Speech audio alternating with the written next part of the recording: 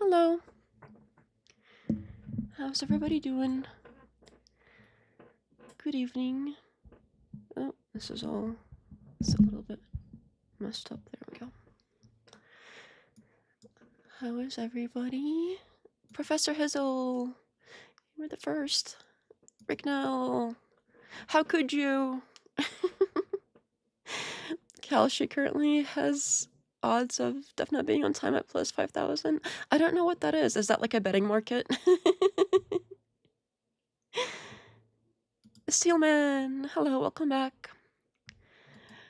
That hello jump scared me. Oh, I'm so sorry. Next time I come on, I'll try to be quieter in the beginning. I'll like start whispering. Hello. Although that might be even more creepy if you suddenly hear whispering. That might be worse. I'm not sure. But at least it wouldn't be as sudden. I apologize. Definitely. Yeah, definitely not ASMR. Not with this kind of voice. That's not happening. Okay. Let me get my stuff organized here. So we will get to the debate situation. We won't watch all of it, and it's already kind of a short debate for the kind of standard that has been set with these kind of things. Tends to be like 3 hours, sometimes 8. So these are pretty much like 45 minutes or so to an hour if you don't count the Q&A. I didn't time them exactly, but and then I don't think we're gonna cover the whole thing.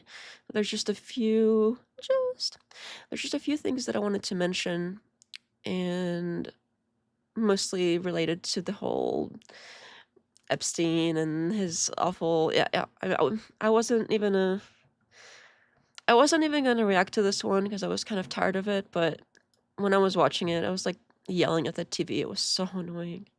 And then I was like, okay, well, if I'm doing this one, I guess I'll just do both of them together because they aired the what's it called?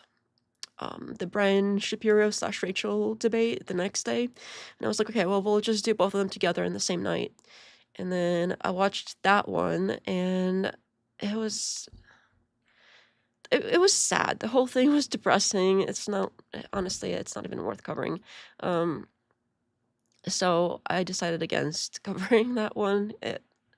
It's like there was like bullying all over the place, and then the crying, and like it sounds kind of like, ooh, fun drama, but no, it's just sad.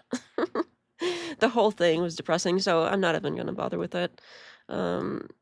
It's like Rachel didn't really do that great of a job, but neither did Brian. Like he really did not do well at all, and so there weren't really good arguments made. There were sort of like, I don't know, it was less of a debate and more of like high school sort of drama bullying situation. So I don't want to cover something like that. It's sort of icky. So that being said, there also is something that happened.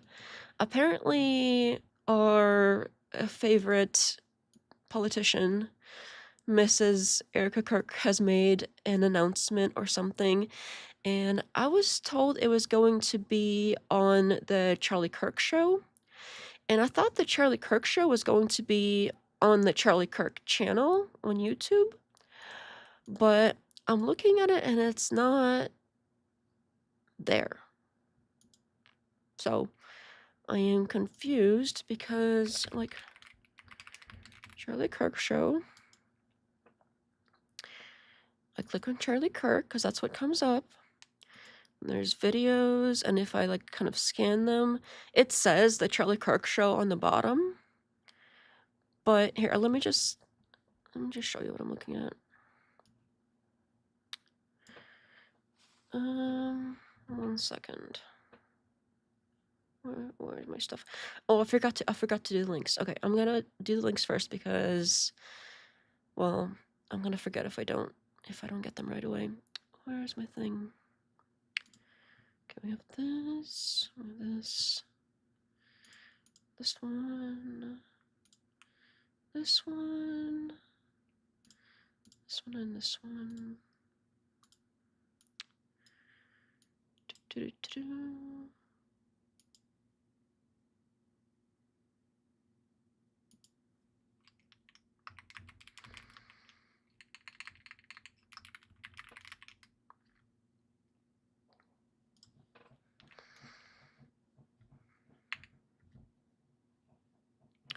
Okay, that looks okay.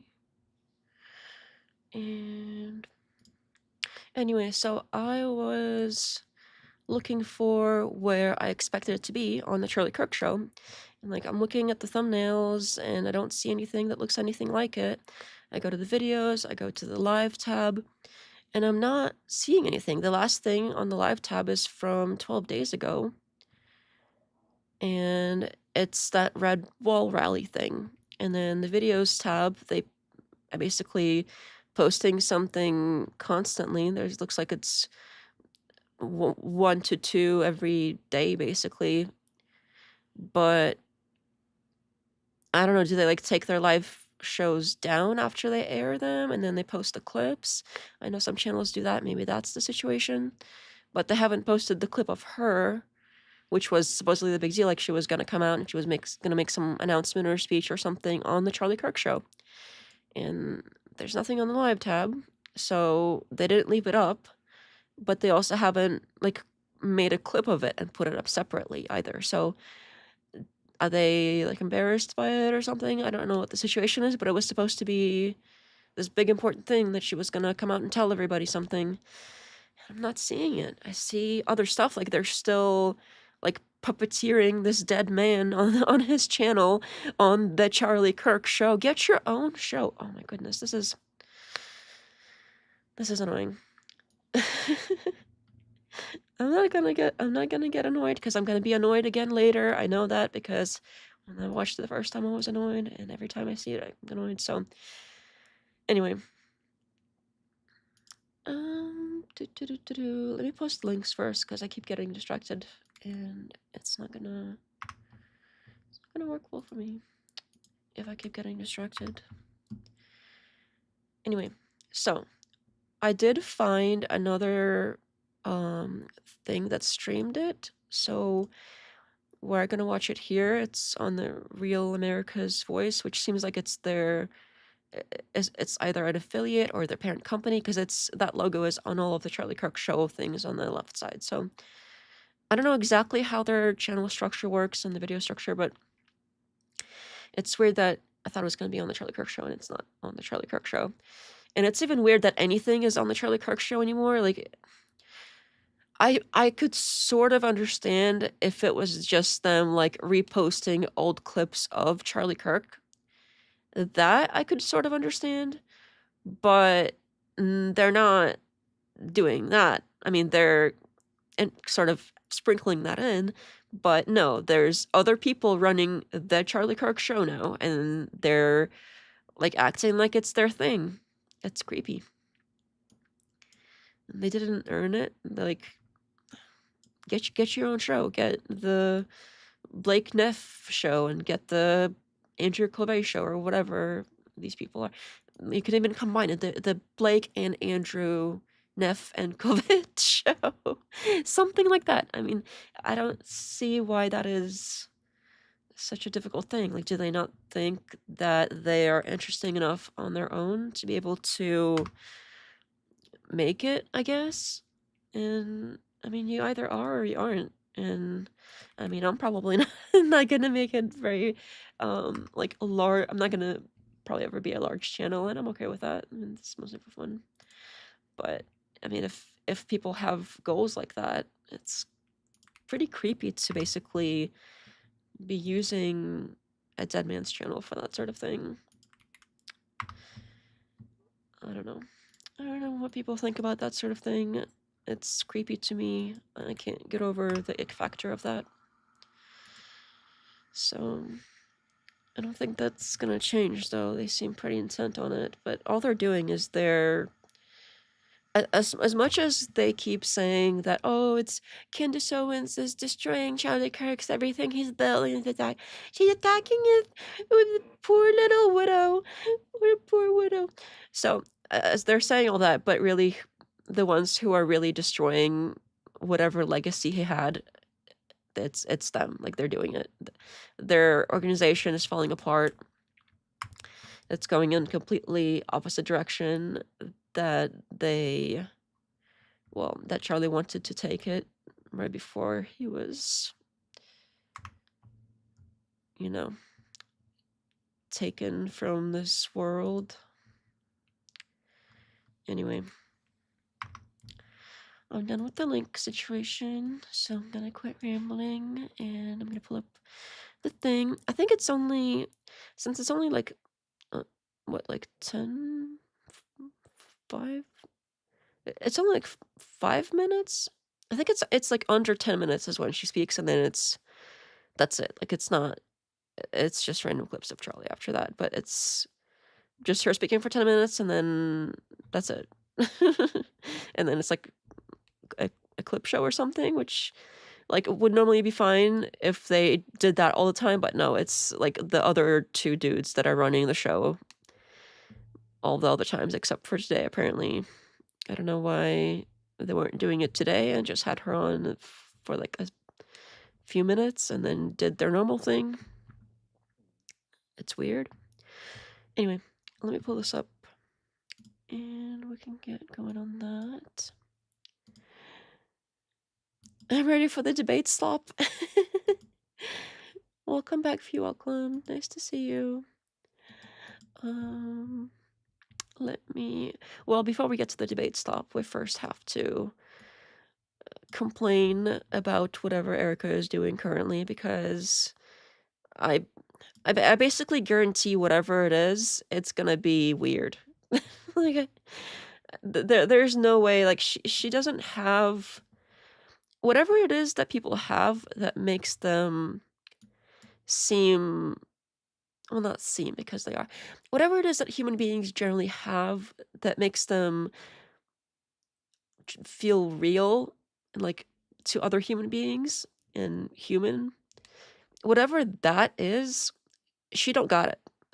She got none of that. Whatever that is, she's lost it in, I don't know, somewhere on her way trudging through the world of all the modeling and TV and fame seeking. Somewhere along that way, she had dropped it, and I suppose she never turned around to pick it back up. So that's that. So I pretty much guarantee it's gonna be weird. Let me get this. I know what I'm doing. I know what I'm doing. Let's get this one over here. Switch it out. It's gonna be this one. Yep. There we go. And this one. Keeps wanting to pull up the chat, and I don't really need that. Like, on the videos, the chat replays for everything I pull up, and that's pretty annoying. I wish I would stop doing that. Let's make it fit here. That should be okay, I think. And let me put myself, go ahead and scooch myself over. I should put myself in the corner here. There we go. And that should be okay, I think. Okay. Her Spirit Halloween, the SWAT outfit.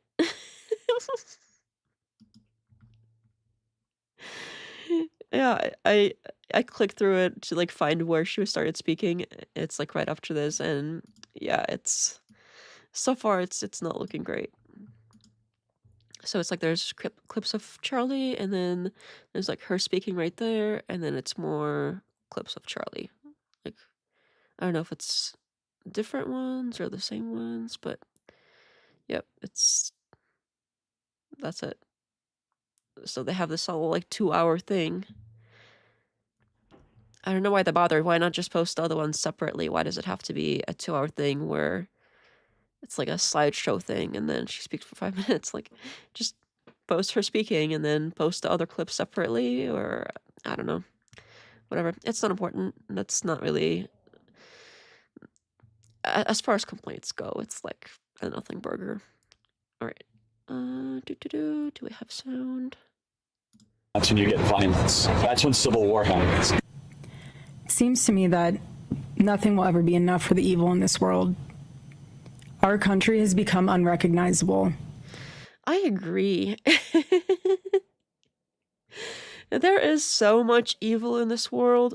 I don't know if she's part of the evil. Evil is a strong word, but she does do a bunch of lying and she sort of dressed the part too. So it's like, she's like, oh, all the evil out there, not over here. Like out there somewhere, all of that evil. Not me, I'm innocent. I'm just an innocent widow. I can't possibly do anything wrong ever, despite constantly lying about everything. All that out there evil, and it's gonna get me. You gotta protect me from the evil. Why is she talking to me like that? I don't like it. It's very like, she did, this reminds me of, you know that clip that I play at basically the end of all of the Kirk related videos where she goes like, stop, that's it, stop, or something like that? This is the look similar to, this is like, it's a very similar look to that, and that went pretty viral when she did that with the whole like stop thing with the like this like stare, like, oh, I mean business over here. So I imagine this is like a similar look to that, but she's also got this weird outfit situation. I don't really get it. It is weird that ever since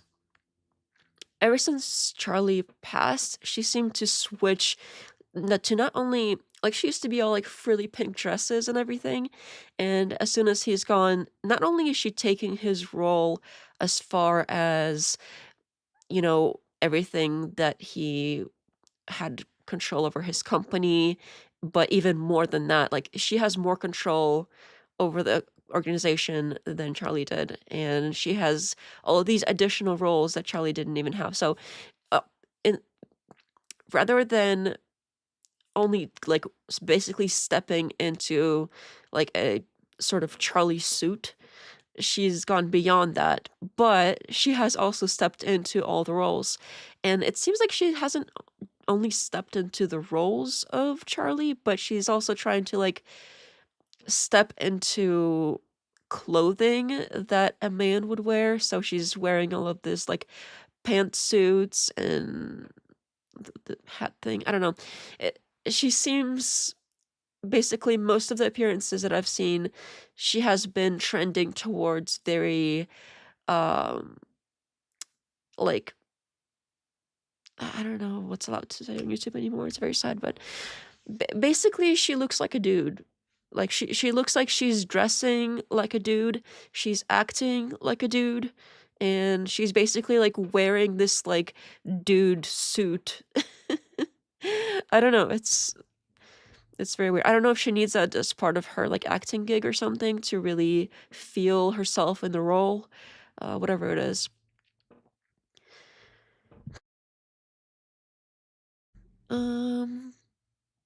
She's judging your past sins. She picked the outfit from the CIA side of the wardrobe closet. She's gonna get your past sins. Someone play some Kid Rock behind this. I still haven't, I was gonna figure out what that soundtrack was, and I still haven't figured it out. I'm gonna have to look into that later. I wonder if they like generated a custom one from AI, or if that really is an existing one from the like rally thing.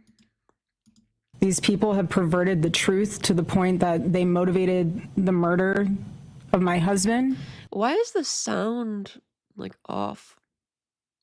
Like it's mistimed. Obviously this isn't live, but It's like, the truth to the point that they motivated the murder. you see how it doesn't match, like, what she's saying with her mouth? It doesn't match the words exactly. Does anybody else see this? Of my husband. They have continuously tried to assassinate the president, and anyone who stands in their way. Like, it's just a little bit off. Maybe, is it like YouTube or what's the problem? Point that they motivated the murder of my husband. They have continuously tried to assassinate the president, and anyone who stands in their way is labeled hateful, racist, fascist, and every other trigger word that is grossly dishonest. Sorry, I was like so busy trying to figure out what's wrong with the like sound sync situation. I forgot to listen. It's AI. I doubt it. I don't think so. Like, AI would do a better job than this. This is like every time she does something, it's like more inhuman than AI would be. Like, AI would probably be more like regular human than she is. Yeah, Charlie was never chairman of the board. He was considered the CEO, but not legally. Erika has more power than Charlie ever did. Exactly. She's speaking in tongues. Monday evening. Nice to see you. Hey, Deflection, I hope you're doing well. I am doing well. I hope you're doing well as well. Welcome back. All right, let me actually listen this time. Then they have continuously tried to assassinate the president, and anyone who stands in their way is labeled. Tried to assassinate the murder of people. Sorry, I gotta listen. In this world, our country has become unrecognizable. These people have perverted the truth to the point that they motivated the murder of my husband. These people, okay. She hasn't said a lot yet, but it's already so full of bullshit that it's like overflowing bucket of bullshit. Like, there's no more room. If she's gonna say more stuff and add bullshit, like, there's no more room for that. It's just too much already. So first of all, the whole like, oh, the lies out there. No lies over here. or where is she over here? Relatively, it's relative to me. She's right there. No lies over here. They're all out there somewhere. All those lies. And what is she insinuating? Like, oh, well, so she's like, oh, well, it's the lies that got my husband killed. Like, she knows for a fact, even though the case has so many holes in it, that anyway, whatever. We'll let her talk. I'm gonna let her talk a little bit more than that, because this is already so annoying. I apologize. The radical left MAGA has been laying the radical left wing violence talking points on thickly. Yeah, which is why it was so weird when the ballroom thing happened, because you would expect the talking point to be like, oh, well, the left-wing violence, which is what they've been focusing on. They were like, oh, the left, they're so violent. And then when the left is in power, like when we had Biden in office, they're like, oh, no, they're the far right, they're violent extremists. And then when the left isn't, when the right is in power, they're like, oh, the far left Antifa, they're violent extremists. So it's the same shit, different day. But in this case, yeah, what was weird. Oh yeah, the ballroom. So what was weird about the ballroom thing is, instead of laying it on thick with the, oh no, the left wing, they're so violent and crazy, they barely even mentioned any of that, but they were like, oh, we need the ballroom, and like everybody is saying it. They're basically all of the right wing people who are, well, obviously anybody who's come out and said like, oh, we need the ballroom, grifter, like guaranteed. I would probably put money on it that anybody who has come out and said after that like shooting happened in the hotel or whatever they were doing for that dinner, anybody who's come out after that and was like, ballroom, we need the ballroom. The ballroom is a whole separate thing. I don't even have time to get into that here, but you know who did a really good video on the ballroom? I will link it afterwards in the Discord or like in the description after the stream ends if somebody reminds me. But oh, what's his name? For some reason it escapes me. Oh, Clint. Clint from Liberty Lockdown. He did a great video on the ballroom stuff, so I don't think it really needs to be done again. Like, he's done a great job.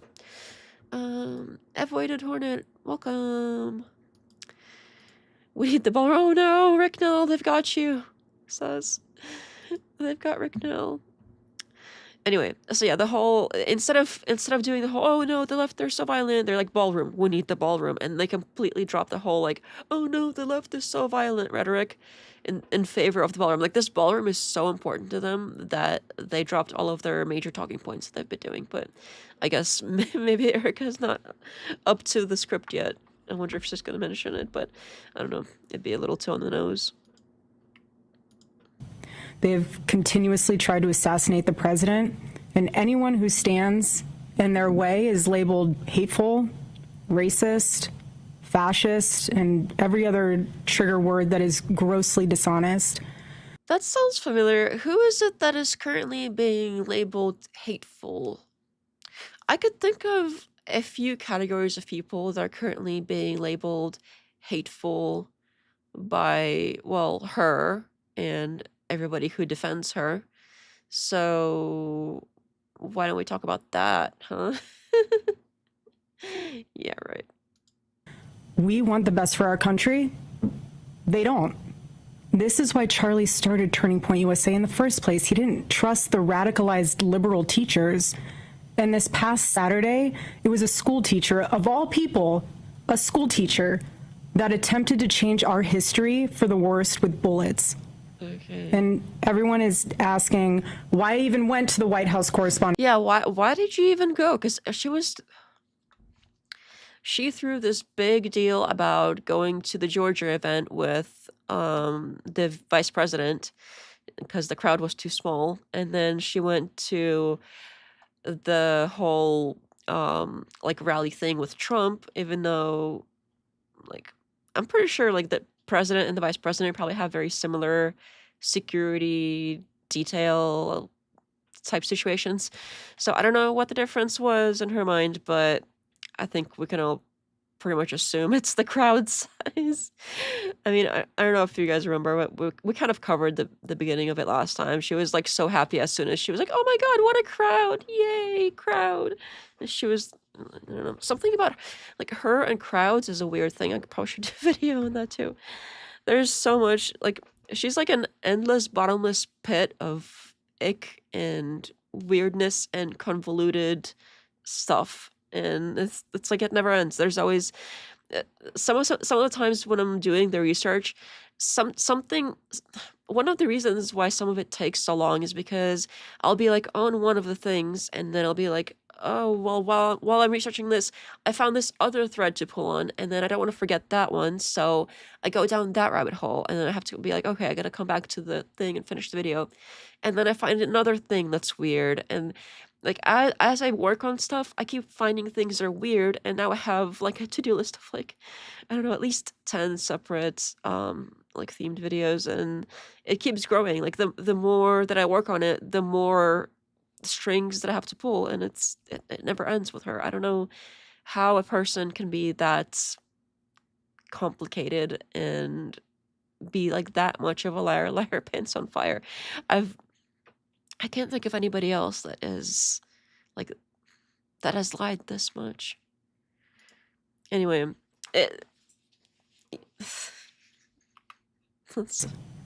And everyone is asking why I even went to the White House Correspondents' Dinner. And it was because many of the journalists in that room have attempted to dehumanize me, and I wanted to meet some of them face to face. Okay, who's buying this? I can't imagine anybody's gonna buy this except people who are already like automatically are either paid to support her or have the blinders on or whatever is going on with people. I don't know. There are still a lot of people that support her. I don't know if they're real people, but you know, there's always going to be a few idiots out there. But it's like, are you for real? She wanted to look them in the eye and talk to them face to face. What the actual fuck? She made $5 million selling Charlie's book about being with the family on Saturdays, yet she flew to DC for a party with the rich and famous while she isn't a reporter or an elected politician. I'm not buying it. I'm buying this. We definitely need the ballroom. Oh no, Rick Nell, they've got you. Okay, we got Rick Nell's gotta go. They've got him. They're not letting go. He's not coming back to us. He's gone forever. Darn it. They got one of the good ones. But yeah, I mean, what is this like? Oh, you guys see them face to face. No, you don't. Like, what? Why? What is this like macho like? Oh, I gotta look them in the eye because they're talking shit about me. Like, what is that? What is that? Like, oh my god, this isn't normal. Like, I guess she's not a housewife anymore. A house parent. I don't even know if that's normal, like, boss babe behavior. That's generally, like, a dude thing to do. I don't know. I can't really think of... I'm sure there are some women that may act this way, but this is not, like, a feminine thing at all. Like, I gotta look them in the eye because they talking shit about me. How dare you talk shit about me? Say it to my face. Say it to my face. Say it to my face.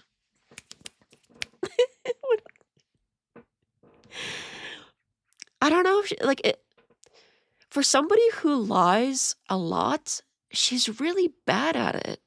You would think with all the years and years of practice of lying, she would improve at the lies, make them a little bit more believable. I don't know, something. I don't know what, like, you would think with doing anything for long enough, you get practice and you improve, you get better. There's something that, like, she's just bad at it. She's bad at lying, she's bad at public speaking, and she can't stop doing either. Like, she has to do both of these things that she's just really bad at. Just... Quite frankly. Why have a conversation about me when you can have a conversation with me? Okay, Erika, come on the show. Come on the show. We'll do like a live discussion. I mean, is she like inviting herself onto all the shows that are talking about her? Because what's the thing? Like, what makes those specific people so special? Is it maybe that they get to go to this important people dinner thing? So she has to look in the eyes of those people, but not everybody else that talks shit about her that lives in, not DC.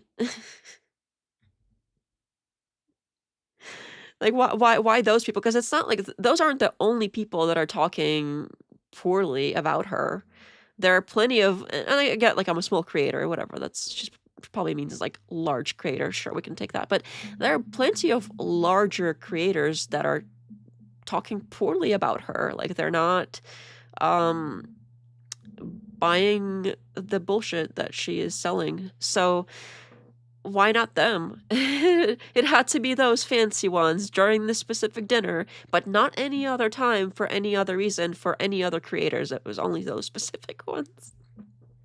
Who came up with this lie? Like, okay, she really does need a better team of, like, whoever's going to come up with all these speeches and lies she's doing, she needs a better job. Like, somebody, I don't know if she's like asking ChatGPT to come up with this stuff or what, but they need to get a human being that's experienced in politics, that has dealt with big politicians that are prone to lying, that can sort of help her maneuver this kind of stuff, because it's not working. Like, this is so dumb.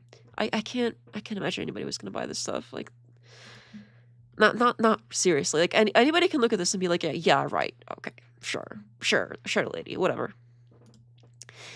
If you want to take the extreme position, she was just there to take that video of her saying she wants to go home. That's totally possible. Honestly, like, it's possible. I I would not put it past her. We don't know for a fact. Obviously, we can't read her mind. Nobody's like come out and claimed it, that they have some inside knowledge or whatever. Like that hasn't happened. But with the patterns of what she's done so far, it would fit with the rest of what she's doing. So I would not be surprised. It's what is under the ballroom. Yep. That is pretty much spot on. Again, Clint did such a really great, phenomenal job covering the ball room, and what's under it and all that. So I'll put the link in the description. Just remind me afterwards. Plot twist: she isn't lying. That would be a plot twist. Lay down the gauntlet. The deep state should have invested in a better acting coach. Yeah, I don't know. They're cheaping out. Hello, Phantom. Naz, hello. Welcome back, everybody. All right, let's get through this. So, for example, a journalist from the Daily Mail came up to me. She introduced herself, and she was very gracious. She was saying, "You look so beautiful. I'm so sorry for your loss." To which, okay, normal human behavior. even if people generally don't like each other or like otherwise talk shit about each other, people still, like, it's normal to still act polite in person. You're like, well, they're not gonna make a scene like at this fancy dinner, and it's polite to say like sorry for your loss, regardless of what other disagreements you have. Like that's like regular human politeness. Why is she saying that like there's something wrong with that? I replied, "It is so nice to put a name to the face, especially with all of the slander, the lies, accusations that are out." Okay, so she wanted to start shit in a nice dinner. I would love for whoever this reporter is to come out with their side of the story, because it seems like there was maybe some kind of discussion like this. I would love if that was like recorded, or if whoever that reporter is comes out and says something about this, because I don't know, the way she's describing it, it's so like dramatic. I don't know if it was really that dramatic. She said, "You look really honest today, Erika." That must have set her off. I mean, she can't be looking honest. That's off-brand. Maybe she wouldn't have been polite if roles had been reversed. Oh,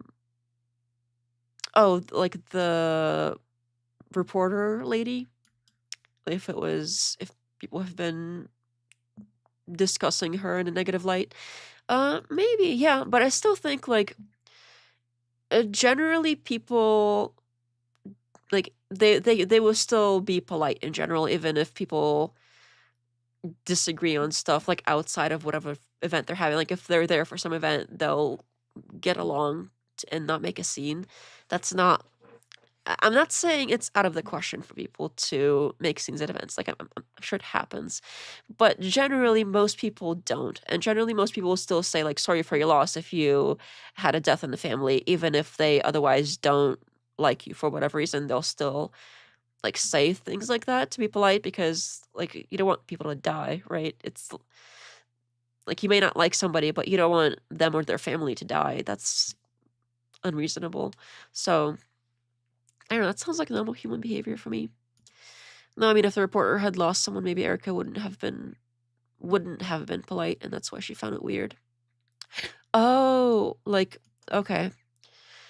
I don't know, that's an interesting take, because the way that she is describing it does make it seem like, oh, how strange that somebody was polite.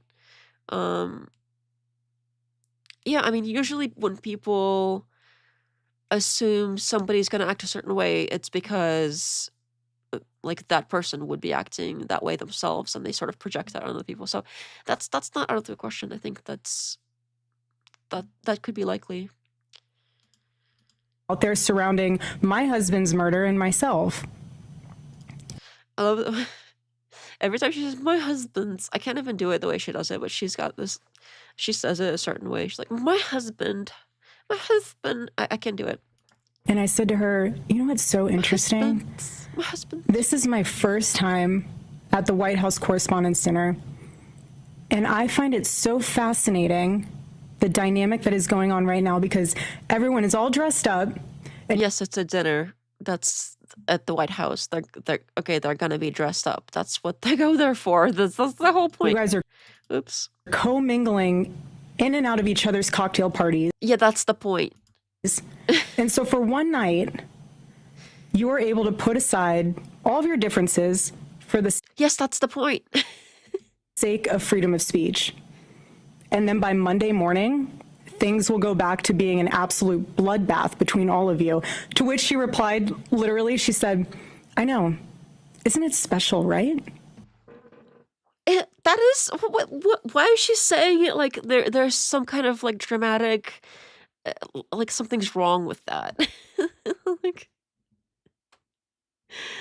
that's the whole point. Like, why is she saying it like, oh, isn't it special? Like it was like creepy or something, the way that, like, what? Okay, that sounds pretty special. That's nice. People can get along for a night and put aside their differences. She's like, oh no, how horrible. People putting aside their differences for a night, dressing up. The evil I have seen in the world, I cannot unsee. I want to go home. Isn't tonight so special? And following that conversation, oh, she got her angry stop face on. Uh-oh. It was time to take our seats, and we went into the big ballroom where the dinner was. The ballroom. And one of the first things I noticed when I walked into that room was quite literally the proximity of the opposing outlets to one another. So you have one table here that's Politico, and another table here that's Fox, and another... I thought she was talking about, like, power outlets. It was like, she noticed the power outlets were too close. What's wrong with the power outlets? I'm so smart. Table here that's WAPO, and you're all crammed together, elbow to elbow. Okay. And to make the night even more of a spectacle, every single 10-person table had 10 bottles of wine. So... And the president of the White House Correspondents Association, she did a great job of trying to make the evening have that feeling of Americana. You know, we were in a room celebrating freedom of speech despite our... Wait, I thought she's... Okay, she was saying it like it was weird to do that, but now it's like, oh, the press secretary, she's doing a good job putting this together so people can, like, have fun and get along for a night. But when the other lady was like, oh, isn't it nice how we can sort of put aside our differences and how special it is that we can get along for a night? She was like making it out to be some kind of like weird thing. But now literally like not even a minute later, she's saying how nice it is that this press secretary did such a good job putting it together so everybody can get along. Like what?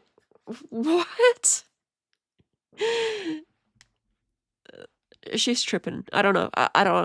I don't understand what is the reason for this thing? Like, it seems like every time she comes out and says something, she digs her own hole deeper. If I could recommend something, ma'am, if you could just stop. Okay? That's it. Just stop. That's all you gotta do is stop. Quit jumping in front of all the cameras. Go home. Take care of your kids that are pretty much orphans now. Like, take all the... You can wipe your pretend tears with cash and swim around in it and throw it up in the air and just stay at home and play with your money, okay? You don't gotta do anything. You know, all of this other extra stuff you're doing, you don't have to do any of that. She has money to survive very comfortably for the rest of her life and all of her kids, and like all this extra stuff, that these are all side quests, and she's not good at them. Like, she's not doing a good job at these side quests that she's doing, and she doesn't have to. There's no reason. There's no reason for her to do it. So, Mrs. Erika Kirk, go the fuck home. take care of your kids, play with your cash. That's all you gotta do. It's like, if somebody told me to do that, I would be so happy. Like, all you gotta do is go back home, get into your mansion or whatever, buy a mansion if you haven't. I thought they did buy a mansion, so it's weird that I keep hearing like that they live in this apartment or something, or condo, even though I thought they bought a mansion. So I'm confused about that, why they would be doing that. But anyway, she definitely has the money for it to buy a freaking mansion and go home and do whatever it is that weird, rich, older white ladies do in mansions, out of the public eye. This is not going well for her. Like, every time she jumps out in front of a camera, she does something weird. And then people notice how freaking weird she is. She wouldn't have done that. Wouldn't have been polite. When power outlets are too close together, it's a fire hazard. Is that true? Maybe she was afraid of the fire hazard. She's so intense for no reason. Agreed. Yeah, it's like she's got that face on when she was doing the whole stop, that's it, stop it, stop it. Sorry. What you do, you see, is you buy a mansion, then you name it the condo. See, she could do that, and then she could basically say she still lives in the condo. Differences, and the U.S. Marine Band performed the national anthem so beautifully, and then shortly thereafter, gunshots rang out and total chaos ensued, and you guys have all seen what happened next because there are 1,000 videos of it. So let's discuss that fact for a second. If you were in that room, you had no way of knowing what the status of the shooter was, how many there were, or honestly, really anything. It was just utter chaos. And so during an active shooting, these journalists are using their phones to find moments to capture for clips. They were so... Okay, I mean, what else are you gonna do? Like, you're surrounded by Secret Service, whatever the shooting situation is, like, if you're sitting there, you might as well film it too, because, I mean, what are they gonna do? Like,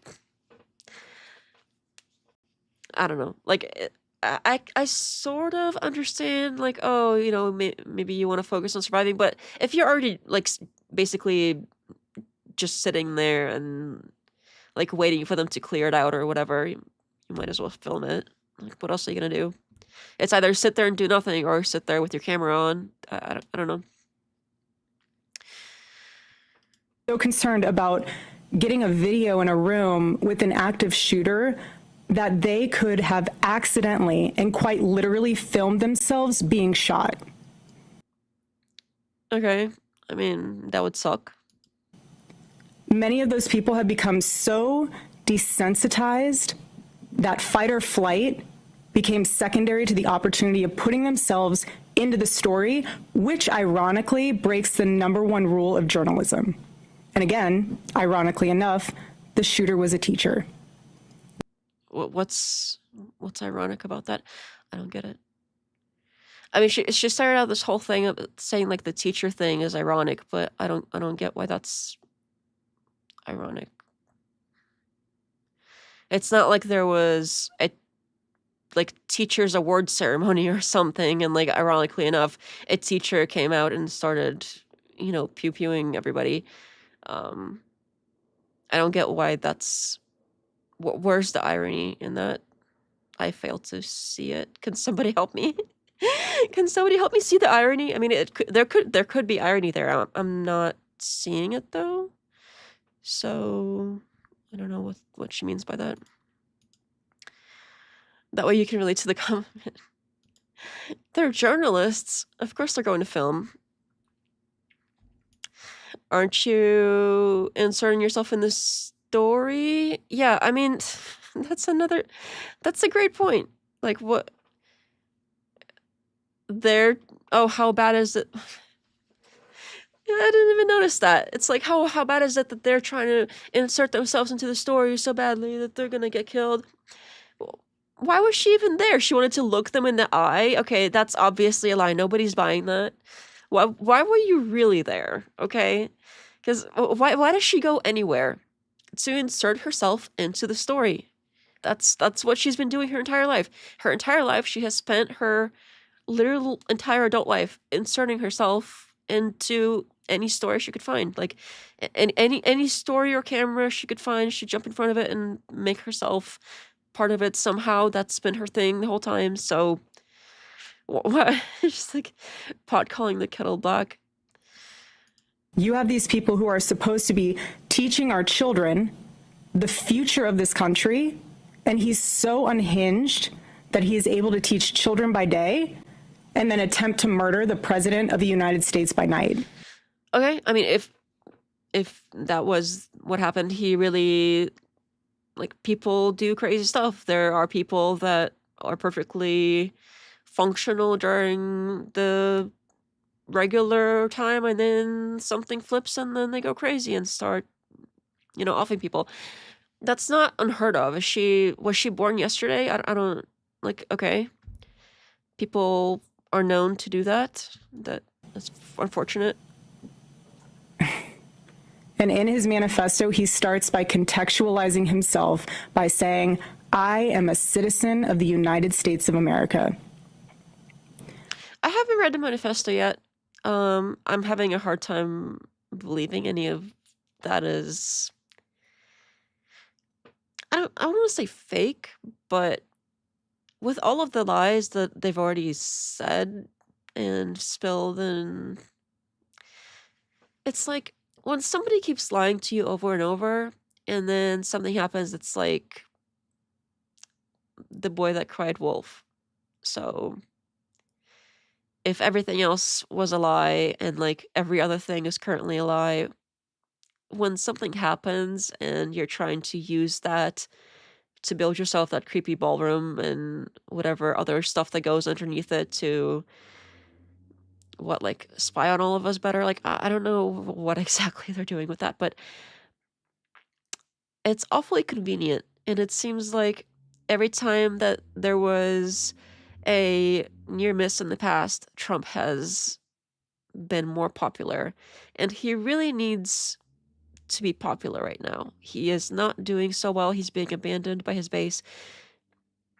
His ratings, the ratings that he's so concerned about, like, ratings seem to be like the number one thing that are important to him in his entire life. If he doesn't have the ratings, he gets upset.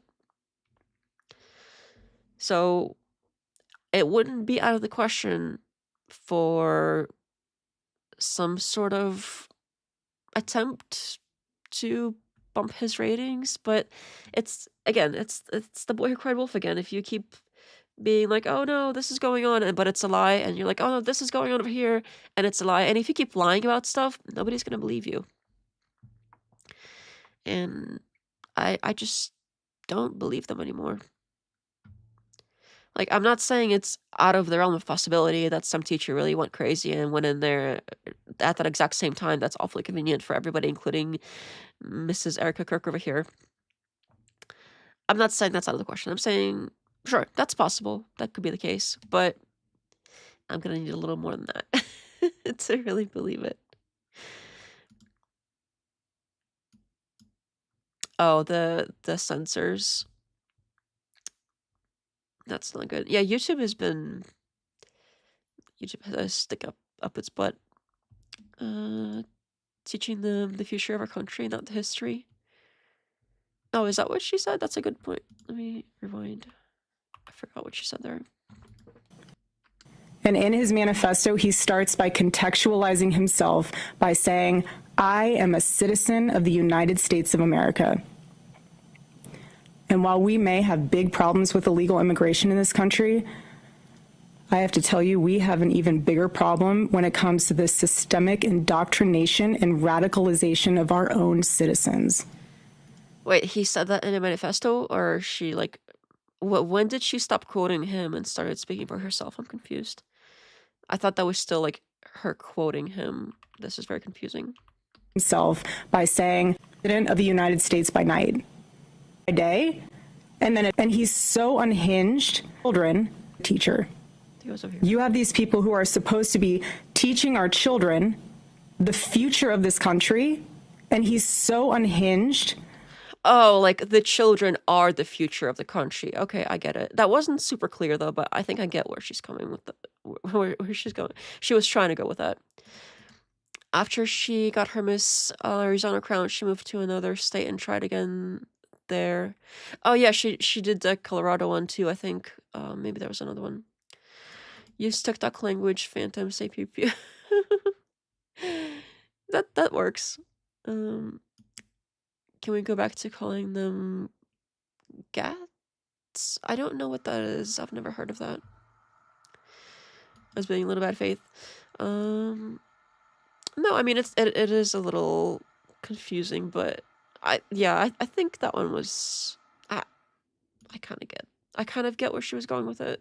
That he is able to teach children by day and then attempt to murder the president of the United States by night. And in his manifesto, he starts by contextualizing himself by saying, I am a citizen of the United States of America.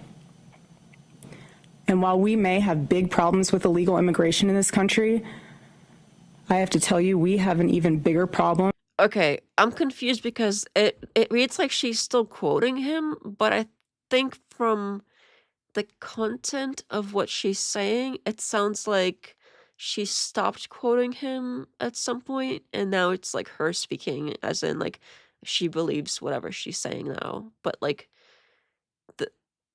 I'm confused where the quote ended and where she started speaking, because it sounded like a continuous thing in the same tone. But I think like from the content of what she's saying, I think I get it now after listening to it a few times. That's an old gangster rap term for pew pew. I haven't heard of that. Roscoe's? Neff wrote this. Oh, the Blake Neff. I would not be surprised. It doesn't seem very bright. I think it was just the first sentence. Yeah, it sounds like it was that, like, oh, I'm an American citizen or something like that. And then she started her spiel. Hello, Snoops. Erika is all dressed in black like a Fort Huachuca pew pew in a blur. That's... I don't know if YouTube is going to be upset when I say that. Like, YouTube has been... I don't know. Looks very SS to me. She had an audition to be Sonya Blade right after this. I don't know who that is. Alright, let's try to finish this out. This is getting annoying. When it comes to the systemic indoctrination and radicalization of our own citizens. This is what got my husband killed. Is that what got her husband killed? I don't know about that. She seems very sure of that, but the trial hasn't even happened yet, so I don't know. It seems like it's still up in the air. This is what has led to 3 legitimate attempts on President Trump's. What is this, like, legitimate? Why not just say 3 attempts? If I was saying something and I was like, oh, well, there were 3 attempts in somebody's life, I don't know if I would add the word legitimate in there, because that makes it seem like it wasn't legitimate, and then I have to, like, convince people that it was. Because if I'm just speaking matter of fact, like, oh, well, this caused a serious problem, and there were this many attempts on this person's life, and this is why blah blah blah blah blah, I wouldn't add legitimate. Like, there are 3 legitimate attempts. Like, what? What? It's like she can't help herself. Like, everything she says is fucking weird. I apologize for my language. This is so annoying. 100% Sonya Blade from movie. I don't know who the Sonya Blade is. Legitimate? Are you trying to sound suspicious? I think she is at this point. It's either she's trying to sound suspicious, or it's like a intelligence problem. I don't know what the situation is exactly, but it's got to be one of the two. Systemic radicalization of our own citizens. That's you and me, right? Yep. That's gonna be basically everybody that said mean words about Erika Kirk. They're the crazy radicals. They've been radicalized. Somebody get her a tissue. There have been 47 attempts, but 3 legitimate ones. Wait, what? No, she could never be radicalized. Don't be silly. Maybe she meant 3 really close ones. I don't know. Whatever it was, the legitimate is weird. It's weird. All right, let's try to life. And I can speak firsthand to that unbearable toll that this must take on our First Lady. There has never been a president who has faced this many assassination attempts in Americans' entire history. And after each one... I mean, sure, but at least he's still alive. There have been presidents who have been successfully assassinated. If that's... that's a weird way of putting it, but that's how it is. At least he still has his life. The reaction from the far left has been, at best, a shrug, and in some cases, a sick disappointment that the shooter was unsuccessful. We are all human beings. I don't know about that. I mean, just... Okay. In all seriousness, I don't wish death upon anybody. That is not okay. But on the other hand, completely irrelevant to that statement, that we're all human beings that's like, I don't know about that. Because she doesn't seem to act like fully human. So how do I put this? I don't know what her deal is, but this like, oh, we are all human beings is very like, it seems like it's trying too hard to convince us that she's human when she's acting very like not regular human. And it's very weird. But even beings that aren't regular humans still don't deserve death, so don't misunderstand. The First Lady wasn't crying. Hello, fellow humans. Oh no, they got Rick Nell again. First the ballroom, and now the humans thing. No. She might have a condition, you know. That's possible. Whatever condition makes people like non-stop liars, she's got that for sure. And if you can just pause and just take a minute and ask yourself, how would you feel if even just one person made cruel jokes about the attempted murder of your loved one? That is what Jimmy Kimmel did to the First Lady. Who? What? What are we talking about? I thought this was about her husband. Or sorry, her husband. Her husband. I thought this was my husband. And I had to go there and confront all these people. But what? Now this is about Melania Trump? And since when are jokes? I thought the jokes thing, because it's been like during when the left was in power, the left were like, oh, you can't joke about this, you can't joke about that, and then the right was like, no, we got to do all the jokes are still funny. It's fine to joke about things that aren't perfectly like whatever the thing was about. But now it's like, oh, well, nobody else can make jokes about my special thing. It doesn't change. Nothing ever changes. The different people come into power, but it's all basically the same thing. They all act basically the same. They all have special things that nobody's allowed to make fun of, but they're allowed to make fun of whatever other things. And it's... Okay, sure. Liddy, whatever. Erika had a human growing inside her? Oh. I don't get it. Oh, like she was pregnant at some point? It does seem like it. She apparently has twice, apparently. She's been working for the CIA for a decade. The joke was before the incident about the First Lady glowing. Huh. Yeah, I'm confused because I thought she was talking about herself and how she, like, her experience, but then she seems to have switched it up, and now it's like we have to feel bad for the first lady too.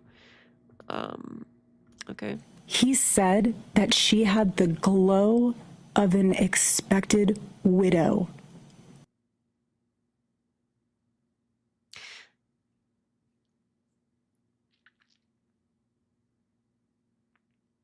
Now, I could see how that could be funny because Erika specifically, maybe this is why she is taking it so hard and she wants to defend against this particular joke, because when Charlie passed, basically a few days later, guess who was glowing?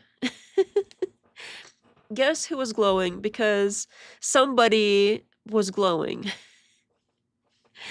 Somebody was a new widow and was definitely glowing. Somebody was super happy to have all of the power and status and positions of their husband that has passed. The husband that has passed. So somebody was glowing, and it wasn't me. Somebody on the screen was definitely glowing that was a widow, and maybe that's why she's being like, oh, I'm defending her, but really she's trying to defend herself. I could see that. Jimmy Kimmel. Oh, the glowing thing. To be fair, if anybody should be offended, it is her, but previously she made the human growing inside her comment. She's an alien. I mean, we can all basically assume that was a pregnancy thing. Come on. But I could see how I could see how you could probably make a joke out of it. All right. The glow of an expected widow. Just 48 hours before that nightmare almost became a reality. Okay, the timing didn't work out well. Okay, it's not like he planned it. I mean, I don't know. This is like an unfortunate timing for a joke, and the president wasn't really in danger. Like, didn't he have all that glass in front of him anyway, and people ready to literally throw themselves in front of bullets for him? So, like, let's chill, okay? My daughter asked me if there were lizard people. I'm beginning to wonder. I don't know about that. In this culture Anything is possible. we're living in absorbs disagreement as a form of personal betrayal. It turns having an opposing viewpoint into a moral crime worthy of punishment. And here's what Is she speaking about, like, herself or her opposition? Because it seems all, like, muddy. I've realized through all of this, truly, having lived through quite literal hell these past 7 months, if you strip someone... She seemed like she was having a pretty good time. I don't know. Like, you can, if somebody's living through quite literal hell, you can usually tell just by looking at them, like, this person is not well. But you can tell just by looking at her, like, she's having a great time. She's not even hiding it. Of their humanity long enough, you will arrive at the chilling conclusion that they don't deserve to exist at all. Whoa, who doesn't deserve to exist? Is she saying, like, other people don't deserve to exist? That's weird. Okay, that is creepy. That's basically like saying people deserve to die. Did I misunderstand this completely? Because what I'm hearing is she's basically saying people don't deserve to keep living, which is weird. Like, that's what she was complaining about other people potentially, like, shouldn't be doing, but then now she's doing it? Sorry, what? What? If you strip someone of their humanity long enough, you will arrive at the chilling conclusion that they don't deserve to exist at all. So she's now judging certain people, that there's like some level that according to her is like too, like, not enough humanity in people, and then they don't like, okay, let's be real here. As far as like being human, she's doing a poor job of it, but people don't want her to die. But now she's saying that other people are somehow this, she's like projecting this like lack of being human on other people and saying that they don't deserve to keep living. This is so creepy. I did not think it was going to get like this dark. I thought this was going to be pretty weird, but not like this. Like this is bad. I don't even know what to do with this. This is straight up creepy. Please don't strip someone. She's so strong-willed. She's grieving with so much grace.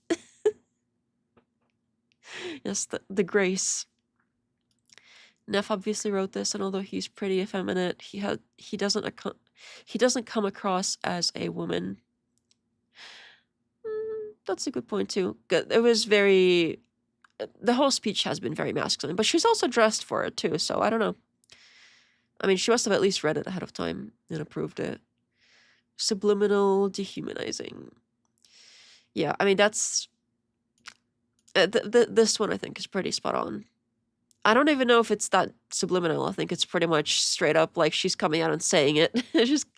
She's coming out and saying it, that people are. She's dehumanizing people and saying that they're so not human, they don't deserve to live. Like this is so weird. Every morning I wake up to a new headline lying about me. Well, maybe if you just stayed home with your kids, nobody would have anything to say. You put yourself in this position. You go out there and you keep lying and lying and lying and inserting yourself into positions of power. I'm gonna have to start doing bird hands. And expect people to what? Like, just let you walk all over them? What do you mean? People are saying mean things about me because I'm going out there and doing stupid stuff. Like, okay, yeah, that's gonna happen. If you don't want people writing about you, stay the fuck home. Like, what, what's so difficult about that? This is not a complicated situation, okay? If you don't want to have the attention of the press, if you don't want people, like, picking apart your whole thing, don't go on the interviews. Don't go to these fancy dinners. Don't be taking the positions of power. Go home and play with your kids or whatever it is that you want to do. Play with your money, whatever your heart desires, and not try to claim power over others. Because that's what comes with it. If you claim power over other people, they're gonna look at you and see all the weird shit you're doing and be like, this ain't right, this ain't right, this ain't right, this is weird, that's weird. Because that's the trade-off. Like, if you want power, that's the trade-off. People look at you and they judge you and they're like, do you deserve the power? Usually it's no. Is Erika dropping the grieving widow phase and commencing her villain arc? I think she's been doing that. She's lost the tissue. She's been going out and berating people. Dark manga. I wonder how many pics you can find of her in a ball cap. There might be a few, but she's certainly switched her whole appearance up into this like really manly style of dress. Certainly feels like it does. All right, let's try to finish this because I'm getting annoyed looking at her. I have comedians dressing up in whiteface. Oh no! Oh, not the Drewski thing. That was so funny. I'm laughing just thinking about it. That was so good. I have... Oh no, whiteface. Okay.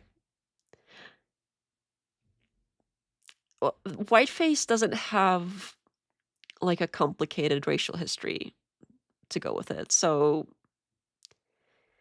I don't think it really has the same negative meaning that the opposite has. So I don't know why she said it like white-faced, like it's like taboo or something.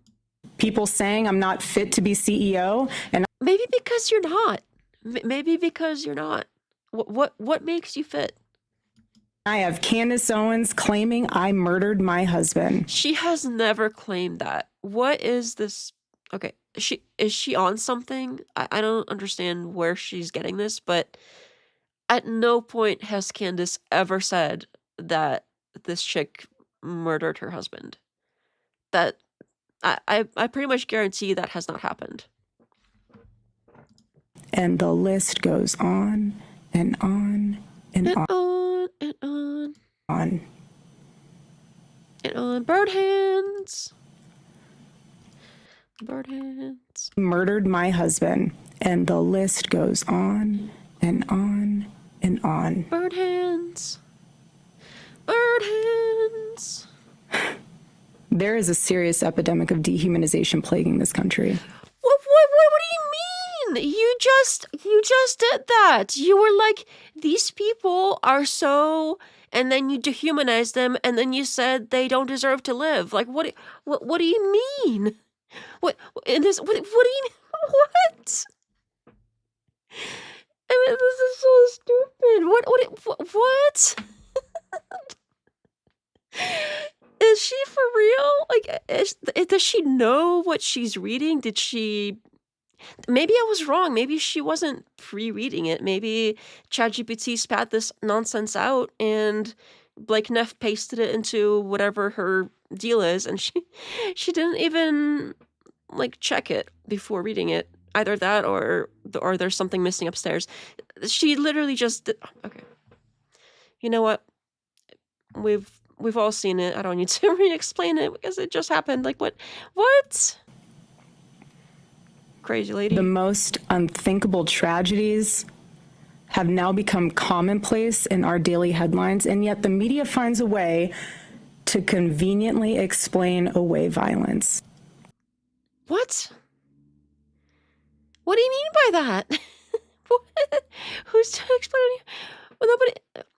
Okay, so either it's in the headlines or it's being explained away. Because it seems like when there's violence, it's in the headlines, but also it's being explained away somehow.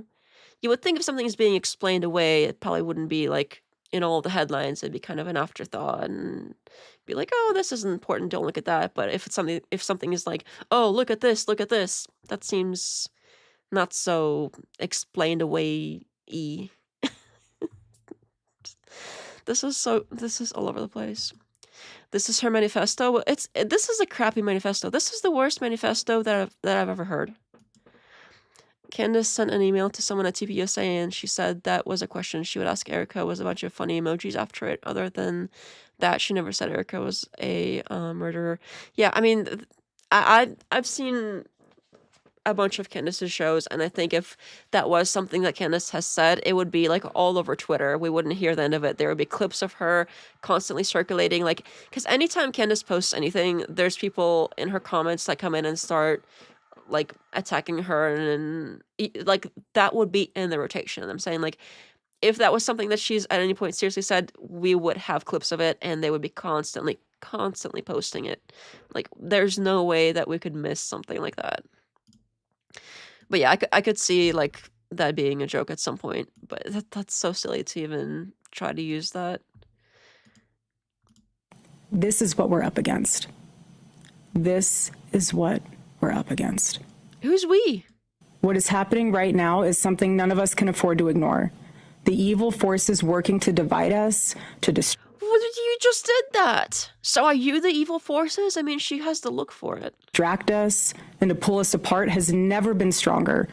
She's talking in third person about like herself, I guess. I don't know. Definitely be careful. You're getting radicalized right now. Oh no. I think it's too late. This is a moment for Americans to come together and decide what kind of country we are going to be before we lose our country altogether. In Romans chapter 12, verse 21, it says, "Do not be overcome by evil, but overcome evil with good." Maybe she should take her own advice on that. This is why my husband My husband... created Turning Point USA, so we could have civil discourse and debate and open dialogue, because when we stop talking to each other, bad things happen. Okay, but she was complaining about how people were doing it at the ballroom. They were like, "Oh, so what is this? Like, you have civil discourse over here? How could you? That's so crazy. You just come together for a night and have civil discourse and you're polite to each other. That's so weird." But now she's like, "Oh no, that's what my husband wanted, to have civil discourse." Like, this whole whatever this like speech, or I don't even know what to call this. Whatever this is, the whole thing was contradictory start to end. She's constantly like, every other sentence is a complete flip-flop of what she had just said. I am choosing to fight for America, for my children. How about you just go home, okay? We don't need you. We don't need you to fight for America. I, as an American, on behalf of the Americans, I am here to tell you, Mrs. Erika Kirk, we don't need you to do that. Look, it's okay if you want to if you could just go home and like stay there and like leave America alone, that would be super. Okay, so how about you just do that, and we'll take care of the America thing. Like we'll take care of it ourselves. We don't. It's all good. It's all good. You don't gotta do it. You don't gotta do nothing. You stay home where it's safe. You won't be in any danger. There won't be anybody like crazy shooters coming at you. You just stay where it's safe, okay? And then we'll take care of the country and everything else. It's all good. I promise. It's okay. No, it's okay. Really. It's fine. It's fine. No, it's good. I promise. It's all good.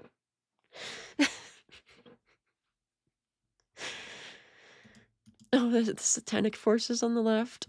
Is she preaching right now? Don't tell Andrew Wilson. No.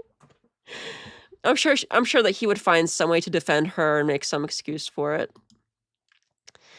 The Bible also says, "Don't wear $10,000 rings on every other finger."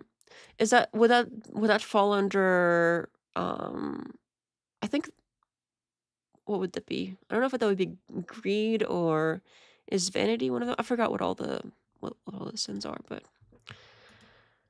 Children, for I don't know if it's exactly says that, but I get the sentiment. I think the sentiment is probably there. your children and for our humanity, because we all need to do our part.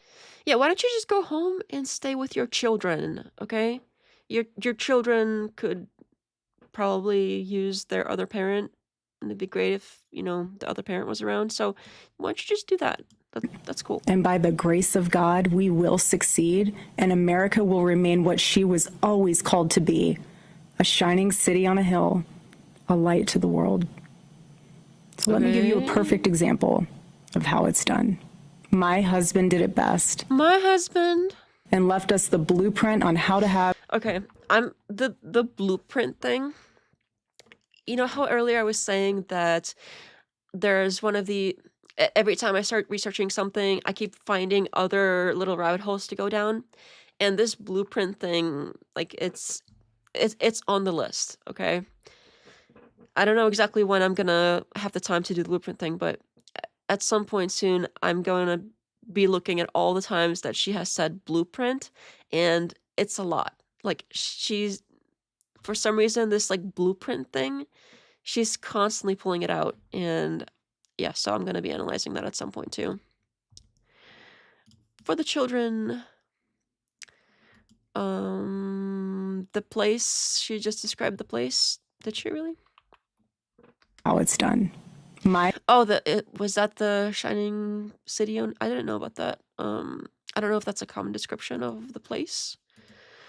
My husband did it best and left us the blueprint on how to have uncomfortable conversations with those who disagree. Okay. Buckle up, everybody. Here we go. Okay, that was creepy. So my stance today.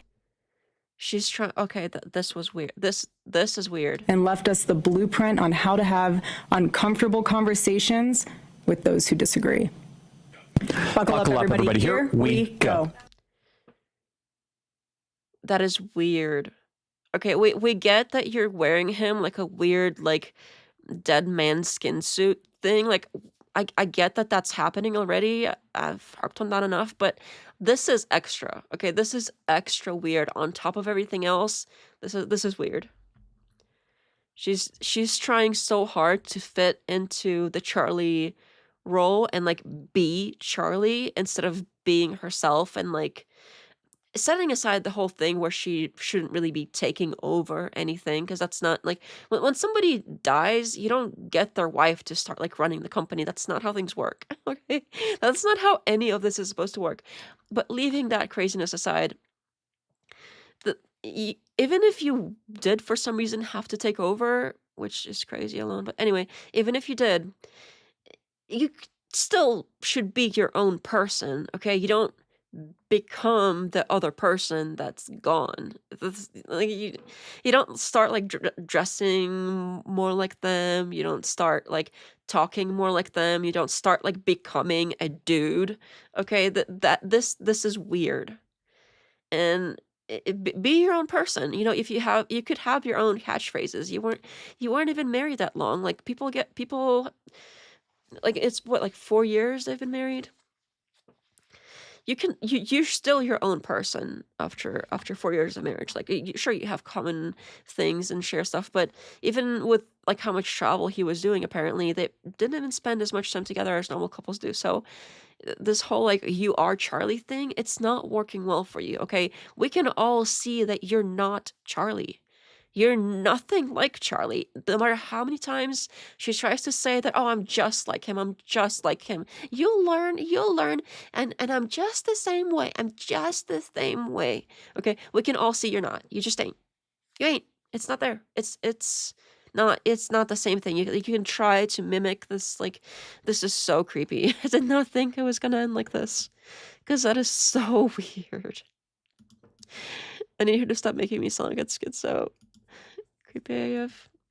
Yeah, this is super weird. It doesn't say that I paraphrased. Doesn't match the charisma of Charlie for sure. She's skinwalking her husband. That's, yep, pretty much.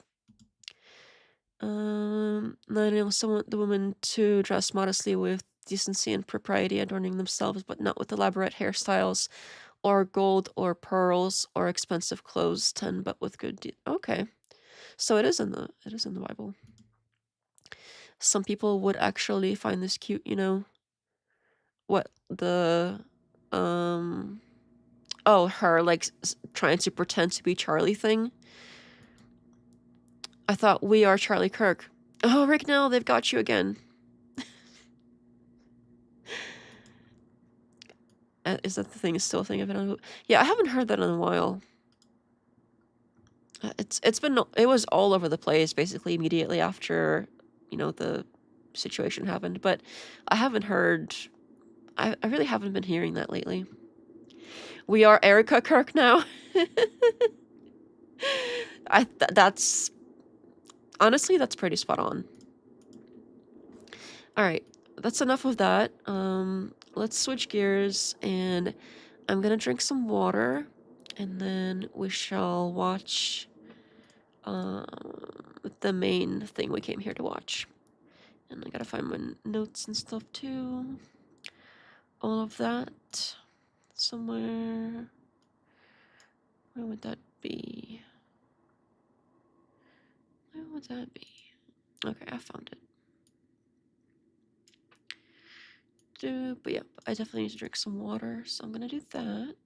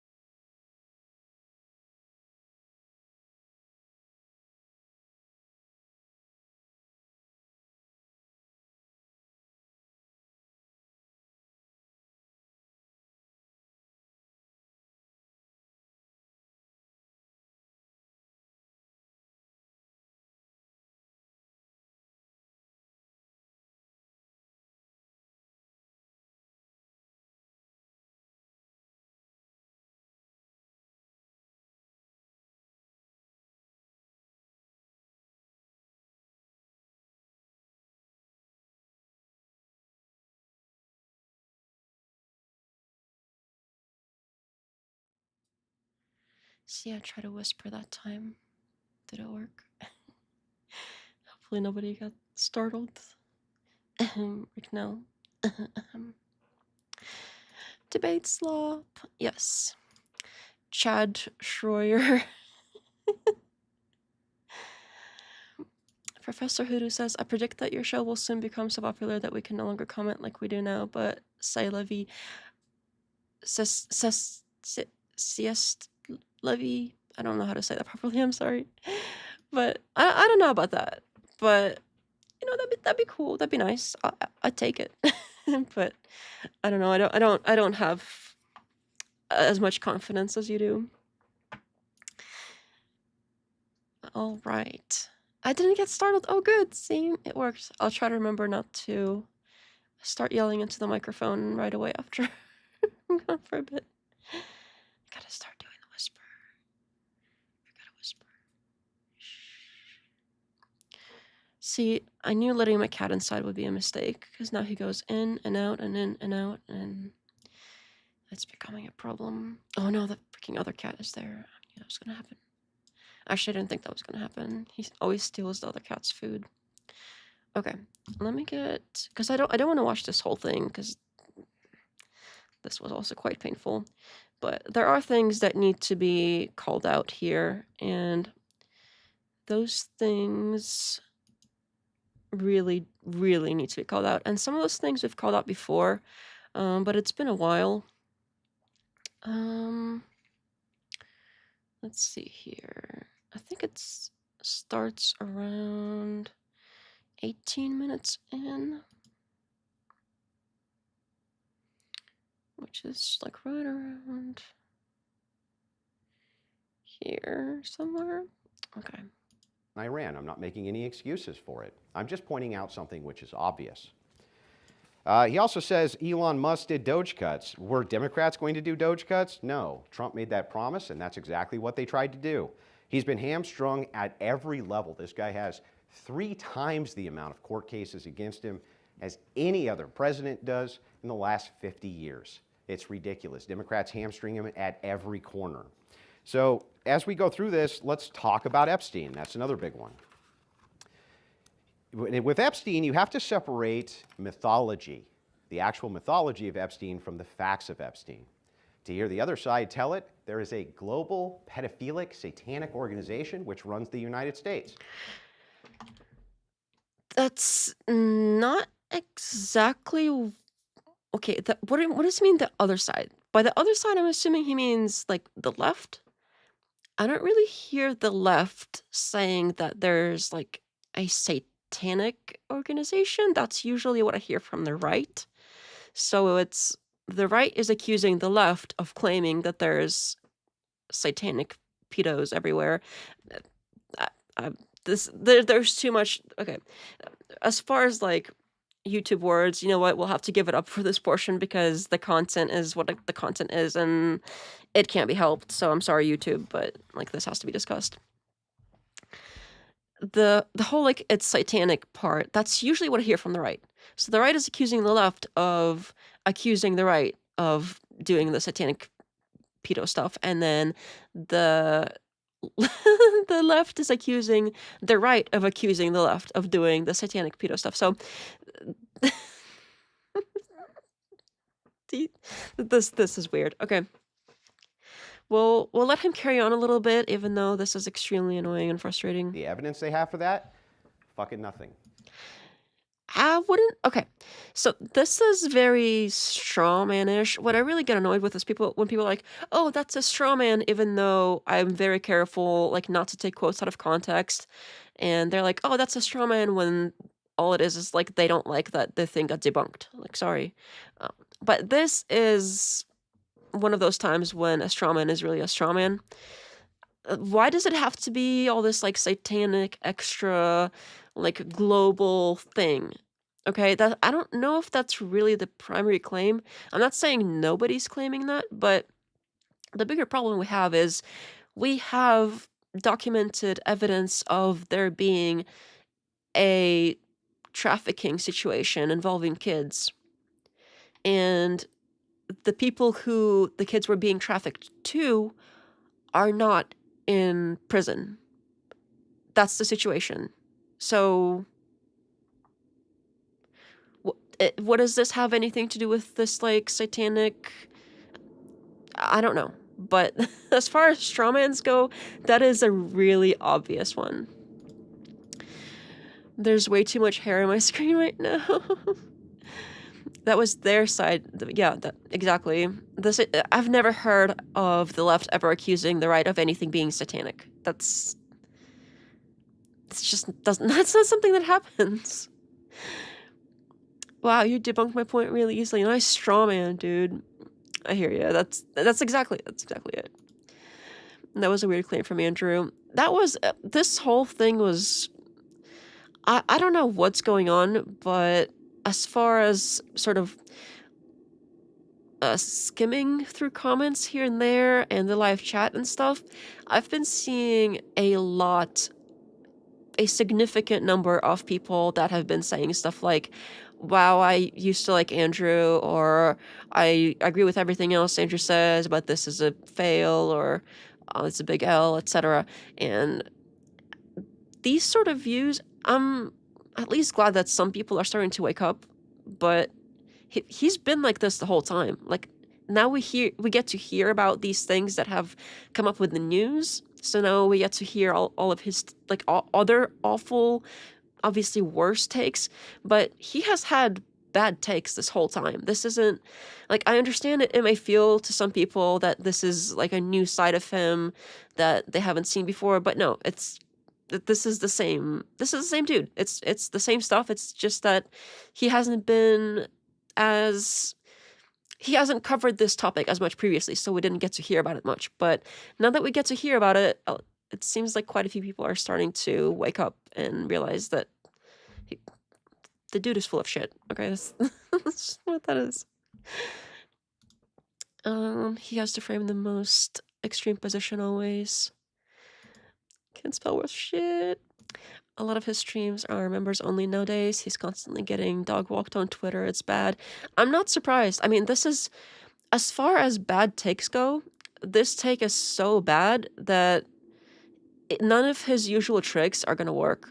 On most people that are, like, at least a little bit critical thinking, it's not gonna work. Like, he can usually take a pretty crappy take and sort of spin it around in a way that makes it still seem like he's winning the debate with all of the other tricks, but in this case, it's not gonna work. Like, the take is so bad that it outweighs any tricks he could possibly pull to try to make it fit. Oh, for sure, it was always a pointed accusation with very little to nothing to back it up. All right, let him talk a little bit. They have nothing. So they have annoying. no evidence whatsoever. Guarantee you he won't be able to provide us with any evidence for that. No evidence whatsoever. What do you need exactly? Do you need, like, photographs of the PDF stuff? That's awful. Like, we're not giving you that. You're not getting that. I'm sorry. Like, we're not. That's not okay.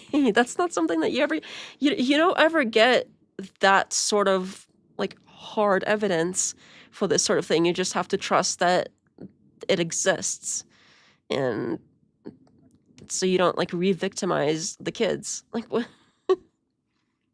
What kind of evidence does he need? We do have evidence. We don't have, like, the photos, and I don't want the photos. Nobody wants the photos except for maybe him, I guess. I don't know what he means by there's no evidence, because there's plenty of it to start convicting, but they're still censoring out some of the people that we should be looking at, and they're not supposed to be doing that. Not a single shred. Not only that. Not a single shred. So everything that's come out, none of that is enough. He needs some harder evidence. The only harder evidence would be, besides, unredacting some of those names that they shouldn't have redacted, that would be the CP. That would be what that is. Like, what? No. That's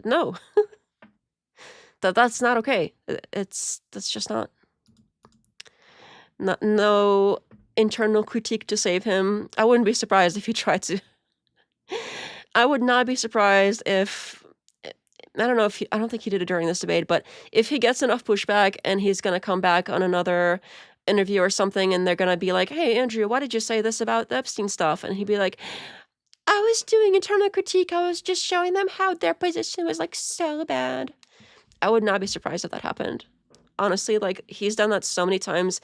Every time he sort of steps into it, he turns around and he's like, "Oh, it was only internal critique. I didn't mean it. Please don't be mad at me. I just want to like internal critique. It was the other guy. It was the other guy. The other guy did it. It was him." He's doing a big old argument from silence. All right. I'll tell you something really interesting. I do know of a satanic type religion of pedophiles, and right this second, Trump's blowing them up. Right this second, as we speak, he blew up their leadership.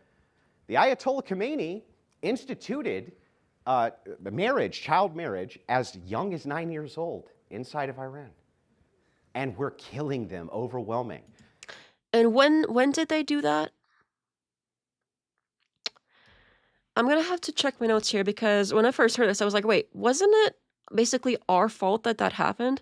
Because I think it's sort of commonly-ish known that Iran used to be basically like a secular, democratic, like pretty chill place. Nobody was wearing the headdress stuff. People weren't like it was like a normal place, like we have here, like everywhere else. Like it was just another place in the 70s, like early 70s.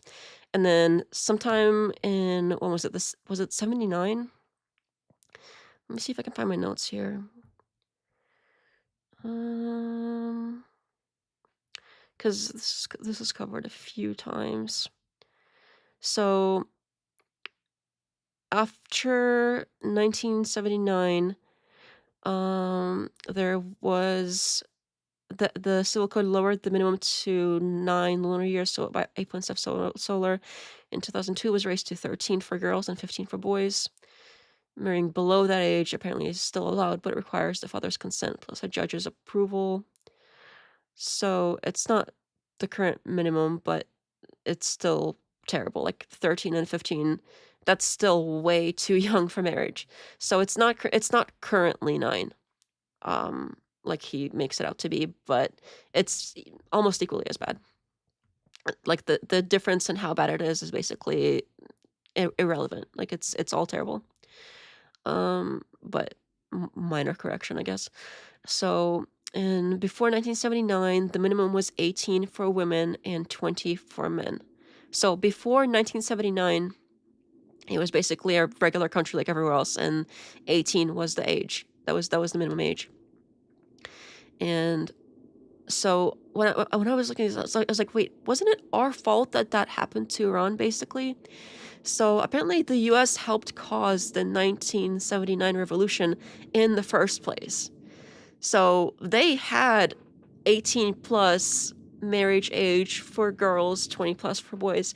Like they had a normal country until we sort of messed it up, and we keep it seems like every time we go in and mess with stuff, it gets worse. So why is it that messing with it this time is gonna make it better? Like, how do we know it's not like now it's 13 and 15? So how do we know that bombing them and messing with them this time isn't gonna make them go back to 9 or worse? Like, because it seems like when we mess with them, it gets worse. It's historically basically proven. Like he even I don't remember if they ever get into the specific like 1979 situation, but that was us. Like that that was our meddling. So and also this like, oh, it's Trump is getting them.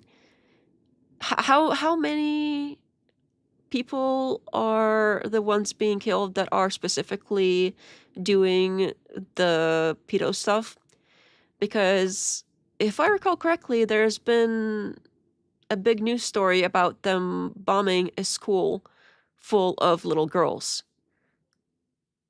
I don't think those little girls were molesting anybody. So I think Schreier does eventually bring it up, but I don't know why this wasn't like an immediate response. Like, hey, wait a minute, who were those little girls molesting? Because that's not like if you kill the potential victims, that's not how we solve any problem. Like, which problem in normal society do we go, there is like an evil person over here. He's about to hurt these innocent people, these innocent children. So instead of somehow resolving it in a way that's safe for the kids, we bomb the kids. Problem solved. What? What the actual fuck? This is I don't even know like the level of messed up this is, and to sit here and defend this position is, I don't even know why he tried. You want to talk about pedophiles? Let's talk about pedophiles. Where are they at? I can tell you who we're blowing up right now who are pedophiles. That whole country, literally all of them. How many was it that I had a note somewhere about how many there are? There are about 90 million Iranians. So all of them, even the little kids, all of them are pedos. I'm not buying it. And that's not how we solve this problem anywhere else in the world, because we have them here. We have them in the place. We have them especially in the place. You know what they're going to say? It's Israel. They have them there. They have quite a few of them there. And for some reason, we don't bomb Israel to get rid of all the ones in there. We don't bomb ourselves to get rid of all the ones here. Why are we bombing Iran to get rid of all the ones in there? That logically falls apart on its face, even if you don't get into the whole human rights of it all. You don't even have to get into that. It's just illogical on its face. I don't know that I've ever heard Andrew address that point. When it was brought up, he went straight into, what do you want them to be alive so they can be abused? I'm sure we'll get there. I haven't looked at the screen since you started the debate. Stop. That guy is the opposite of bald. Yeah, he's got pretty long hair.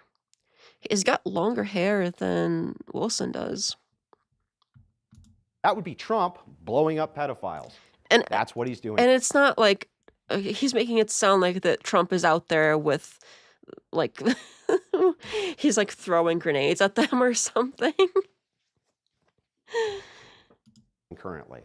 So it's really funny to me, the Epstein people, hey, wait a second, we're totally anti-pedophile, this is ridiculous, there's pedophiles at the top levels, they have no evidence for that, and yet...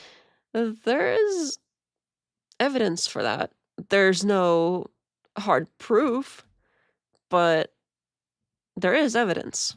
If we just look not too far away, we see that there's an entire nation of pedophiles. Again, the entire nation, do I have to say it again? This is so dumb. Do you mind doing trade with them? Right? Owen Schroyer recently said, I don't care why, or he said in his debate with Shabos, why is it that Iran is not allowed to have a nuke, but Israel is? What are you advocating for there? That a whole country full of pedophiles is allowed to have a nuclear bomb? Well, if Israel is allowed to have it, then, I mean, that seems like it would be the same thing, right? Why should we allow that? It's ridiculous. So we shouldn't allow Israel to have it then, right? Moving through some of these other problems, he says the problem's Republican. That's setting aside the whole fact that they're not trying to get a nuke. Like, that's factually not true. They're not trying to do that. This whole thing is... It's a complete lie. It's a lie, and he's selling it to anybody who's willing to eat the slop of lies. Andrew lost before it even started. Hair mugged. Why couldn't it be the opposite? Don't let them have one either. Exactly. That's the only reasonable solution there. Republicans, podcasting means nothing. If we are the end all and be all of who gets nuclear weapons and who doesn't, that's the only reasonable solution. Is like, we don't let Israel have it then. when we're talking about Trump, especially in his second term, podcast meant everything. In fact, Kamala Harris said it herself. Joe Rogan. And the fact that Trump went on Joe Rogan really helped push him over the top. Harris regretted the fact she didn't do the podcast Okay. syndicated radio shows. He didn't do the podcast circuit. She didn't do any of that. She regretted it. She said that she regretted it. She even blamed Myron Gaines, a podcaster, for parts of her loss. She blamed him and the evil manosphere, because they don't want him to be president, like somebody else who's on the stage right now. So as we go through this, I'm kind of happy. I'd like to get into the back and forth as quick as we can so that we can see if any of these criticisms actually hold muster. He says he's not addressing corruption. 15 seconds. Yeah, he's not addressing corruption head on. It's like, wait a second. What do you mean? He's going after the SPLC right this second. As we speak, super corrupt organization, which was working with the deep state, by the way, just pointing that out. With that, we'll kick it over to Owen for his 5-minute rebuttal as well. Floor is all yours, Owen. All right. Well, as far as when this war started, obviously there's a lot of contention in the geopolitical debate realm, but at least for this administration, it started last June with Operation Midnight Hammer. And since then, we haven't gotten a lick of honesty, because we were supposed to have annihilated, or obliterated was the official word from the president, their nuclear capabilities. And then they came back a few months later and said Iran was weeks away, days away from a nuke. And so now we're over there again. And I think to most people, they perceive this war, I think accurately, as just another regime change war. Now, you may not care for Iran's leadership. You're not going to get any pushback from me on any of that. And yet the facts remain. This was a regime change war. They lied to us about it from the very beginning. There is a major contingency of Trump's voting base that voted for no new wars. It was part of the campaign promise. In fact, Trump himself, for decades, has been talking about how we've wasted blood and treasure in the Middle East, wasted it, his own words. He ran against Bush's wars in his... All solid facts. I mean, honestly, I'm surprised this is even a debate and Andrew's even trying, because he doesn't have a leg to stand on. Like, this dude, just facts, like spilling facts all over the place. His first campaign in 2015 and 2016, and he even said specifically no more regime change wars. So that's just a total reversal of policy on that, and this has people wondering who's making these decisions. I don't need to get into that now, but we're not even getting consistency on the messaging in the last couple of weeks. The strait is closed. It's not closed. We've won the war. The war's not over. We need to go in. Nobody really knows. And by the way, I think Trump does that strategically, but nonetheless, the truth is that we don't get any honesty from this administration. It just doesn't add up. And as far as the strategy with China and Russia, I'd like to think that this is all going to work out in our favor. I'd like to think that that's the play that Trump is making. However, it doesn't appear to be going in our favor. I think that most of the world is looking at the foreign policy of this administration, and they're seeing it as very, very favorable to Israel, which is essentially a pariah of the entire international community. And so instead of perhaps these countries maybe driving away from Russia and China, I think they're driving to China and Russia and away from the United States because of Trump's aggression, again, in the Middle East, as the world views it, on behalf of Israel. Honestly, I don't have anything to add. This is all very well said. As far as the Dems, hamstringing Trump, I think that happened a lot in the first administration.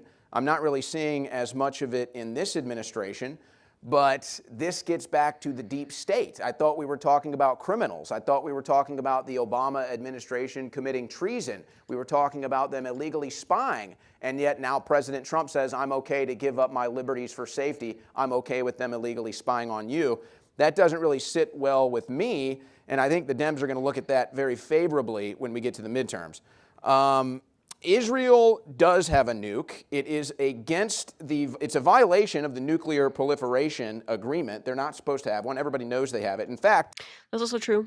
technically they shouldn't even be our ally because they have a nuclear weapon, but somehow they're above all of these rules. Now, again, I'm not here to take any ground in defense of Iran, but I will Rules for thee, but not for Israel. point out the fact that Israel is famous for repatriating pedophiles. That is a fact. Everybody knows it. American pedophiles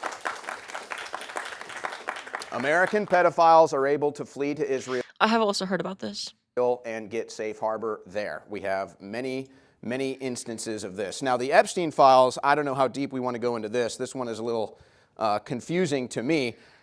You say, show me evidence that there is a pedophile ring. Well, I would slap down on the table, not even 50% of the Epstein files. We don't even know how many we've gotten, but it's 50% max. There's not a single Iranian in the files, not a single one. Now, there is a certain group of people that are in there, but we don't need to get into that. But they all are rich, and they're not in prison, and that's where they should be. That's a problem. So I don't really want to have to think about Iran's cultural issues. These are Americans and people that were using them for blackmail to get leverage over our country. That's how most people perceive these Epstein files, of which we don't even have the entire files. But Yeah, the whole like, oh, we're bombing them because they're pedos. I haven't even heard anybody try to make that claim. Like, even when they're lying left and right and trying to make it fit, make the narrative fit of why exactly it is we're bombing them, that's not something I've heard. Like, I haven't even heard Trump claim that. I'm not saying it's impossible and like nobody has ever said that. I have not heard it. I have heard a lot of excuses for this war. This is not one I've heard. This is such cope that it's not even an excuse that is something that the people who are the ones creating this whole war situation and driving the reasons behind it, not even those people are pushing this as like the reason why we're doing this. So in them, we see references, what appear to be killing people, taking women, young women, babies as sex slaves. Who knows what else is going on in these files? There's very obvious code language. I know this. If I was able to get one of my kids' cell phones and I'm reading through this cell phone and they keep talking about pizza and grape soda and jerky, I'm going to pull one of them aside and I'm going to say, hey, what are you talking about? And if they say, oh, I'm just a pizza connoisseur, me and my friends just make beef jerky and eat grape soda, I'm going to say bullshit. okay, this I don't really... I know some people think that there are messages hidden in the plain food stuff. I don't know that for a fact. I think that there's enough other evidence that there is shady stuff going on that it could be something. Sure, everything is possible, but I think that there's enough other things that they have redacted that would likely put people in prison. And we know for a fact that they have been redacting things they aren't supposed to, like people who are potential offenders. So this whole, like, I know some people really believe in the whole, like, oh, pizza is a thing that stands for something and it means something naughty, but I don't know. I'm going to leave it at that. I don't know, and I think that there are stronger points without that. This is the first thing that Owen has said so far in this debate that I'm like, I think it weakens his point a little bit because that evidence is easy for people to dismiss, basically. So it's the kind of evidence it is very, it's not great evidence, basically.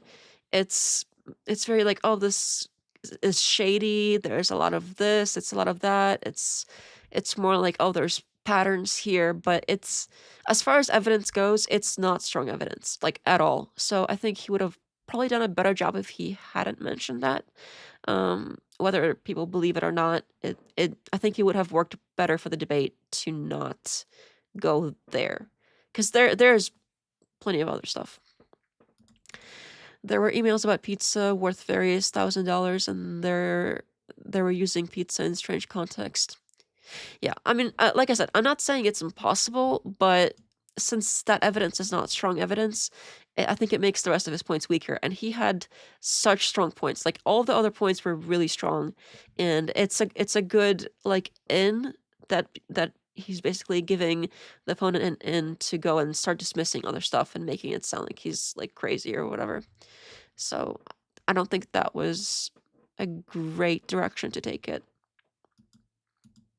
Tell me what the hell you're talking about. If I see you saying, I'm going to get pot from my friend, I know you're not talking about a potted plant.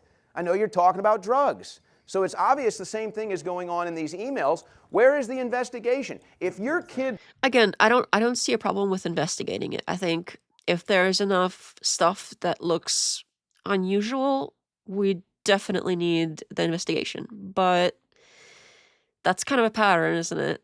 We don't seem to be getting that. brought that to you, you would not believe them for 1 second. You'd say this is clearly...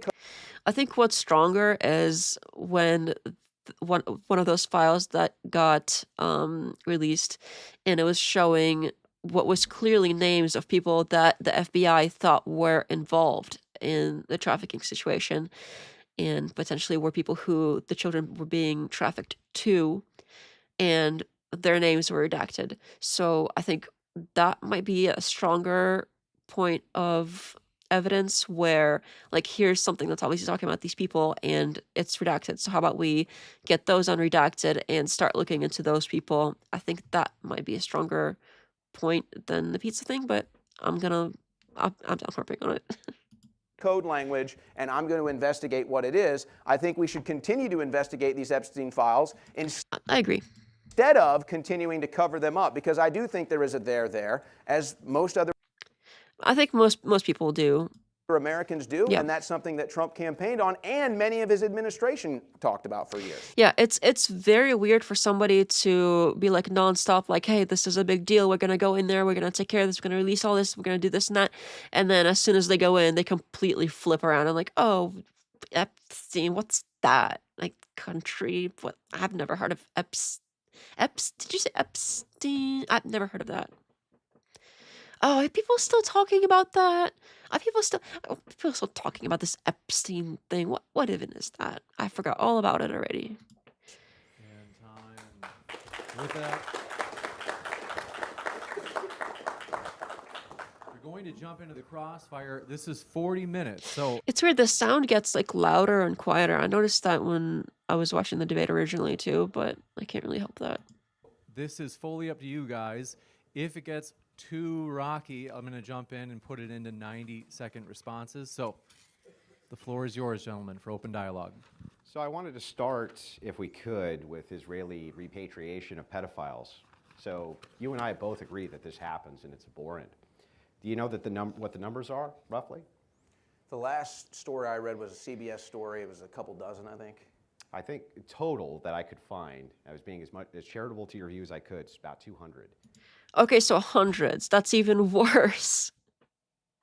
The fact that it's happening at all is super weird, but how can we still support a country when there's like hundreds of these PDFs that are basically being excused of their crimes? That's a lot. It's a significant amount. But it's nothing in comparison to the Catholic Church. Okay, both can be bad. Nothing. Which is somewhere around 100,000 children, perhaps, or more. And this one, that's another one that I had to look up. So, the 2004 John Jay report, the actual source for the U.S. Catholic clergy abuse, found around 10,667. So about 10,000 credible allegations between 1950 and 2002, not 100,000. So I don't know where he got the 100,000. I'm not saying 10,000 is okay. Obviously, that's still awful, but that's neither here nor there. It's like, okay, let's take care of all of these things. These are all bad, and like none of that should be happening. That's hundreds, the 10,000. If there's something about 100,000, like all of these are big issues and we could solve all of them. Like, why do we have to start accepting these in some like smaller numbers for some reason? When we talk When about it's something that we have control over as a country. this idea of pedophilia here in Like, we don't have to support a country that's doing this stuff, and we don't have to support a church that's condoning this stuff. But when it's like there are other countries on the other end of the world where we have messed with them, and because we messed with them, Like that's creating like a terrible conditions. So it's our fault that it's like what 13 over there now is the low. So that's our fault as a country. Had we not went in there and started messing with them, it would have still been 18. In the United States, Owen. We created this problem, and now we're trying to bomb this problem away, and that makes sense. How? My big issue with this is that there's always a red herring, right? How is that a red herring? If anything was a red herring, it was him going, oh, but by the way, there's pedos in Iran.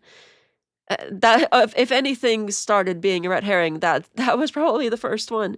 Like, okay, that's a problem. Part of it, partially our fault, but we don't solve that by bombing the little girls. Like, what? And now he's saying, well, okay, there's also pedos here. They're also over here and over there. And now he's saying, oh, well, that's a red herring. You can't. I call them out being over here, and that's somehow not a red herring. But if you say that they're also at these other places, and connect the points, like explain why, like one should be allowed, another one isn't, is basically what he's getting at there, Schroyer. So why is that not okay? Like, why is that suddenly a red herring? The red herring is, well, Israel repatriates pedophiles. It's like, yeah, that's true. So does the United States in a way, though. We have passport bros who they go to Malaysia, they have sex with underage kids, and then they come back here. It's the same exact principle applied. The only difference is there's no official right of return. Yeah, that's a big difference. The no official right of, that's a big difference. So we're not specifically repatriating them because they're doing this nasty stuff. Like this, the complete different situation, and that shouldn't be happening either. Arrest them. Like, arrest all these people. There doesn't need to be. They're already U.S. citizens. But when we're talking about this, we know where the groups of pedophiles are. We've known this for years. The Catholic Church. So it sounds like there's a lot of them in Israel. We agree. So we shouldn't be supporting them, right?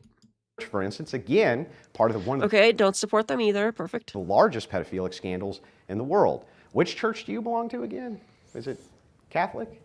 I have no qualms with what you're saying about the Catholic Church, whether I identify as one or not. So go ahead. I will sit here all day as a confirmed Catholic and ridicule their pedophilia. Yeah, I'm just saying that when you Okay, use the that's a great answer. red herring of the Israeli repatriation. How is it a red herring if it's true? Because the red herring happens when Didn't you say, admit it's hundreds? When you say, hey, wait a second, yeah, hundreds. So for it's sure. a real thing. So it's not a red herring.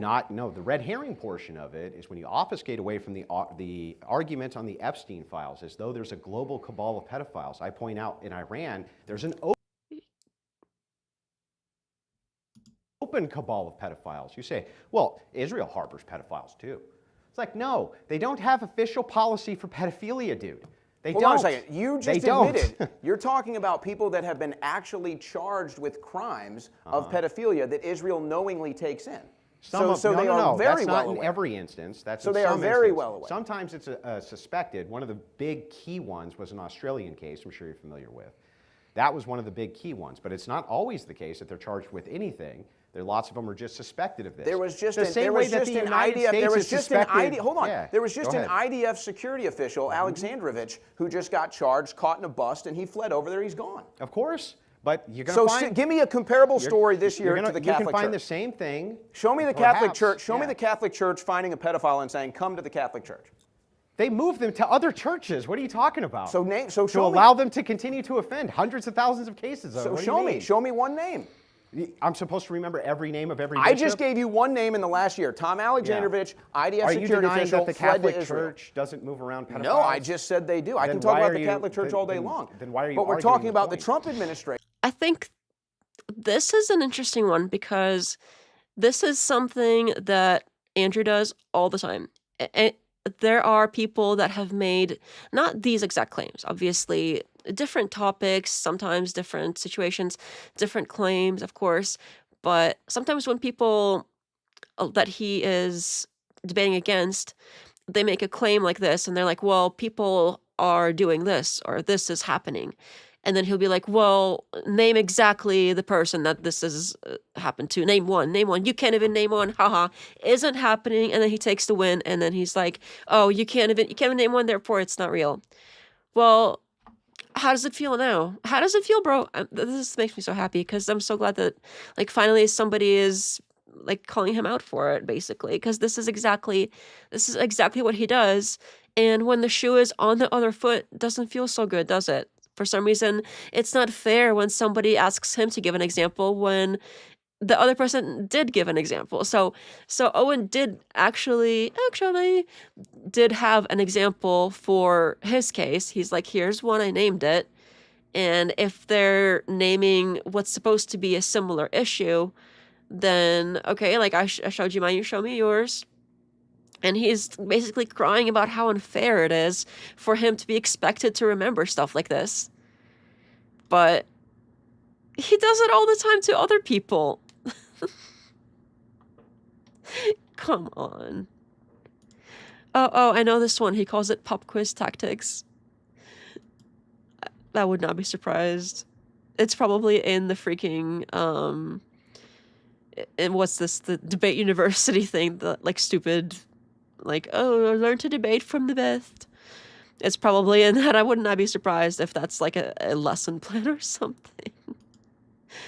He's always calling out the TikTok debaters of this. Yeah, it's the hypocrisy is strong with this one. Dealing with the Epstein files. That's what we're talking about. So here. as we're diving into the Epstein files, give me your biggest piece of proof that Donald Trump in any way knew about any pedophilia. Okay, so again, it's fine for him to make general statements and not provide a single specific name and example, but the other person has to provide some like specific thing literally seconds later. And name actual names of people who you're willing to say are pedophiles in that administration. Go ahead. Okay, I never made either one of those claims. Exactly. But I will respond to your question. What do you mean exactly? He never claimed that there are specific named pedos in the administration. Like, he's adding all of these caveats to it. And that has never been the claim. And he's like, oh, exactly, like he's won something here. Okay, sit down. Question. Howard Lutnick lied when he said he hadn't been to the island since he found out. He got caught lying. He took his family there. This was after Epstein had already been a convicted pedophile. Now, if Donald Trump wants to claim he has plausible deniability as far as Epstein's activities are concerned, I suppose that's fair enough. Are you even claiming that guy's a pedophile? Well, you know what? If you want to talk about the things Trump has said about his daughter, answer the Ivanka, question before we can you talk about obfuscate. it. We can talk Answer about the Donald question. Trump. Hold on a second. Are you going to call that guy a pedophile? Have or I no? called Trump a pedophile once? Well, this is why I'm getting clarification. The answer on is this. no. The reason I'm getting The answer is clarification no. is because on the Epstein files, people refuse to separate mythology from fact. And there's a lot of mythology here. And this mythology that you guys continuously talk about, that Trump is in some way associated with this global cabal of satanic pedophiles. Okay, he keeps adding all of these things to it that Owen is not claiming. This is incredibly annoying. He's like, okay, well, this guy lied about going to the island after knowing that Epstein was convicted of pedo stuff. And Wilson is like, well, why won't you say, oh, you're not saying Trump is a pedo? Well, are you saying Trump is a pedo? Is he not? He's like really trying to force it, and then he's adding satanic, cabal, like all of these things on top of it, as if all of those things, like this whole stack, is a requirement to have the whole thing for it to even matter. I'm really glad that more and more people are noticing the tactics here, because it's easy for a lot of people, like when they agree with what he's saying, like, and he's bashing all the feminists and whatever, it's easy for them to be like, oh, he's owning the libs. But now he's using all of those exact same tactics, and a lot of people aren't really cool with what he's saying here. So I'm happy to see it. Hopefully people will start being more discerning when it comes to this dude. Professor Huda says we only have 2% of the data from the Epstein files. 98% is video. That makes sense. And I don't want to see it. I don't. I want people to go through it and put people in prison who are doing anything horrible to children or even adults. Anything that's illegal, like, put them in prison. It's not, like, we don't need to see the videos for those people to go to prison. Oops. But you never name names, you never give evidence. Your only evidence is they don't give us evidence. Why would you trust the evidence that these people give you anyway? Why would you even? Well, if they are lying about stuff and they are basically, what's the word for it? I just had it earlier. They're censoring all the things that are not supposed to be blacked out, but then they are, like Lutnick, he lied about going to the island. Lying about something like this is that's not nothing. Like, that needs to be investigated. If you lie about something like this, you go to this island after this guy has been convicted of doing pedo stuff, like, that's something, and that needs to be looked at more. And this whole, like, oh, it's nothing because you don't even have anything, like, we don't want the hard evidence. That's not something we want released. What part of that is so, like, complicated? Even trust that anyway. You don't trust them, the evidence that they've given you so far.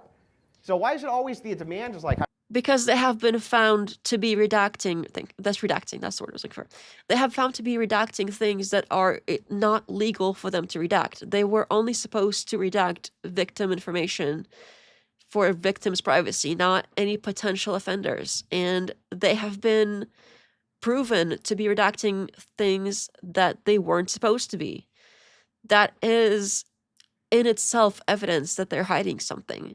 If they were following the law, I thought we were all about following the law here. What happened to do whatever the government says and eating boots? I thought we were all eating boots here.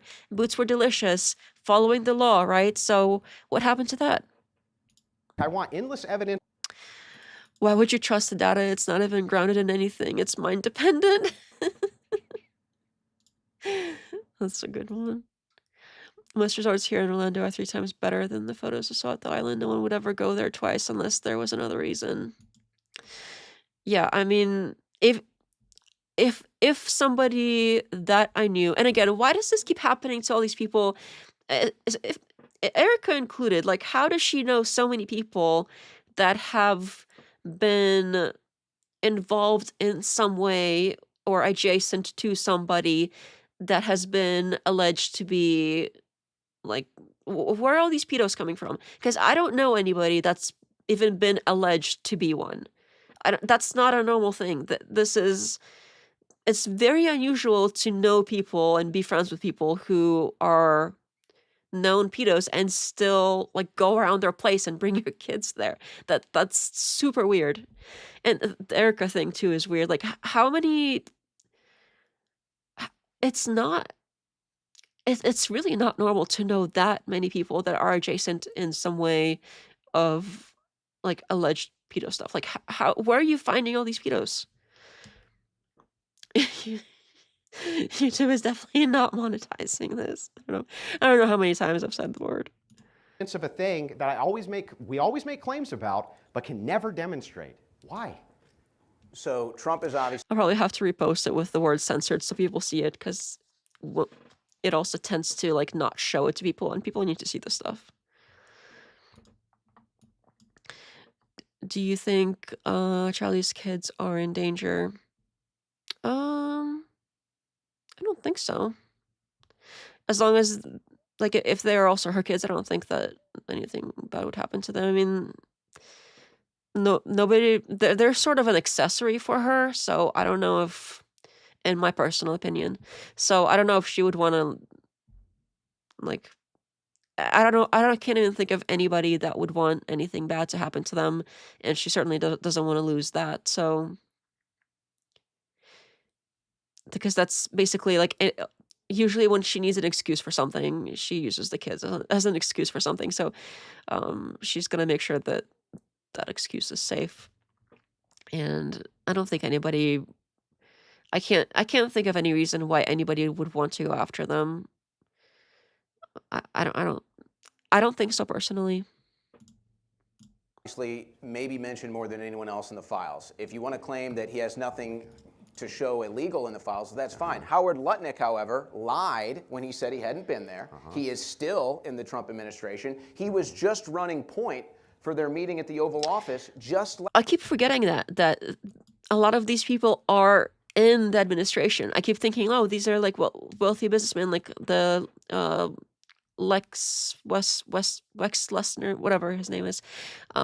But these are people that are in government, and I keep forgetting that. Last week, and he's in the files taking his kids to Epstein Island. So would you take your kids to Epstein Island? Well, okay, so are you saying at the time there was media scrutiny that this was Yes. a pedophilic island? Yes. Yes, supposed to know it? 100%. We literally, he did the same BS when he was talking to that 140 IQ lady. He did the exact same BS then too, and we pulled up the document. We literally, I don't want to do it again because that was, I'm not doing that again. We've seen it before. I'll like link to it at some point in the description or something if somebody reminds me. But we literally pulled up the documents and we went from one tab to the other, and we were like, here are the literal court documents for like what he has been like indicted for, and he's got this deal and all of that. Like that all was public knowledge at the time. So I don't know. Epstein had already been charged. He'd already been in jail. Are you saying Yes. this guy took his kids to the island to get them raped? Okay, nobody is saying to have that happen to the kids, but he did take the kids there. And the question was, would you take your kids to a pedo island? Whether it was to have anything done to them or not, that's not necessarily the accusation there. Like, every single point that is made by Owen, that's a good point. In order to deflect, and this is so obvious, to deflect it, he basically stacks extra things on top of it and being like, oh, well, are you saying this and this and this and this? And then because and this and this and that, because you have all those ands in between, it basically narrows this thing down to something that is certainly not being claimed and is very unlikely to be claimed. So he's doing this the entire time, it seems like. At least he's been doing it since around, 15 minutes in his or so we started. So at least for the past 15 minutes, he's been doing this nonstop. Like every time he's sort of backed into a corner or has an uncomfortable question, he flips it around and is like, oh, are you saying this and that and this and this and that unlikely thing? He keeps like combining and stacking extra things on top of it. Yeah, He you don't denied know. it. He By the denied way, But the question was, would you? by the way, He denied it. This again He is lied. absence And he lied, absolutely. of evidence means that that's evidence. That's not evidence. Lying about something like that is No, evidence. Well, actually, hold on. name. When cops look at all the different things and they go and talk to different people, if somebody lies about the situation, that's one of the people that they investigate further. Sure, it's not on its own. That's not like, oh, you lied about something, go to jail. That's on its own usually not enough, but it does warrant further research and further investigation for this sort of thing. Did Howard Lutnick go to the island? I'm not sure. Yes, he admitted it. He admitted it. He's in the... How can you... I should have just let him talk. How can you come out here and start debating a point like this and not even know that very, commonly known fact? I understand if people aren't following the story very closely, but if you expect to be debating stuff like this, you should know that. So either he is, willingly avoiding looking into this stuff so that he can stay ignorant on purpose, or he's a liar, pants on fire. The files. Yeah, He I'm took not- his kids. I'm not sure on that particular, but it's irrelevant. What particular? Okay, whatever. The particular, because even if I grant the particular, Particular, if I grant the particular. you won't actually call the guy a pedo because you don't have evidence. You never have But it warrants further investigation. We have enough to warrant further investigation. evidence, just claims. Claim, no evidence for it. Now, I'm willing to cede a bunch of points to you. If you can show me some evidence of it, What do you want to see? Photos, dude? That's gross. happy to do it. So you- Trump wait, was, hold on. hang on, Are you I'm almost contending- done. are you Trump was contending- actually right. He claimed that the Democrats were going to use the talking point that, Trump's a pedophile, Trump's covering for pedophiles, fluff. the whole 9 yards. He says, yeah, that's a hoax. Whole thing's a damn hoax. And it is. The whole damn thing is a Oh, so because Trump says something is a hoax, that makes it a hoax. Okay. That's totally reasonable. hoax. They've been calling this guy a pedophile. You just said he's named in the, how many times is he named in the Epstein files? That's a Democrat talking point. But what's he named in the? Okay. Just because an undesirable group of people or person says something that is factual does not cease to make that thing factual. You could have something that is used as a talking point by your opposition, and you don't have to like or agree with the opposition to accept that some things are factual. Like, just because the left says something doesn't mean all of it is lies. Like, there could be some truth to some of those things. To completely do a blanket, like everything is a lie, is stupid. That is stupid. There's nothing else I can say about it. It's so fucking dumb. You sound like a Democrat, kind of cringe, bro. That's basically his whole defense. That's the only defense he has, is like, oh, the Democrats agree with you on these particular points. Oh, no. In the Epstein files for actually doing? What?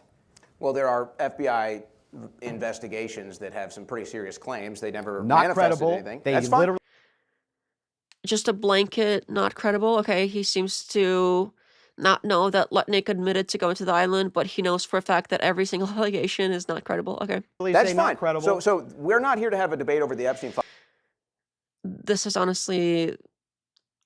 I'm having trouble believing how bad he's doing. Like, this is so bad. files. But You I brought do, it up as but a I reason do he's a find it failure. odd. No, you are the one No, I think Andrew was like, oh, we're going to get into this Epstein stuff and Iran, blah, blah, blah. I think that was him. that brought it up. But I do find it odd that you're going to pretend like Howard Lutnick didn't lie about going to the island after Epstein was I'll convicted even and took his see kids. the point. Are Even you if going I to tell do me? see Hold the on a point, second. it doesn't help your Are point. you going to tell me? Are Yes, it does. you going to tell me that Donald Trump was not friends with Jeffrey Epstein? He was initially friends Okay. with Jeffrey So- Epstein, so but he he is- also so he is- also banned him from his properties. That's fine, and he might have helped bring him in. Hang on, too. he banned him from his properties, and he was also front and center at pointing out to people that Epstein was a creep. That's something else I had to look into because that didn't sit right with me. I do know he's recently been saying stuff like that, but let's see what I have here in my notes. So Trump's actual 2002 New York Magazine quote says, "I've known Jeff for 15 years. Terrific guy. He's a lot of fun to be with. It is even said that he likes beautiful women as much as I do, and many of them are on the younger side." That doesn't sound like he's calling him a creep there. The Mar-a-Lago band story comes from Trump himself and Bradley Edwards. Some sources say it was a real estate/membership dispute, not a moral stand. Either way, the 15-plus year close relationship... I can't speak, I'm sorry. I need to drink some more water. Either way, the 15-plus year close friendship is documented in flight logs, photos, and Epstein's own contact book, too. Trump's name is in the Epstein documents, including 7 flights on Jeffrey's logs and the address book. And then there's a memo that says, the Banji/Patel memo, who neither of whom are credible at this point, say that he's not implicated criminally, but none of that makes it go away that they were close friends for a very long time. So this whole like, oh, I banned him, this and that, they were still friends for a very, very long time before that happened. So to twist facts like this is a little dirty. I need to drink some water. I apologize.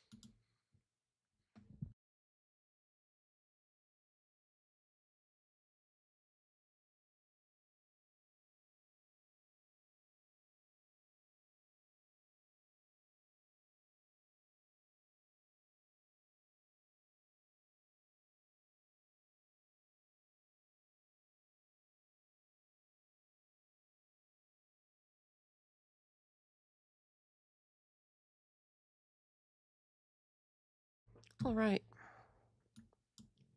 Oh, sorry, I forgot to whisper. I figured since it hasn't been that long since I paused it, it would be okay. I'll whisper next time, I promise. All right, let's see if we can get past this. That's one. And two, everything that's mentioned in the files, Michael Tracy has done great work on this. He's gone through them ad nauseum. So The have I. things which are put in there Michael Tracy, that sounds familiar. That sounds like the guy who was, like, refusing to acknowledge any of the wrongdoing of Epstein and basically, like, defending him.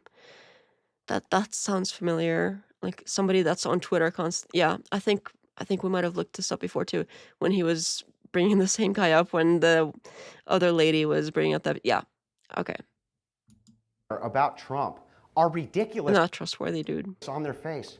Hold And on the a claims second. from various people about Trump are noted inside of these That is such cope. I have not seen cope this strong, like ever. files most of the time as being not credible at all. Here's what's credible.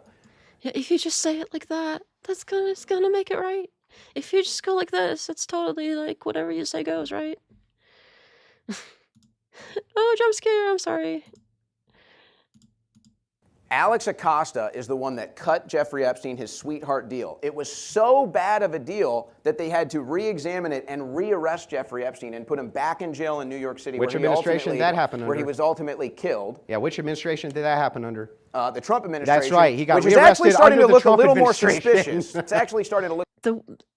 This whole production is very weird because the audio keeps getting very loud and then very quiet, and then the cameras keep shaking and moving around. It's all very odd.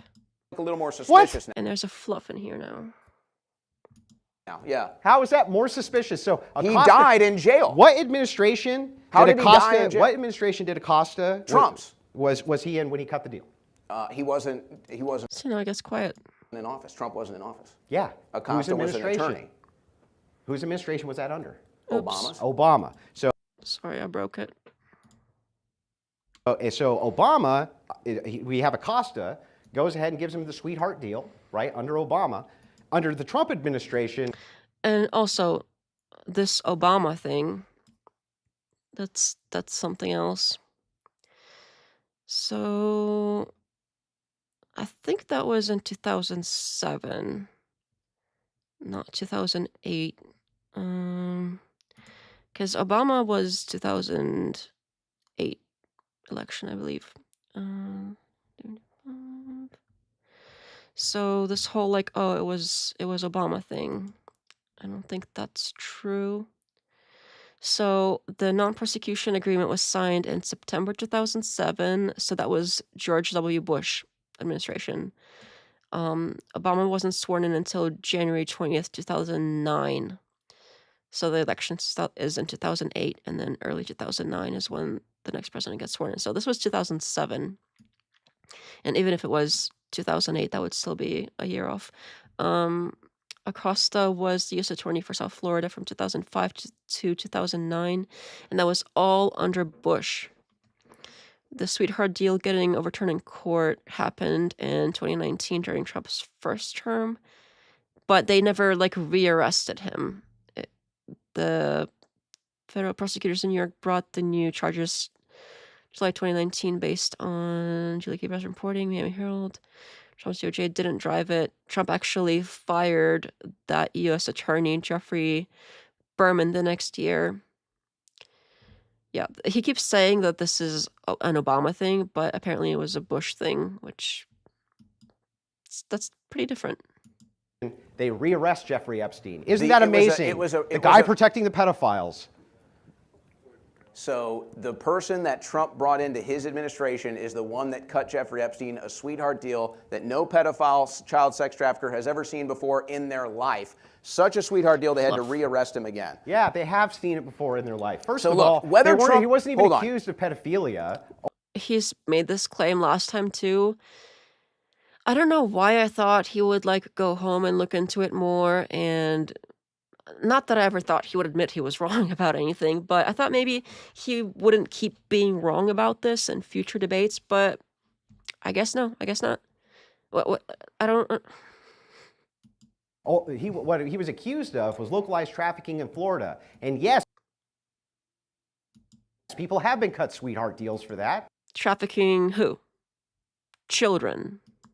You're full of it. Okay, so your stance is, what are you talking about? So your stance. Also, this is another very weird thing. So it's either they were trafficking children to other people, in which case there are lots of people that we still need to arrest.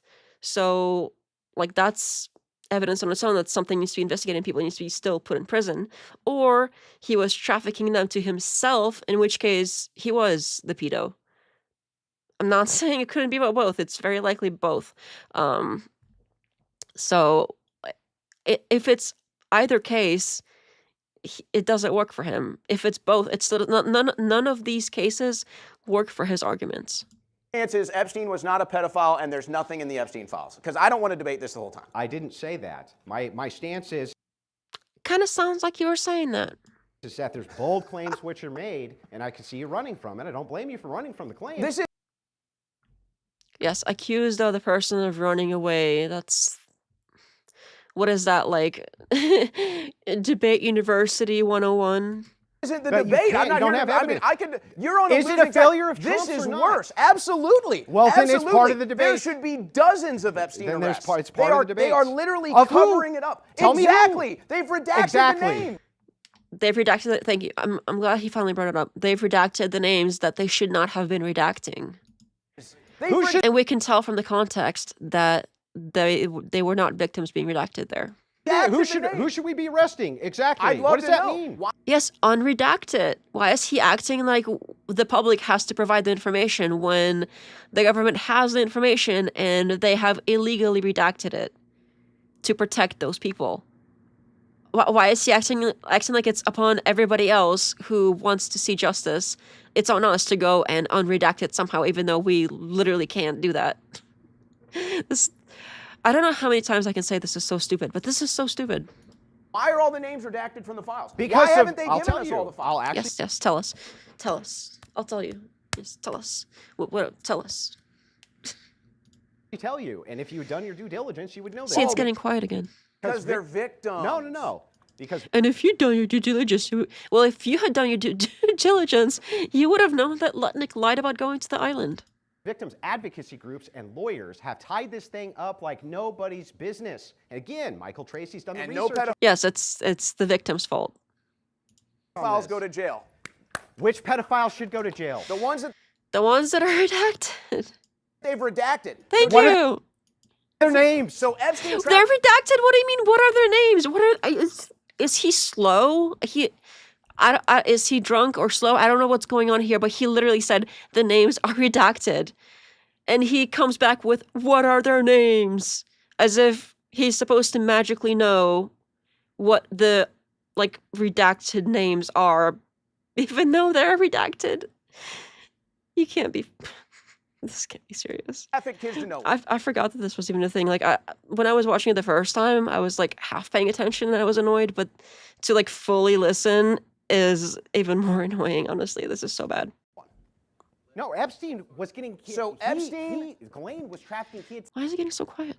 to him. Okay, so Epstein raped all the kids. No one else did. Name a single person he trafficked a kid to. They're all redacted from the files. What are you The talking about? files You don't can even see- indicate You that. can Who? see in To stand there and accuse the other person of not doing their homework and being this clueless is honestly, this is, I don't even know what this is. This is sad. the emails. He says, "I have girls. How old do you want them? I have girls." This is such an easy, he is, what's the expression that people like using? Andrew Wilson is getting dog walked right now, and he's not a happy dog about it. He's a very angry little chihuahua that keeps, what's a phrase he likes? Biting at the ankles of Owen Schroyer, and Owen is trying to use basic logic to explain things, but Andrew is like that little angry chihuahua that just can't shut up and can't listen, and he's basically flinging out poop everywhere and peeing on the floor and all kinds of weird stuff. He's spinning in circles, pulling on the leash. That's what's happening here. He's being dog walked, but he so badly doesn't want to be dog walked. So he is trying everything he can to avoid being dog walked, but he is still being dog walked, even though he's being difficult about it. Girls. I don't like yellow. I want Russian. That's all right there. That's not him. There's nothing to do with pedophilia, as far as you know. Show me some evidence. As far as you know, it does. Wait a second. Absence of evidence is not evidence. Do you agree with that? No, I'm using your logic against you. If you're saying My it logic doesn't works prove for anything, me and not for you. Okay, so I'll accept this because I don't want to debate. So Epstein was not a pedophile. He was not trafficking children, anybody. He was not friends with I'm Trump. willing to see They're that not Trump- covering up. I'm willing They're to not covering see- up the files. I'm willing to see the distinction between the mythology of Epstein trafficking children to all of these various pedophiles is a mythology. I'm also willing to see that Epstein himself may very well have been a pedophile, but it seemed like the trafficking was going to him. And you... So if he was trafficking kids to himself, then he was a pedo. I thought he said that he wasn't because he was trafficking to others. But then if he was trafficking to others, then those people need to be put in jail. But if he wasn't, again, neither works for Andrew's case. He keeps trying to act like it does, but it doesn't. You have no proof to the alternative of that. And even when you point at Acosta, So what is this Epstein happens doing? under Obama, rearrested under Trump. Trump's Again, it was not under Obama, it was under Bush. the only one who released any Epstein. And Trump wasn't the one that was arresting. I read this already earlier. I don't want to repeat it, but and again, this whole like releasing thing, sure, but he was redacting, not Trump literally himself, but his administration has been redacting stuff. Files at all, signed in the Epstein Transparency Act. Yeah, Congress after, also after pushed they for it. after they redacted them for weeks, they still haven't Because of released everything. victims.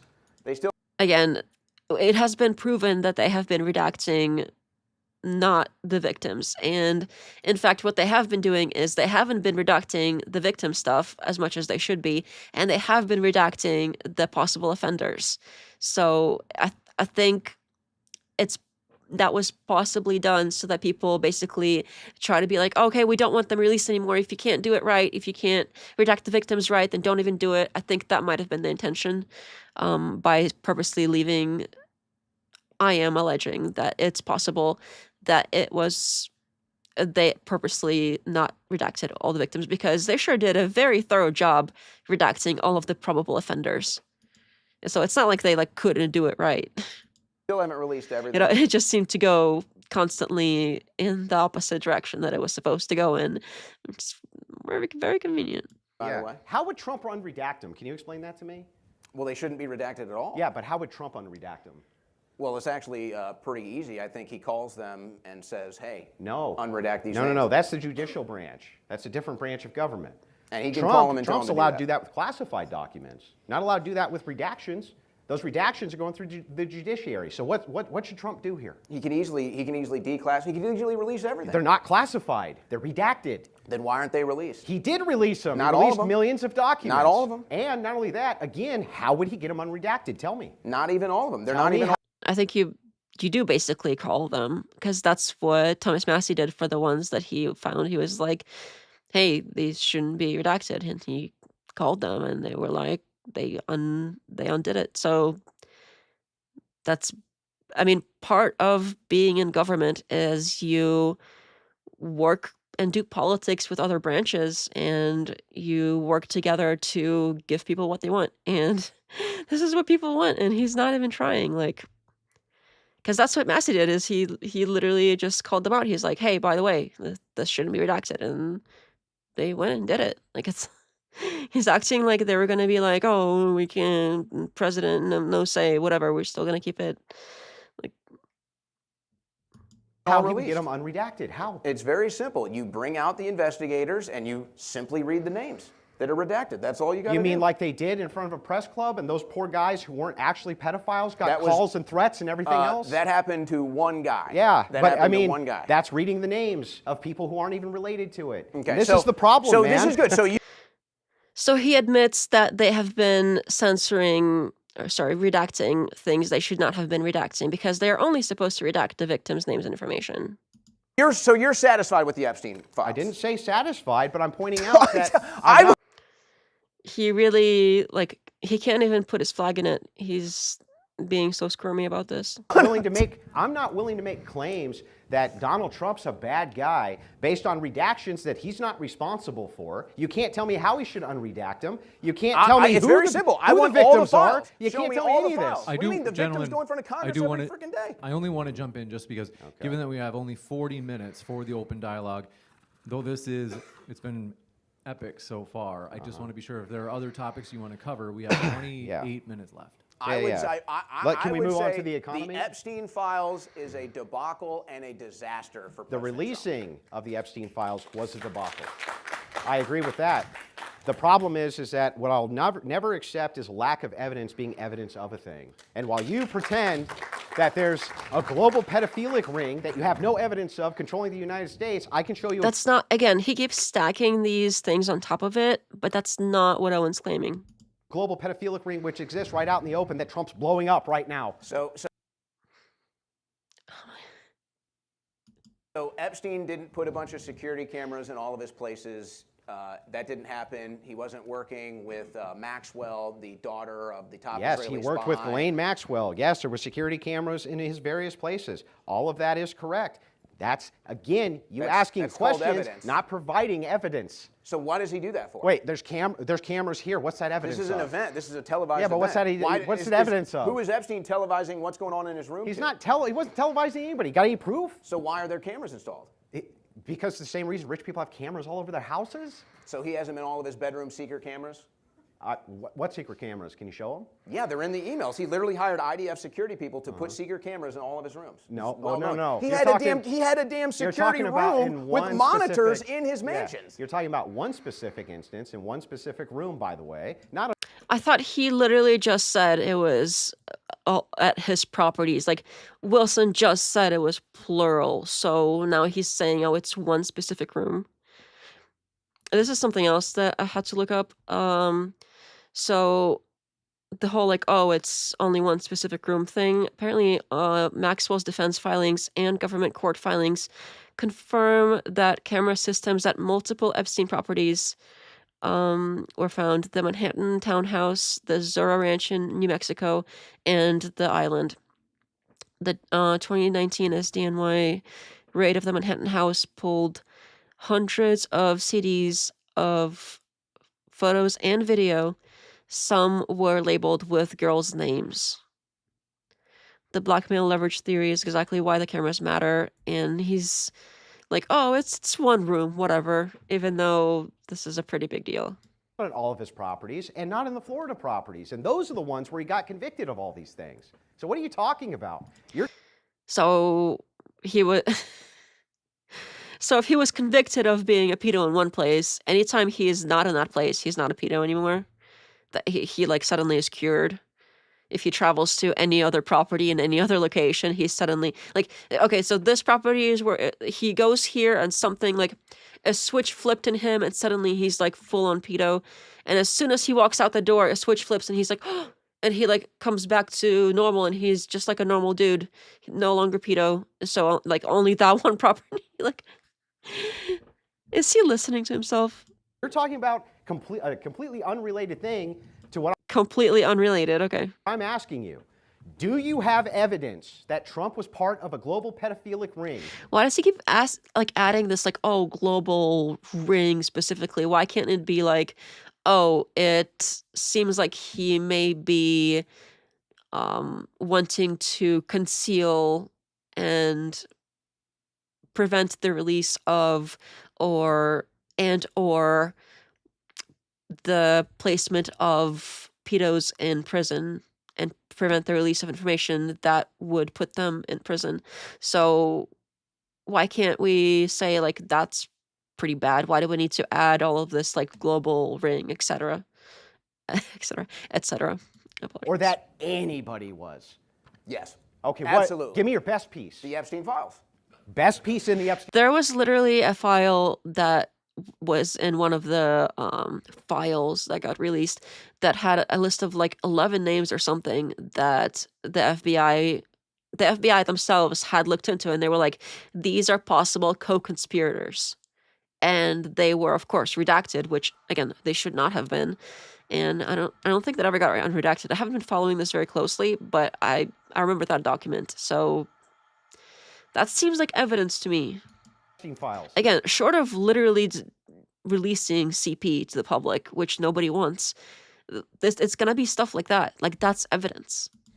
The whole freaking thing. What are you talking about? Nothing. Okay, so hold on. So was Epstein? See, like when he was trying to generalize and he couldn't name a single name, that's unfair. But when he's like, oh, well, you can't generalize, you have to name specific things, that's totally like, oh, how could he? Like, he doesn't even have anything. The double standard and hypocrisy is completely baffling. Convicted? Not of pedophilia. Yes, he was. Okay. Yes.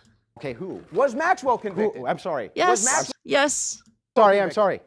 When was Jeffrey Epstein convicted of pedophilia? Epstein, jail. Maxwell, When jail. was Epstein Jean-Luc convicted of Brunel, pedophilia? jail. When was Two of them committed suicide When was Epstein in jail. convicted of pedophilia? Like 2007 I or think 8. Whatever the first charge was, it 2007 in Florida? That's not. He wasn't convicted for pedophilia. Sure, it didn't say for pedophilia on the thing, but we pulled up the documents last time. It was specifically for trafficking underage kids. Sure, maybe if you want to split hairs here and call it like hebophilia, whatever the official name is, but honestly, like if we're sitting here and trying to be like, oh, that's not a pedo, that's a hebo, or whatever the official term is for when it's specific ages, really, we're gonna go there. Because as far as anybody who is reasonable about these things is concerned, if they're a child, that's like a pedo. So that's what we call them colloquially. I don't know if there's like, I do know that there's other clinical terms for specific age ranges, but no normal human being cares to distinguish between those. All of them basically are called pedos. Trafficking pedophilia. children isn't pedophilia? First of all, So now you're saying Epstein wasn't a he pedophile? he was doing underage. There was. He's literally saying they were underage with his pen in the air. They were underage.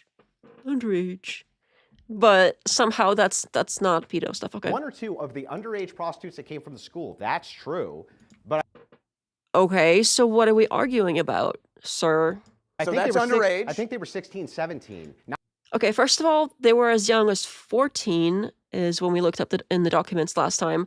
And even if they weren't 14 and they were 16 and 17, those are still children. Is he for real with this? He's really going to come out and be like, oh, he's not a pedo because they were 16. And 16 is what, like, okay? This is so disgusting.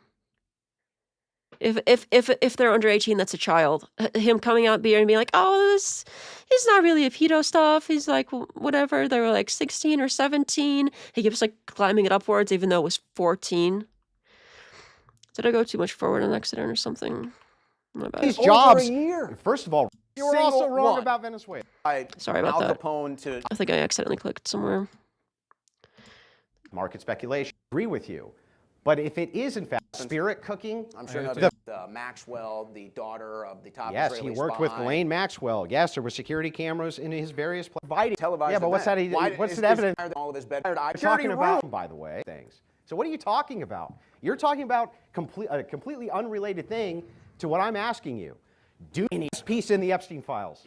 The whole No. Sorry. When was Jeffrey Epstein convicted? So When was two charge was it 2007? First of all, So now you're saying Epstein wasn't a he pedophile? he was doing underage. There was 1 or 2 of the underage prostitutes that came from the school. Underage prostitutes. That's what he calls them. So, again, a normal human being looks at the situation and is like, okay, this child is being abused. Andrew looks at the situation and is like, oh, this is a child prostitute. Sorry, what? What the fuck? I don't. Oh my goodness! I really hope he's like doing this for the money or something, because if he really is thinking like this, that is so sad. But it seems to come very naturally to him. So, like, what is that? What do you mean by underage prostitute? That's not a thing. That's called child abuse. There's no such thing as an underage prostitute. That's a child being molested. That's not how that works. That's literally not a thing. That's true.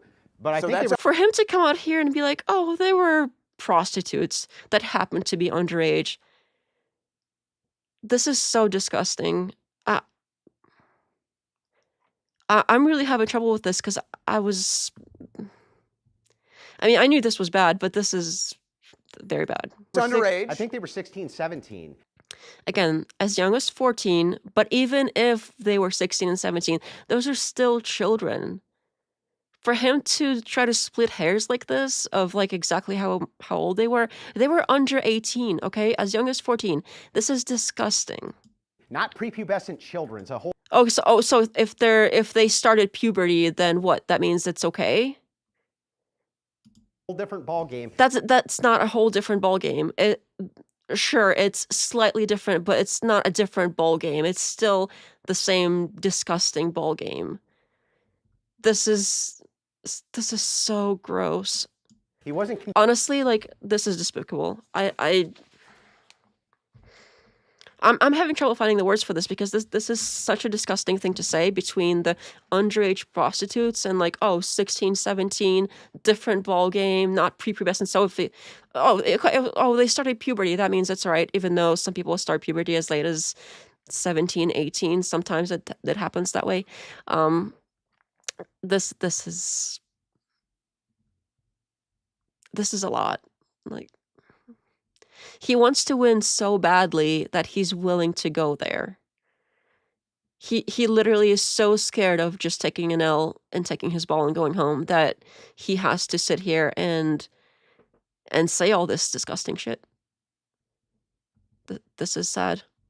I would feel bad for him, but he's here saying all this disgusting shit, so I can't even feel bad for him.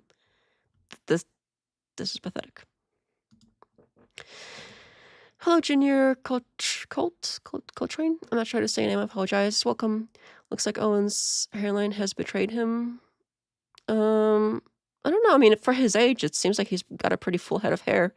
Everybody has like a little bit of thinging at the front when they get around that age for men. I mean, Andrew has basically the same thing going on, except he's like slicked his hair over the sides of it. But it's basically the same, except Owen's hair is longer and not like all oily looking. So I don't know. I think between the two men, if we're judging who's winning by hair specifically, I think I would have to hand it to Owen as well. So on the hair front and on the basic logic front and on the being a more moral human being front, I think Owen takes it home. Like he's got it. Winning is the best, so I get it. Says Junior. Did you know that Andrew used to be a hair model? Seriously? I think I've heard somebody mention that at some point.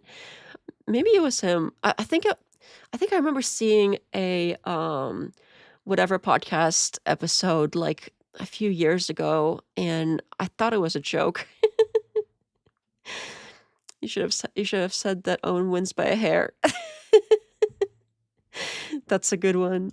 Although that wouldn't be accurate. I think Owen wins by honestly like miles and miles. Like it's not even close. It's not even remotely close by how like sad this is for Andrew and how he keeps trying to make it work. Convicted of pedophilia. Okay. So Epstein wasn't a pedophile. Glad we got there. I didn't say Epstein wasn't a an pedophile. I said you haven't given us any proof he is. Got some? Yeah. Yes, we pulled up the documents last time. I don't know if we have to do it again.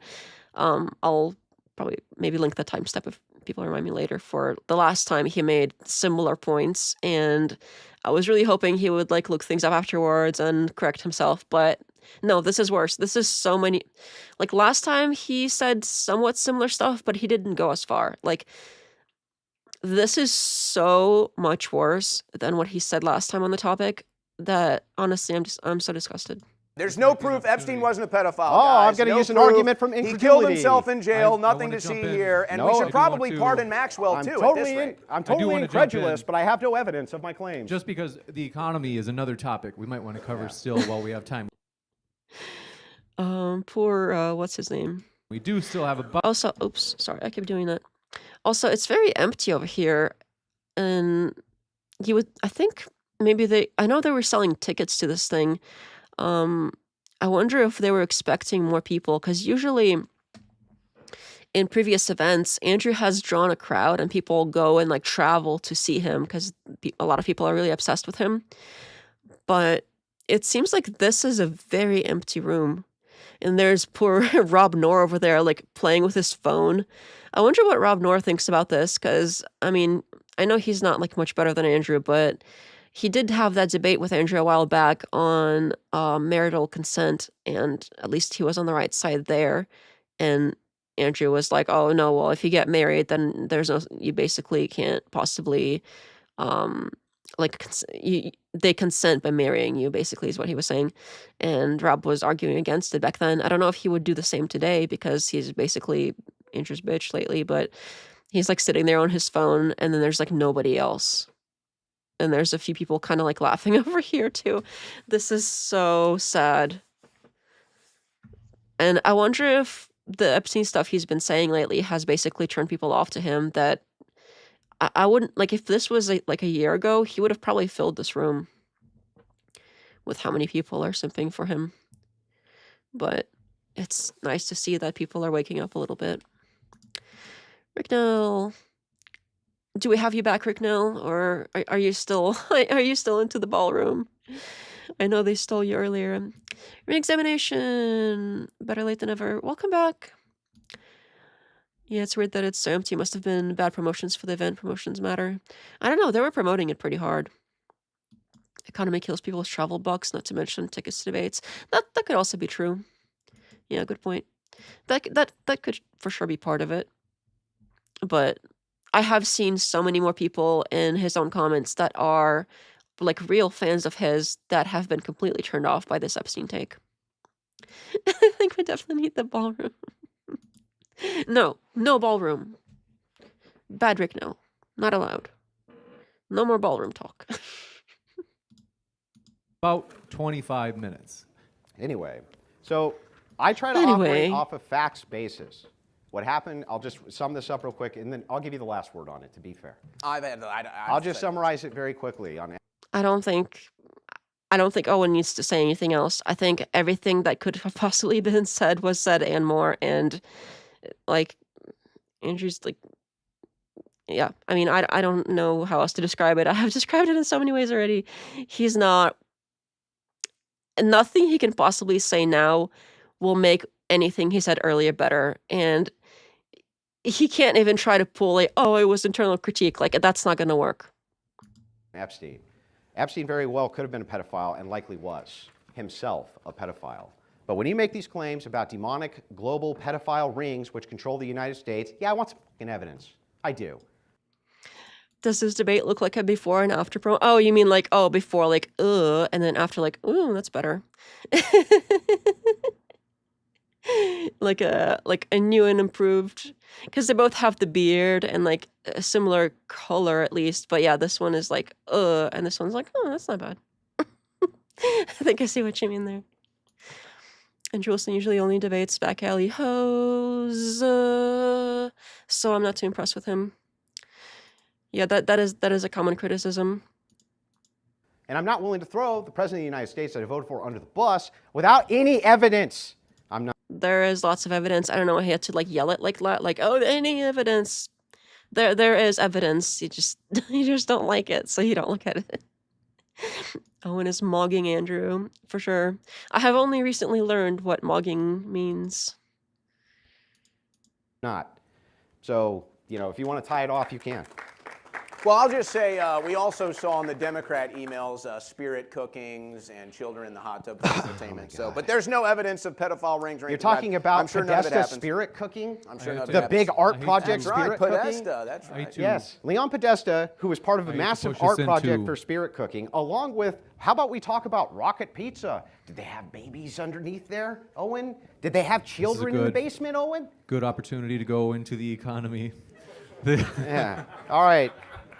So, moving into this, I just got a single question for you. Owen, how would eliminating mass migration into a net negative not cause economic downturn or higher prices? How's that even possible? Well, it's actually, there's a simpler fix to that, and that is you have to cut taxes. You have to cut them significantly. You have to cut them immediately. Americans are paying roughly 30% of the money that they make. Yeah, roughly, sorry, I can't speak. Roughly 30% of income tax is like a shitty punishment. I hate it. I don't think we should even have income tax. Plus the property that they own. That number needs to be single digits tops, and I will take single digits. a lot of Americans will have a little more money to take care of their bills and take care of their family, but we're not really having that happen. Now, I feel like this whole argument is assuming that Americans don't want... Yeah, wasn't there somebody that was promising something like removing income tax or something like that. I thought I remembered Trump suggesting that he was going to do that for us in TikTok. While we check out Owen's watch, looks like it could pay for my car. Oh, really? I haven't noticed. These jobs. I'm not assuming they do. In fact, Did he like raise it up? there's a simpler fix to that. no. So When evidence of pedophile ring Oh, I don't really know. It's hard to tell from here. It looks very shiny though. talking I don't really know anything about watches, but it does look very shiny. about her number needs to be seen, having that happen. Now, I feel like this whole argument is assuming that Americans don't want these jobs. I No, don't it's know. assuming they do. In fact, my argument to you is just, I'll simply state it. If it's the case that we bring in, I don't know, 100,000 immigrants tomorrow to California, let's I think it's immoral to have property taxes in America. You never really own your property. I agree. I think at most, like if we really need to have some taxes, we could have sales tax on new goods or something if we like really, really need to do that. But yeah, if you buy a house, you could have it paid off and then they could still take it just because you don't keep like paying them rent for the like house that you own. It's weird. I know it's not technically called rent, but that's what I'm calling it.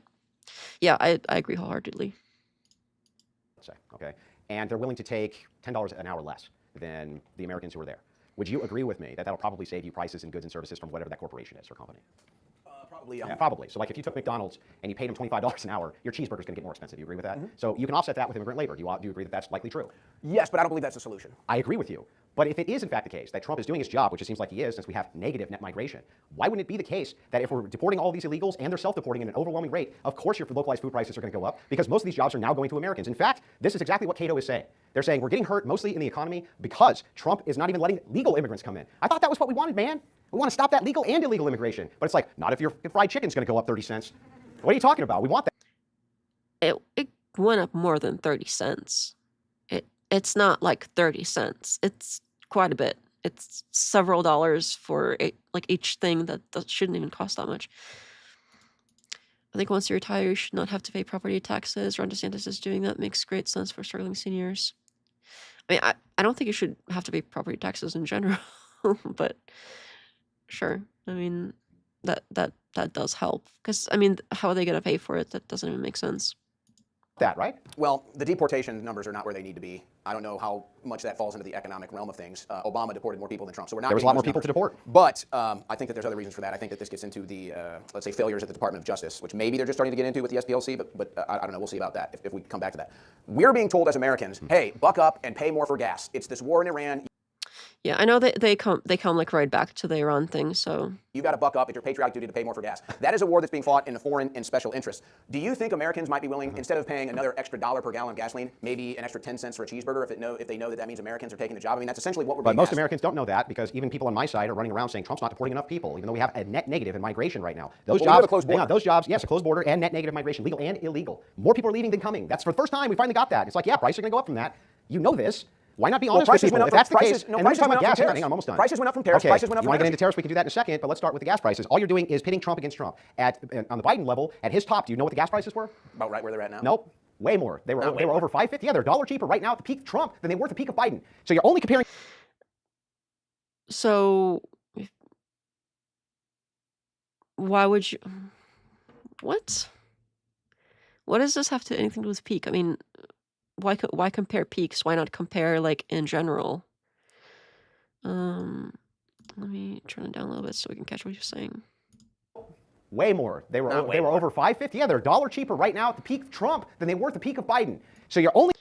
It's cheaper at the peak of Trump than they were at the peak of Biden. Sure, but at the peak of Biden, we had the COVID situation, right? So, like, yeah, that was still bad, but the fact that it's only $1 cheaper than Biden's peak that's not enough. Only comparing Trump. It should be lower than Biden's lowest. That would be lowering it. It's lower than his peak. Like, okay. So, what is that? What kind of win is that? That's so stupid. I totally agree. Oh, about the tax thing.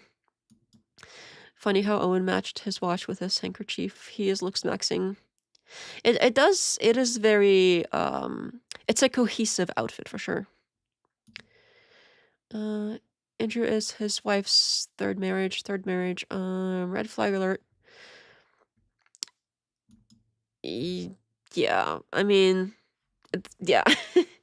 It's pretty commonly known that he was like crashing out over her, over like his wife being like that when somebody pointed it out just barely.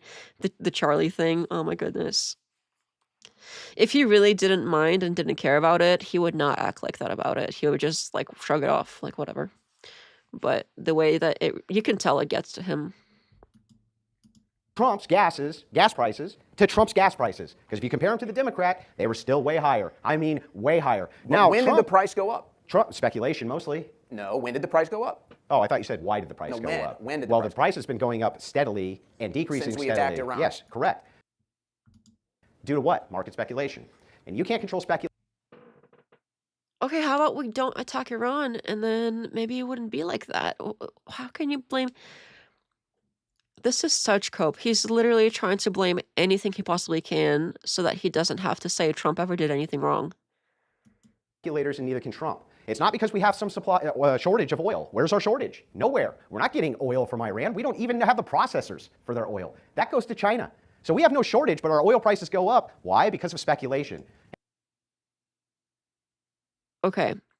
I personally do not fully understand how, like, the details of how economies work and the oil market and pricing and things like that, but simply trying to reason it out from the very basic facts we have here,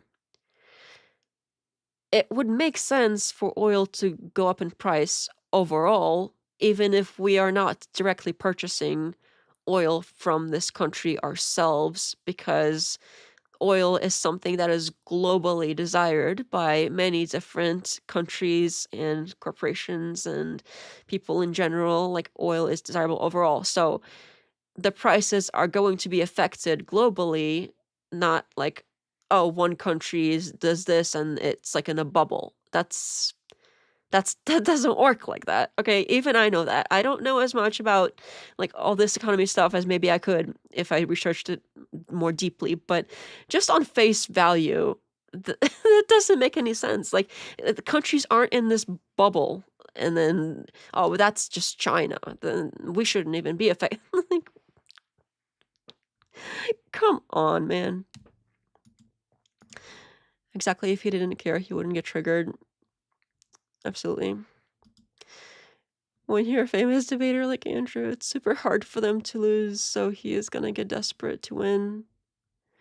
Oh, right, because, yeah. Oh, yes, very, very, very famous and well-known debater, Andrew Wilson. He can't just take an L. I don't think he knows how to take an L. Like, he really does think he wins every time, even the times when he doesn't, he thinks he still won. So it must be rough when somebody really like dog walks him this hard, where maybe he is realizing it, that he really is losing and he like can't handle it or something. And you just completely omit that. Not only do you omit that, but you omit this other part, which is you still haven't explained how it is that we're going to have net negative migration and prices aren't going to go up. They are, Hold right? on a second. Trump is the one that claimed that he could get gas prices down. He He's did. the one that made that claim. And it he hasn't did. happened. If they're lower than Biden's peak by $1. Again, he keeps adding things on. Biden's lower than Biden's peak, not lower than Biden's overall. He keeps qualifying things, like the same way he was qualifying things earlier, like, oh, are you saying this and this and this and that? He's qualifying his own things to like hedge them to make them seem better than they really are, and qualifying the opponent's items to make it seem like they're not enough in a way. Avoided Hornet says 20% of world oil disappears, then more countries are competing for the oil that is available, which drives the prices up globally because there is less oil to spread around. Yeah, that makes sense to me. I don't know how it's so difficult to understand how people... We're not in bubbles. If everybody wants oil, some portion of the market is going to affect the rest of us as well. Absolutely. That's a very good, like, concise way of putting it. Thank you. I wasn't able to put it as concisely. No. Yes. Okay, but we don't even know if we've seen Trump's peak. If this war in Iran doesn't end, you can't just say, well, I'm incredulous, they may go up more. They're actually going down. They've been going down steadily. gas prices are going down? Yes, they're going to be going down, yes. And speculators, by the way, are speculating that, which is why they're going to be going down.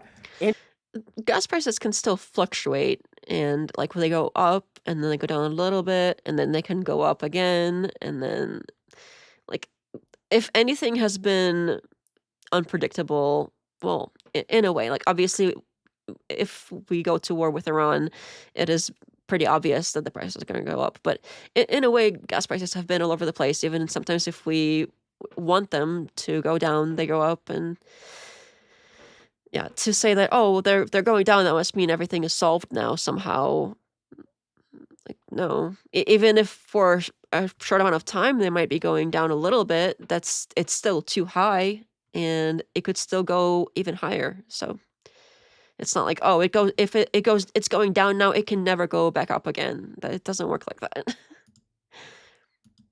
I just look at how much manic energy Andrew is using to communicate. That shows he's struggling intellectually. How embarrassing.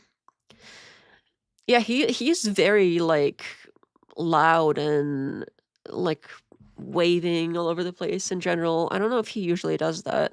He's usually more like sitting there all like smug and whatever. But he's a yeah. That's an interesting assessment. I think that seems to follow. Interestingly enough, when we're talking about oil prices, though, and gas prices, yes, at Biden's peak, they were $1 more than they are the national average right this He keeps saying peak. second as we're talking. I even made sure this morning before we came in, just to be sure. And yes, that is in fact the case. So it's like you're only comparing Trump to Trump, and even with him blowing the shit out of pedophiles in Iran, like the Ayatollah Khomeini, he still managed to give you $1 cheaper gas than Joe Biden. This is something else I had to look up. So Ayatollah Khomeini. So Khomeini died in 1989. That wasn't like, he wasn't the one who was killed. So Khomeini was the one that and then Khamenei with an A is still alive. Or maybe that's his kid. I don't know. But this was confusing for me because it sounded like he was saying it was that older one that's been dead for a while. And the let's see. The June strikes. Yeah, so it's not super clear who is dead and who's alive. We might have to look into that a little bit more, but he's gotten a lot of things wrong in this debate too, so I don't know if we can just like give this to him with how he was like, oh, it was Obama and then it was 100,000 instead of 10,000. Like fact after fact after fact is wrong, so I wouldn't be surprised if a lot of these things are off. And I don't know if I can like go and look up every single one, but it seems like there might be something to investigate there further. Did. But you just said it wasn't Trump. You just said it was the speculators. Now you're giving credit to Trump. So I don't. That's interesting. Everything that he sees as a good thing that happens, he's like, oh, well, look at what Trump did. He did so well. And then everything that's negative, he's like, oh, Trump didn't have anything to do with that. That's a very great point that Owen made here. I don't know what, I'd like a little consistency. Okay, so wait a second. So you're going to blame it on Trump instead of the speculators, but when I say even under those circumstances it's $1 cheaper, that can't be because of Trump. Let's be clear. No. Here's my I metric. want the consistency. No. Here's my metric. Yeah. Trump said on his campaign he would get gas prices down. He did. He hasn't done it. Yes, he has. He's even admitted that we had to take a detour off of America First to do this war. He said it's over. It's not a war. He it is has a war. gotten We've won the gas war, but prices still, down. Gas What are you prices have talking gone about? up since we started the war. Yes, So, gas prices went up when we started the war due to market speculation. so Trump started I a war, agree. and now gas prices are higher. That's Yeah, a but fact. you're only comparing Trump to Trump. And if you're going to compare him to Biden, I'm comparing, gas is Trump, still I'm cheaper comparing than the this Democrats. administration to this administration. Exactly. Gas prices have gone up since he And again, Andrew keeps pointing out that he's comparing to Biden's peak. started this Yes, war. and if you follow Trump's plan, gas prices are likely going to bottom out because he has control of I hope. oil there. This is such cope. Anybody who's still, after everything that's happened, is gonna go, oh, Trump has a plan. If we just wait and he's got some kind of 4D chess move and we just wait for him to do some kind of plan thing, he knows what he's doing. It's all gonna work out. And that is such cope. That is such sad little man cope. That's a nice control hope. over oil in Venezuela. That's a nice He has hope. control over all of it. Venezuela oil won't be ready for probably months. But we still have control of it. What did I say? In the future, it'll go down. We'll see. Why? I hope that's the speculators case. say the I hope same that's the thing. case, but that's not the case right now. And Americans are struggling financially, and now here we are in another war in the Middle East, and we're sick of it. Are you going to blame market speculators? Yes. I'm going to blame Trump for getting us into another war on Israel's behalf. Yes, I am going to. Yeah. So everything that Owen has said here is spot on. I agree. Basically, yeah. I'll just let him cook because he's done a great job here, and it's not difficult to shoot down really terrible, awful arguments like this. So this is probably like a cakewalk for him. He could probably handle something a little bit more difficult. That's Andrew's move. He will use a technicality. I apologize. A technicality to filibuster to stop the conversation from moving forward. I've seen that often too. I'm going to blame Trump for Okay. that. He did that. So help me out here. Can you tell me all of the downsides of Donald Trump killing pedophiles in the Middle East? First, Okay, we're back to this again. I guess he didn't want to. He really can't defend this war in any way except for pointing out that there's pedos there. And I've said this earlier in the stream, like, sure, there's pedos in Israel too. Why don't we bomb them? There's pedos here in America. Why don't we just bomb the whole country? We just bomb ourselves. Like, well, obviously, because that's not how it works. You don't go and get rid of the people you are trying to protect and call it done. This level of stupidity I have not seen from him yet. This is a whole different. This whole debate has been. It's baffling how bad this is, honestly. First of all, do you know every single person? Were those schoolgirls pedophiles? It's institutionalized in the Iranian. Just Thank you, Owen, for bringing that up because I think that is a great question right here. no. Were the 200 schoolgirls pedophiles? You want to make sure that they're alive so they can get raped? I'm sorry, what? In the Iranian. Just no. Constitution. Were the 200 schoolgirls pedophiles? You want to make sure that they're alive so they can get raped? You want to make sure that they are alive so they don't get raped. Ha ha. Hee hee. Seriously, what the fuck is wrong with this dude? That's disgusting.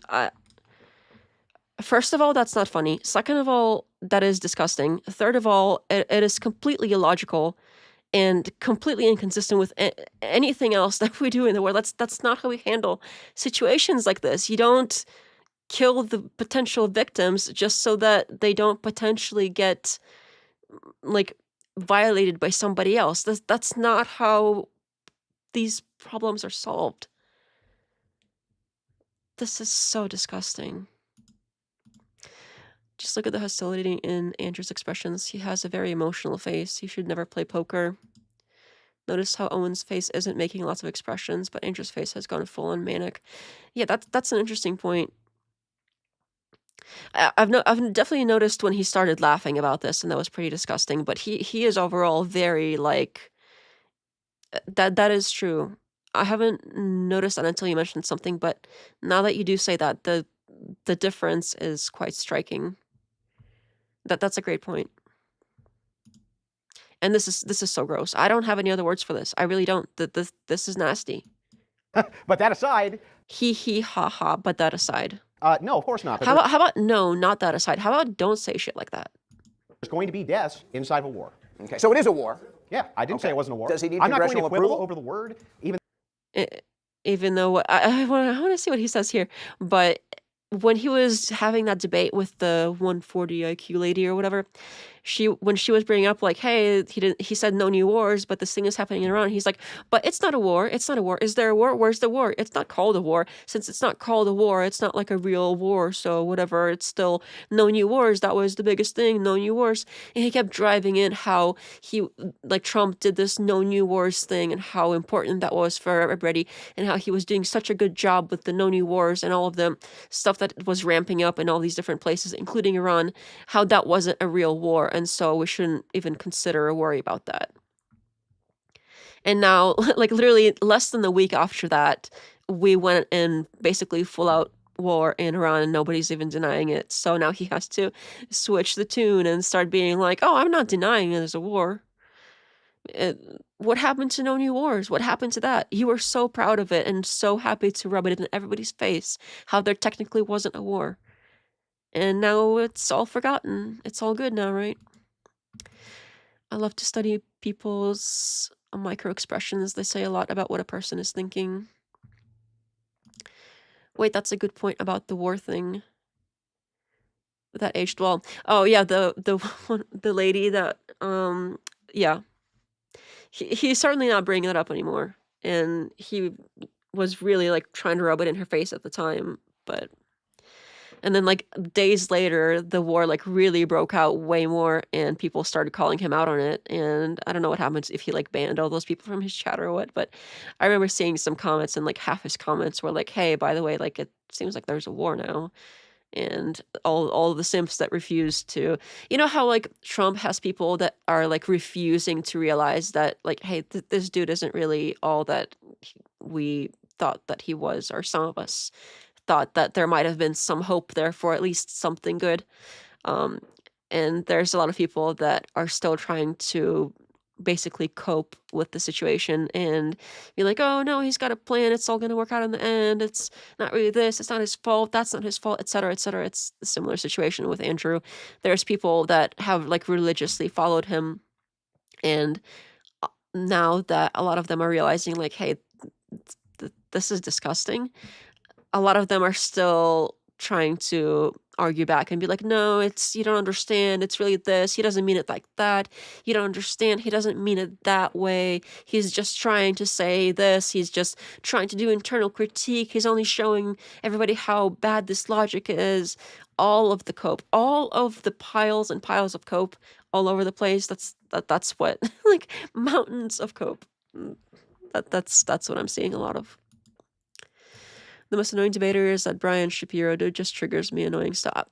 That was, yeah, at least he wasn't defending the whole, like, Epstein stuff, or at least refusing to condemn it and making excuses for it. Like, I did not see Brian Shapiro making excuses for any of this pedo nonsense, but he was pretty annoying as a debater, too. Like, I think I mentioned it in the very beginning, when the stream started, is what I was gonna do for this stream is I was gonna wait for that second debate, and then we could just cover both of them in this stream tonight. Otherwise I would have just done this yesterday maybe, but so I was like, oh, okay, they have 2 debates in a row scheduled for modern day debate, I'll just cover both of them in one night. But I watched that second one and it was so, it was sad. It was just sad. Like all the crying and the bullying and the crying and the back and forth was kind of a nothing burger. There wasn't really much discussion. It was, the whole thing was like icky. So yeah, I agree. I think honestly both Brian and Rachel, neither of them did well for that debate. It was kind of a fail for everybody.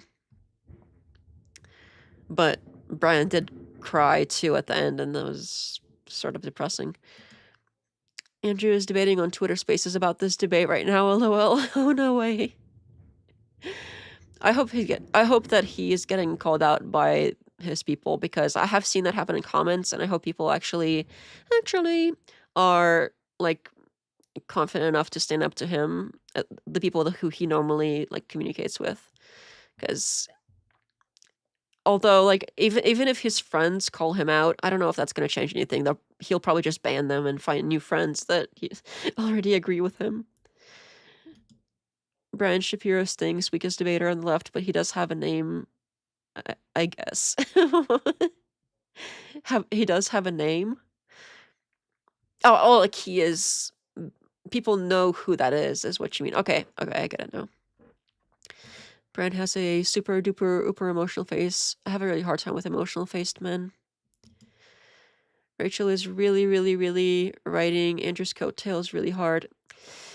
Yeah, I mean, if she wasn't married to Andrew, who people have this like fanboy relationship with, none of those men would look at her as anybody worth listening to. Like, all of those men would basically look at her and be like, oh, that's disgusting. But since she's married to this dude, then they like, she is apparently like a goddess, can do no wrong, and completely a wonderful, unique person. There is no other like her. But if she wasn't married to him and she had the 3 baby daddies and it was some other dude that maybe they didn't like as much, they would look at her and be like, what is this doing on the stage? Like, get that out of here. I guarantee all of those people would have that reaction if she wasn't associated with him. So that's pretty spot on as well. All right, let's try see if we can finish up, because I don't know if they're gonna get to the Q&A here or not, but I don't know if I'm gonna. I don't think I'll be doing the Q&A. It's already getting pretty late. Even though there's no ground invasion, there's no boots on the ground, there's none of that. I just want to know, how is the global interest served? You're so concerned about pedophiles. He killed one of the most major ones who's ever existed since the late 1970s.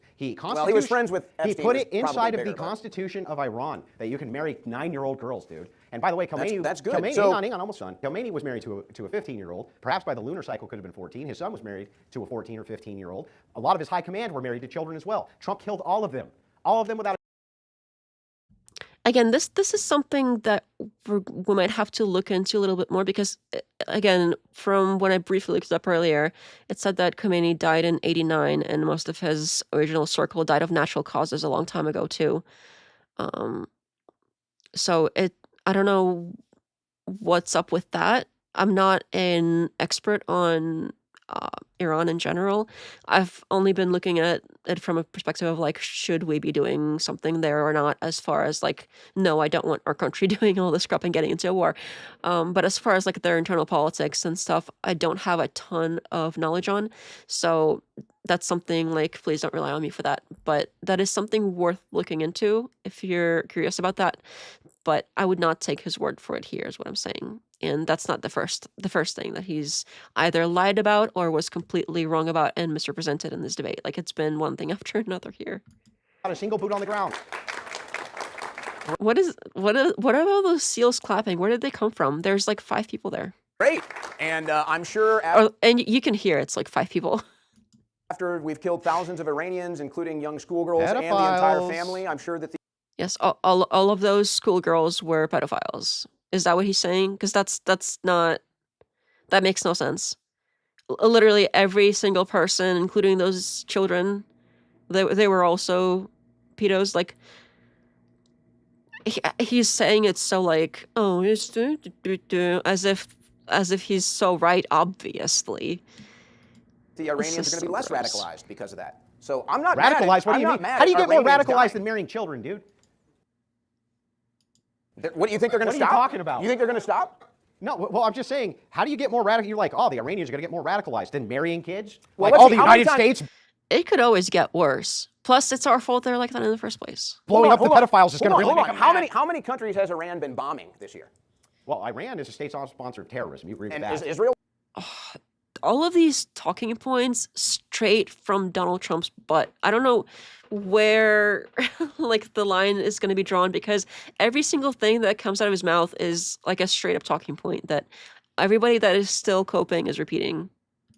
A state sponsor of terrorism? I think that Israel's done many terrorist Is actions. America a state sponsor of terrorism? I don't think that America generally is a state sponsor of terrorism. Okay, no. well, I beg to differ on both fronts. Obviously, Israel is a state sponsor of terrorism, and so are we. So, come on.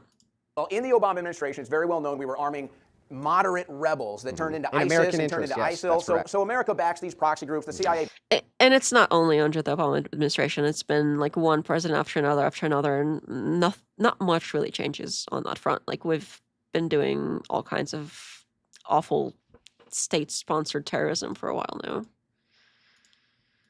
backs these proxy But that groups was all due to over the Bush planet. doctrine. It's not a surprise that everybody hates us.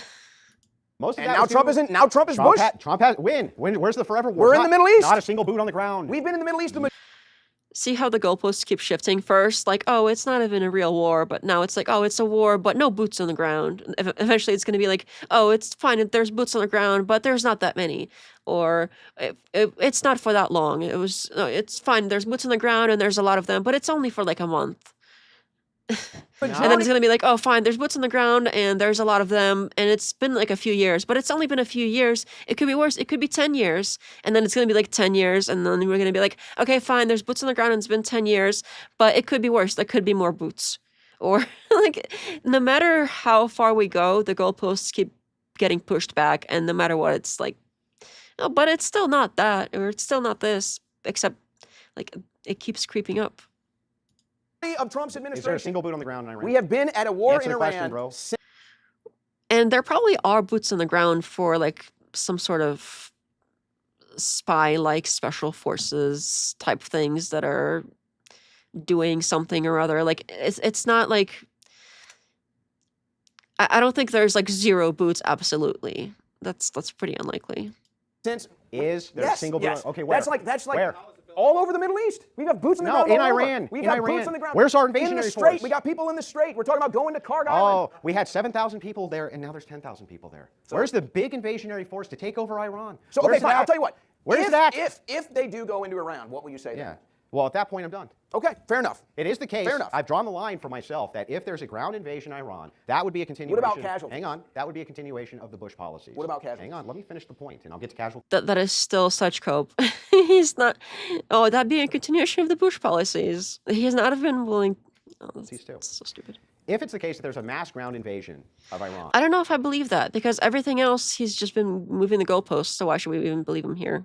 Like, there's no reason to. then yeah, I would have to pull support in. Plus everything else that he said that's been completely disgusting about the kids. And yeah, I mean, I can't take anything else he says seriously because of the kid stuff. Because that would be a continuation of Bush forever war doctrine.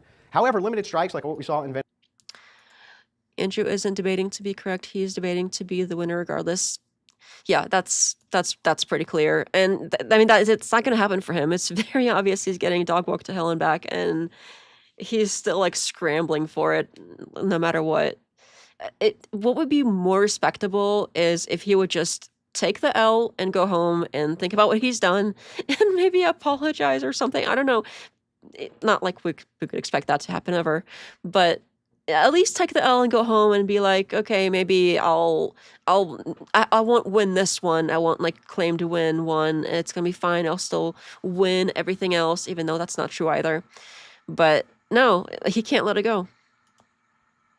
Venezuela, or 6 to 8 weeks, which is what we're seeing right now, that's not enough to pull my support from this president, especially with all of his success in domestic policy. Even if I See, it's like, oh, fine. Even if the stuff happens, oh, it's not that long. And for it's a few days, oh, it's a few weeks, it's a few months, oh, it's only been a few years. It's whatever. It's gonna keep moving back, isn't it? Be honest, Andrew. You're gonna keep moving it back. If you will consider if it's the case that I'm wrong, I'm right. Pretty much. grant you, and I'm not a fan of the war, I'm not an advocate of it, but even if I grant it, that it's the worst thing he could have possibly done, it's not going to change the fact he's been a successful president. His domestic policies alone in eliminating crime and mass migration and being a net negative, that's what people wanted more than anything. It wasn't just the forever wars, it was the mass migration. That's what Trump always harped on. And he's been after it and after it and after it. And he Okay, it's very interesting that now it's all about the mass migration, but it literally in that other debate not that long ago when it was that chick with the dark hair, she was like, oh, he said no new wars, but no new wars. He went on and on and on about how Trump's whole thing has been no new wars, how he's uniquely positioned to not have new wars, and how look how he's delivering the no new wars thing and how wonderful it is. What happened to that, Andrew? What happened to that? Because you were so confident that he wasn't going to do a new war, and you were shrouding it like, look at this win, and literally days later, shit. He did deploy the National Guard to protect these various centers in these cities while ICE was removing these people from the nation. Democrats did everything that they could do to stop them, including court cases, terrorism against them, and everything else in between. So it's like all of those show me Yes, it's whoever's in power is always calling the other side terrorists. Yeah, whatever. I've heard this before. the guy's very successful, even if I grant Tell me something new. it to you how bad Iran is. Well, I think that they made a There are a lot of countries out there that are bad or do things that are bad in all kinds of different ways. There's all kinds of human rights violations that are happening. There's all kinds of disgusting things that are being done. We don't bomb all of them. That's not how this works. major blunder on the deportation. I respect people that can take a loss with character and self-respect. I agree. I agree with that. Andrew's probably thinking he's winning and looking really smart. I would not be surprised. I don't know if he's capable of thinking that he's ever losing, because even when it's this obvious. now they're basically stopping them. They should have gone after the Democrats first. Quite frankly, they should have been arresting Democrats for treason. Alejandro Mayorkas should have been the first arrest. He should have been hauled in front of Congress. And you're a little too late going after the SPLC, in my opinion, which is now being, funny enough, it's actually being directed at the right. They're now using this SPLC thing to claim that anybody that's a dissident on the right is paid for by leftists and needs to be censored. That seems to be. Yeah, and that's what's interesting. It's usually, it's if the left is in power, they're going to claim that, the right wing are all terrorists, and if the right wing is in power, they're going to say, the left wing is all terrorists. But now that even the right is turning against the right that is in power, so Trump has gone completely off the rails, and there are lots of right wing people that are turning against him. They've gone to basically saying, these aren't really right-wing people. These are really like leftists pretending to be right-wing, and they're not really MAGA. So sure, if you basically exclude everybody that used to be on your side as not really on your side, then yeah, nothing's changed for you. And these people have always been against you or whatever, even though that's not true at all. So yeah, there's all kinds of ways to cope with the situation, and none of them are legitimate. The theme with that. But they should have gone after all of these groups right out of the gate, Andrew. They should have gone after all the Catholic charity groups, all the Jewish charity groups, all these groups all along the Rio Grande, all of these groups on the southern border, all the Democrats that brought them in, all the Biden administration that brought them in. All of them should have been hauled to jail. Yeah, and they weren't. Except they have due process, Owen. And what process have they started? So hang on. They haven't started the process. So how do you know the SPLC? Because there's no. Okay, so I guess all the little girls that got killed in Iran, they don't get due process. We get to, save them by doing that to them from being assaulted. This is No results. nothing he has said in this debate has been logical, consistent, or reasonable, like not even close. This whole thing has been completely disgusting. How long? Honestly, like I am disgusted. That's like my whole take on this debate is I am disgusted by him. And that's pretty strong. Like I've seen a lot of his debates, and he came very close with the whole other time he discussed Epstein, and that was pretty disgusting. But it wasn't as completely nasty as this. Like I don't have any other words for this anymore. This is sad. Narcissism prevents you from seeing that you are losing. A narcissist thinks they always win. It's kind of a superpower in a weird way. Yeah, I could see that. Trump is just a means to an end for Andrew, though he sees him opening the path to Christian nationalism somehow. Yeah, that's the other thing about Christian nationalism. Everything that he describes as Christian nationalism, I mean, Andrew specifically, is he tries to say, well, it's basically Christians that happen to be in power, that happen to take into account their beliefs and stuff when they do less. We have that already. Like, that's what we have. He's not describing anything different, but yet claims that we need to do something differently. But when we say, well, what is it that we need to do differently? He's describing this thing that we already have. Sure, whatever. Were you aware of the SPLC investigation? What are the charges? They're all financial crimes. Hang on, let's walk through this. When were you aware of the SPLC investigation? When they released it, right? Yes. Yeah, so when they released it. You're not aware of what the Trump Justice Department is investigating or not investigating? Show me the evidence. He said You're the one who wants to talk about. This is right along the lines of, just wait, he has a plan for it. He's got the plan. He's got some 40 chess. You don't know what he's doing behind the scenes. Come on. No evidence of your claim. Lack of evidence, lack of claim. Hang on. He said multiple times that he wants to bring James Comey up on charges, right? He said multiple times that he said a lot of things, and we seem to be getting the opposite of most of them. So I don't know what that's supposed to mean. he wants to go after these Those people. charges got dropped. Instructing his Justice Department to investigate these things, we're finally starting to see the fruit. My evidence is we're finally seeing the fruit. With the SPLC, I'm guaranteeing you that there's going to be other organizations which are indicted for various things like this. This is exactly what it is that you said that you wanted. It's at least a step in the right direction. They've only been charged for financial crimes. They need to be charged for treason. So was Al Capone. They need to be charged for treason. Yeah, Al Capone was not charged for his mob hits or for bootlegging. Wait a second. He's charged with financial crimes. You're not comparing Al Capone to I'm telling 15 you that million invasion of this If it's country. the case that you go to jail for 15 Al Capone is more of an American than Mayorkas. If you go to jail for 15 years for the crime of murder, or to jail for 15 years for the crime of for some type of financial fraud, you can prove the one but not the other. Which one would you go after? I would go for it all. That's what the feds do. That's no, what they did no, to me. no, you wouldn't. If you could prove Absolutely. one but not the other, you would go after the one you could prove. No, they always overcharge so they can get you a plea and get their incarceration rate and get their conviction rate. I would know. I've been through it before. Sure. Regardless, we're talking about almost 2 years into this administration and no deep state arrests. None. Who do you want to see arrested? I just told you Mayorkas. There's one. How about the Obama administration? Yeah, how about John Brennan? tell How me, about James Clapper? How about James Comey? Tell me what your process would be to arrest them. Okay, first of all, Dan Bongino, who was the deputy director at the FBI. Oh yeah, I almost forgot about Dan Bongino. Jeez, what a mess. To go on for years trying to call out like to have these files. You got to go in there and get those files. You got to get the files. They're hiding something. They're hiding something in the files. They're protecting all these pedos. And to go on and on about this and basically act like you're righteous because of that and have people support you because you were saying all that stuff, and then get into power and to have the power to release the information, to go after these people that are indeed pedos, to find out what really happened to Epstein, to put it out in the open, to get people what they want, the information, and to bring justice for all the victims. He had all of those things available to him to do. And what did he do? He was like, well, I looked at the files and like there wasn't really anything there. So, yeah, it's all good, bro. It's all good. Like I trust me. I remember I was saying all this stuff earlier. Well, trust me. I looked at it and that's all we need to do. There's nothing here. Epstein offed himself. There's nothing to even discuss. Take your stuff, go home. It's fine. It's fine. Okay. There's no such thing. There's no pedo ring. There's nothing going on here. And then he tried to go back to podcasting, and I heard it's not going so well for him because, like, come on. What a sad, sad little sellout. I can't believe anybody would still take him seriously. Although I'm not surprised if Andrew's about to be, like, defending him, too. He seems to really defend all the wrong people in this particular thing.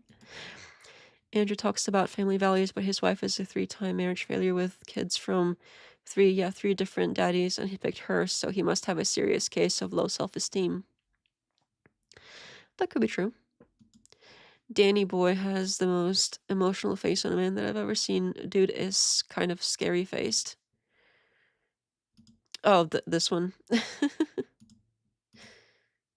All right. Let's see if we can try to finish this. I spent 8 years writing books and doing a podcast did. all about arresting these people. He gets in there and does none of it. Yeah. So I should have just let him cook because I sat here trying to go on and on about this, and he put it so well. Like, exactly. So the did same he, Dan Bongino who talked about what was going on in the Epstein files ad nauseum, how none of it made And then sense. changed- Exactly. That's the problem. his mind. Because he went in and saw. Here's what's funny. Why would anybody ever want to go work for the Trump administration from the private sector, especially somebody like Dan Bongino, if it's the case that he goes in, looks at the evidence, reviews it, and says, actually, I got this wrong, and you guys fucking crucify him for it. Because he's a liar, pants on fire. You crucify him. Who cares if people don't want to go work for him from the private sector because somebody did something wrong and is getting the backlash for it that he deserves? Like, so what? For saying, look, What kind of argument is this? This is so ridiculous. I don't even know how to process this. I got this wrong. And it's like, why would anybody ever want to go work for the Trump administration if that's going to be the case, Owen? Imagine that. You give a I don't give a shit if nobody wants to go work for them. Like, good. There's a bunch of liars. us a little peek into That's, yep. Let's see if we can finish this. Is usually the theme of your streams. Oh, no. Oh, my goodness. I better get a dono or something tonight. This is a lot. what's going on in the Epstein files, and it makes people even more aware and more suspicious, and then you say there's no there there. If anything, our peek at the Epstein files showed us that there is something serious there. Very No, serious. You've never, look, not only have you never provided any evidence for that, but your other problem is you didn't actually answer my question. What incentivization would like, let's say Trump drafted you to go to his administration to investigate Who these things, cares? and you wit. Who cares about any of these incentives? We want the people who are responsible for hurting the children put in prison. That's what we want. I don't care about incentives to go join the administration. Like, nobody gives a shit about that. In good faith, and you did. And you came back and you were like, look, I took a look at all this evidence and I was wrong about this. And then all of your friends and cohorts and everybody else who was cheering you on fucking crucified you for it. You know what, Andrew? It's funny that you say that because that's literally happening to me right now. From Okay? who? That's literally happening to me. From this new MAGA right cult. Who? I already did this. I already put my time in. Yeah, I but was who's arrested. crucifying Hold on you a second. for it? Hold on a second. Hold Yeah. on a second. For four different times, I was arrested for supporting Trump. Okay. Now, That's gotta hurt. If you even if you were arrested and put in solitary and you basically to go that far for this dude and be betrayed like that's gotta suck. Like, All incorrect, by the way. Now, you like Trump? but honestly, like, see, like even all of this happened to Owen, and he's even been to jail. So if he went with the sunken cost policy and he was like, well, I've already been through all this, I might as well stick it through with Trump, like Andrew here is doing. So Andrew's gonna sit here and he will keep coping and coping and coping no matter how far this train goes, because he's like, well, I've already sunk this cost in. I can't give up now. But Owen is doing the right thing. He's like, okay, well, I've tried this, I've been there, I've paid the price for everything, and I'm still pulling out because this is ridiculous. That is so respectable and that's gotta be tough too. If you basically went to prison for somebody multiple times, even solitary, and to still come back out and be like, no, this is wrong, I'm calling it out. That's honestly that's respectable. That is way more respectable than sitting here coping continuously. I don't like Trump. Now, beyond the point. All because he doesn't want to admit he was wrong. I think that's all it is. He doesn't want to admit he's wrong. He went through that crucible. I already put my face, my name, my neck out there, and it's not even that I'm just gonna let him talk. I necessarily did it for Trump. I did it for the He's pretty good at like getting to the point himself too. truth because I believe Trump was innocent and I wanted to support But him. how So are you I've being already been through that. crucified? I have MAGA people putting me on lists. I have What MAGA list? people doxing me. I have MAGA people sending people to my house. I have Laura Loomer in my box all day telling me she's telling Trump to post negatively that about was me. typified. Freaking Laura Loomer. How did that clown even get close to anybody in power? I don't get what is it about her? Because it's not like she's hot. Like, I would understand if she was hot or something, but no, like, she's, and somehow has all this power over the people. It's very weird. Integrity, what's with the mask? Privacy for now. We'll see how it goes. But welcome. Trump posted something about me. He told me to shut the You missed the worst parts. Hopefully it won't be going too long. fuck up. So I got arrested 4 times for this guy, spent months in prison for this guy, did everything for this guy, censored, lawsuit, everything, lost all my social media, kept supporting him, and then what is the one recognition I get from him? Fuck you, shut up. I don't even care. I did it because it's the truth. And now the truth is, this administration has turned against us, MAGA has now been weaponized against us, and Trump is now the very globalist that we were supposed to get out of the White House. This is ironically hilarious. So the first thing that you claim, you say, hey, look, I was crucified for my support of Donald Trump by Democrats. Do you agree? Thank you for the $5 chicken. I appreciate that. I think. It's by Democrats. Well, actually, first it was by Republicans because we were going up against. Never Trumpers. Yeah. Like you are right now. No, I'm not a So never Trumper. I anyway, voted for him 3 times. What happened is, well, now you're like, oh, he's the worst thing ever. No, I'm when saying you're talking about, he's failed. This administration he has hasn't failed. failed. And when you're talking about this, Democrats were the ones who persecuted you. Democrats were the ones who threw you in jail. They were the ones who didn't want to give you a fair trial. Me and my wife, we advocated for the release of J6ers everywhere that we possibly could, yourself included. And I will give Trump Okay? that. That is the biggest victory. Yeah, I would never huge regret victory. voting for Trump because he did that. Yeah, Never. huge victory, okay? But not only that, let's dive into this a little bit deeper. When you're talking about your supposed crucifixion now by the right, Trump hasn't shut down your channels. He hasn't done any of that. Under Biden, that was a sure thing Well, to let's have not happened. be so sure. That's Yeah, I mean, currently I am seeing a lot of people still lose the channels and the whole like, oh, well, the right is going to come in and they're going to do all this free speech stuff. Yeah, I haven't really seen a huge change in that. The only thing that I've seen changed is that they're no longer, like the COVID stuff isn't as big of a deal anymore. People don't really lose their channels for that much. But that's mostly because we've moved on from it. Like it's just not a thing anymore. That's basically all that's happened there. But as far as like censorship in general about political stuff, I haven't seen a huge change. Maybe like you could go on what used to be Twitter a little bit more, but even there, it's not completely free speech. being a huge sellout helps Laura get closer to people in power. Sycophants seem to be the trend. Free speech is dead, a thing of the past. I mean, I hope not. I think it's still hanging on there, as long as people still value it, but it's certainly under attack. It's not going to happen soon. You say gonna, hasn't though. Okay, Gonna. under Biden, it was a Isn't that the whole point? Is under- none of this stuff has happened under under Trump, and you're Biden. saying, oh, but it could. Hang on, Like, under that's the point. Biden, no, it's not. Under Biden, it would have, for sure. He was working with Facebook and these other groups in order to shut down people who had podcasts. You have a voice right now. That's true. The President of the United States might have told you to shut the fuck up. I honestly don't know if it would be any different. Like him trying to be like, oh, well, it would be worse with Biden. That's kind of cope. But he still gave you a platform. Tell him We don't know that for a fact. to shut his fucking mouth. That's the disconnect. How about we just like deal with what we have now? What we have now is crappy. Let's just call it out and try to move on and get something better. Who cares if something like 5 years ago would have been better or worse? Like we're here now. Let's deal with it. Integrity says I'm censored here already. It's been here 2 minutes. 2 comments censored. Oh, that sucks. I apologize for that. But yeah, YouTube is pretty strict about things in general, so especially for smaller channels. No, Trump did not. That's the First Amendment. That is the First Amendment. It was given to us by the Well, founding Biden fathers. didn't give a fuck about the First Amendment. And He neither was does working Trump. with the tech And companies neither to does shut you Trump. down. Trump so- doesn't care either.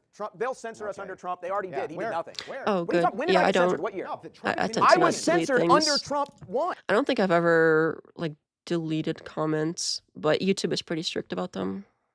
I was censored from Show me 2018 what to policy 2022. of Trump's administration censored you? What? What did he do for it? What did he do to end the That's censorship? different. That's you got to make a distinction. No. here. You're the one If making it's the claims that case- Trump did something Yes, for me. he did. I'm not asking Trump to do anything did. for me. I'm saying that He we had instructed his censorship under Department Trump. of Justice to stop putting pressure on Facebook and these other groups for censorship. He promised he But would that do is that. happening. That's why did he do just it. that's why he just brokered the deal to give the Ellisons everything so that they can Let's censor kind the of internet in favor skip of through this this war and scope a foreign little policy bit that's faster. Where is that happening? Right now, it just Where? happened with TikTok. It just happened with Paramount. No, TikTok. They talk about the war Ellison- constantly. I know. Ellison and I'm on Oracle- TikTok arguing. Blah blah blah blah blah blah blah. I think we get the gist of it. constantly. Ellison and Oracle are about to have all these databases. They're going to sell all of In our the private future information. soon. But you've been wrong about futures before. And by the way, Oh, I'm wait a talking second. about Hold right on. now. Okay, hold on a second. I'm talking about Hold right on a now. second.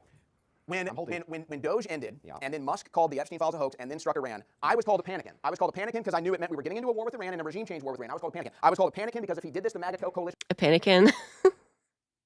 I haven't heard that in a while. would be destroyed. And I was called a panican because I said if he does this, we're going to lose the You also midterms. made And now some- all 3 things of those have happened. Except every you were also single wrong one. about Venezuela. What was I wrong So about in Venezuela? Venezuela, you said that there's a good chance there that we're going to be bogged down in a war. Never said that. You did too. No, I you said it did on your not. show. Yes, you No, did. I did not. You said there was a good shot there. You were in a debate when you said it, in fact, with a caller. It's a good shot there would be bogged down as well. When did- so what are that's you what's talking funny to me. It's like every time I dive in to your view, it's always well, down the road he's going to do these bad things. Down the road he's going to do this. Trump's administration hasn't censored you. Trump's administration didn't jail you. Trump's administration didn't do any of that. You just gave They didn't really help either. credit for getting you released. And not only that, we're talking about the economics of this thing. We diverted into this, which is fine. I think that speech is something that we need to debate about. But when we're talking about the economics, you still haven't actually told us. Wasn't he part of the original like January 6 people that they jailed basically right away? I don't remember for sure, but I know a lot of people did basically get jailed right away. And what he could have done at the time when he was still president the first time around is he could have pardoned them like right then and there.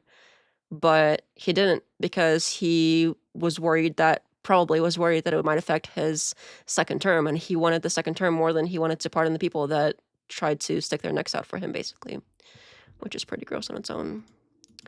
Okay. I checked that I'm never voting again. Every election is basically Lex Luthor versus the Joker. Wilson seems more annoyed than usual for some reason. Yeah, for some reason, he is so very obviously losing this one, and it's really not going well for him. So, yeah, if I was basically a narcissistic asshole who was used to winning all the time or pretending to, and there was one time where somebody was literally dog walking me so badly that I can't see myself getting out of it later somehow, I would be pretty annoyed too if like I couldn't handle possibly losing one time. So how it is that you, Owen Schroyer, are going to make an offset for net negative migration without prices going up. There's going to be an Cut adjustment. taxes. That's an adjustment period. You can cut taxes. yeah, that was mentioned earlier too. I think Junior also mentioned that he seemed a lot more emotional. In a year. Do you think that prices are going to immediately decrease because you cut taxes? Prices don't have to decrease. You have more money in your wallet. You have more money in your bank account. You're not paying it to the government. Again, those are adjustment periods that are incremental. So if you cut taxes Takes 1 year. immediately, Takes 1 right? year. And by the way, Trump doesn't unilaterally have the power to do that. He doesn't unilaterally have the power to just cut taxes. That has to go through Congress. And so this idea that you have, one thing he did, Okay, they're kind of going in a circle now. Let me see if I think there's one thing that happens when like his 3 baby daddy wife comes up for the Q&A, and I think she brings up the Epstein stuff again or something, or maybe it was Iran. It was something related to what we primarily covered, so let me skip to that real quick because I don't really want to do this. I'm so... Oh, there she is. Okay. There's their lady. This is going to be disingenuously framed as Andrew loves Epstein now. I just want to say... Yeah, very disingenuously. He has done nothing to get that sort of assessment of himself out into the world. He is completely innocent here. He said everything right. He is just misunderstood. He's really misunderstood, you guys. And if people come out here and start saying like, oh, he was like defending Epstein and stuff like that, that is totally not cool, you guys. Many of you were very happy about a lot of Owen's points on Epstein, and I am too. And Andrew did make clear we don't think he's good. We don't think pedophilia is good. Given that, he literally needs his wife to come up here and start clarifying for him, because even freaking Rachel was sitting there and realized how bad this was.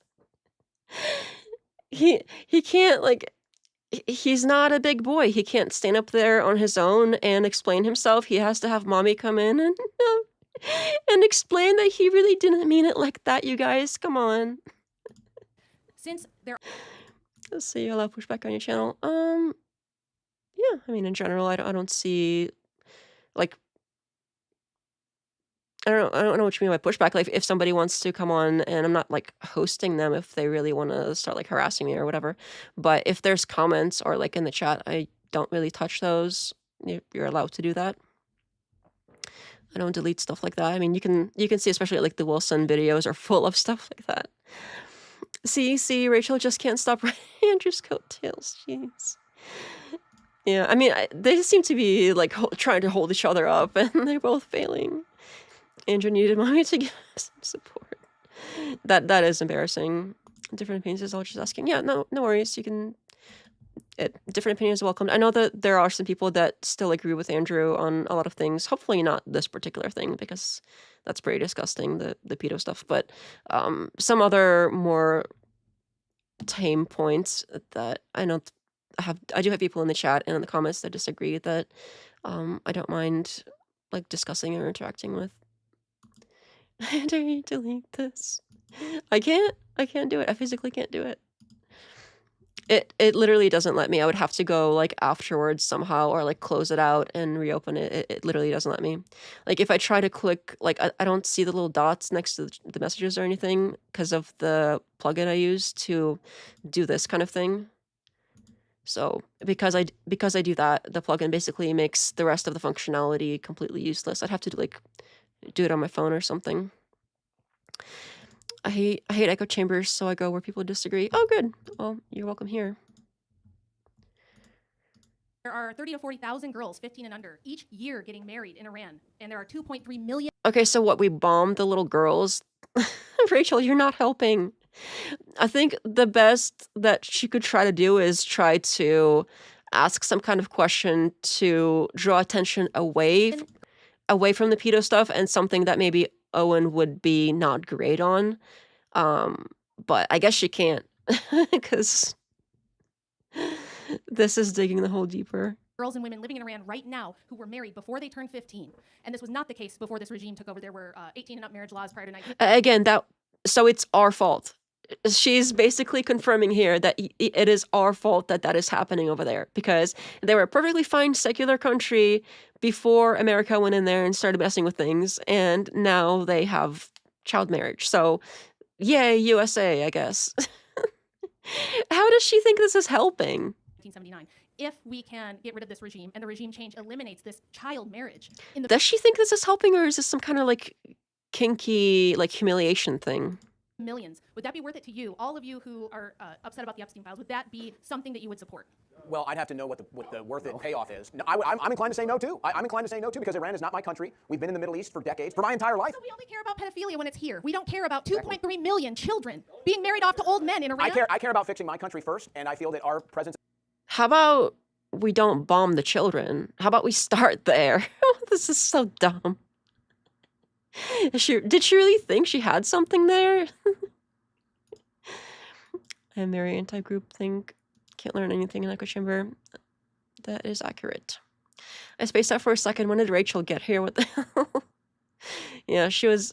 I fast forwarded a little bit. It was like just the end where they were kind of make a fourth on the whole, like, oh, Trump good, no, Trump bad, or whatever.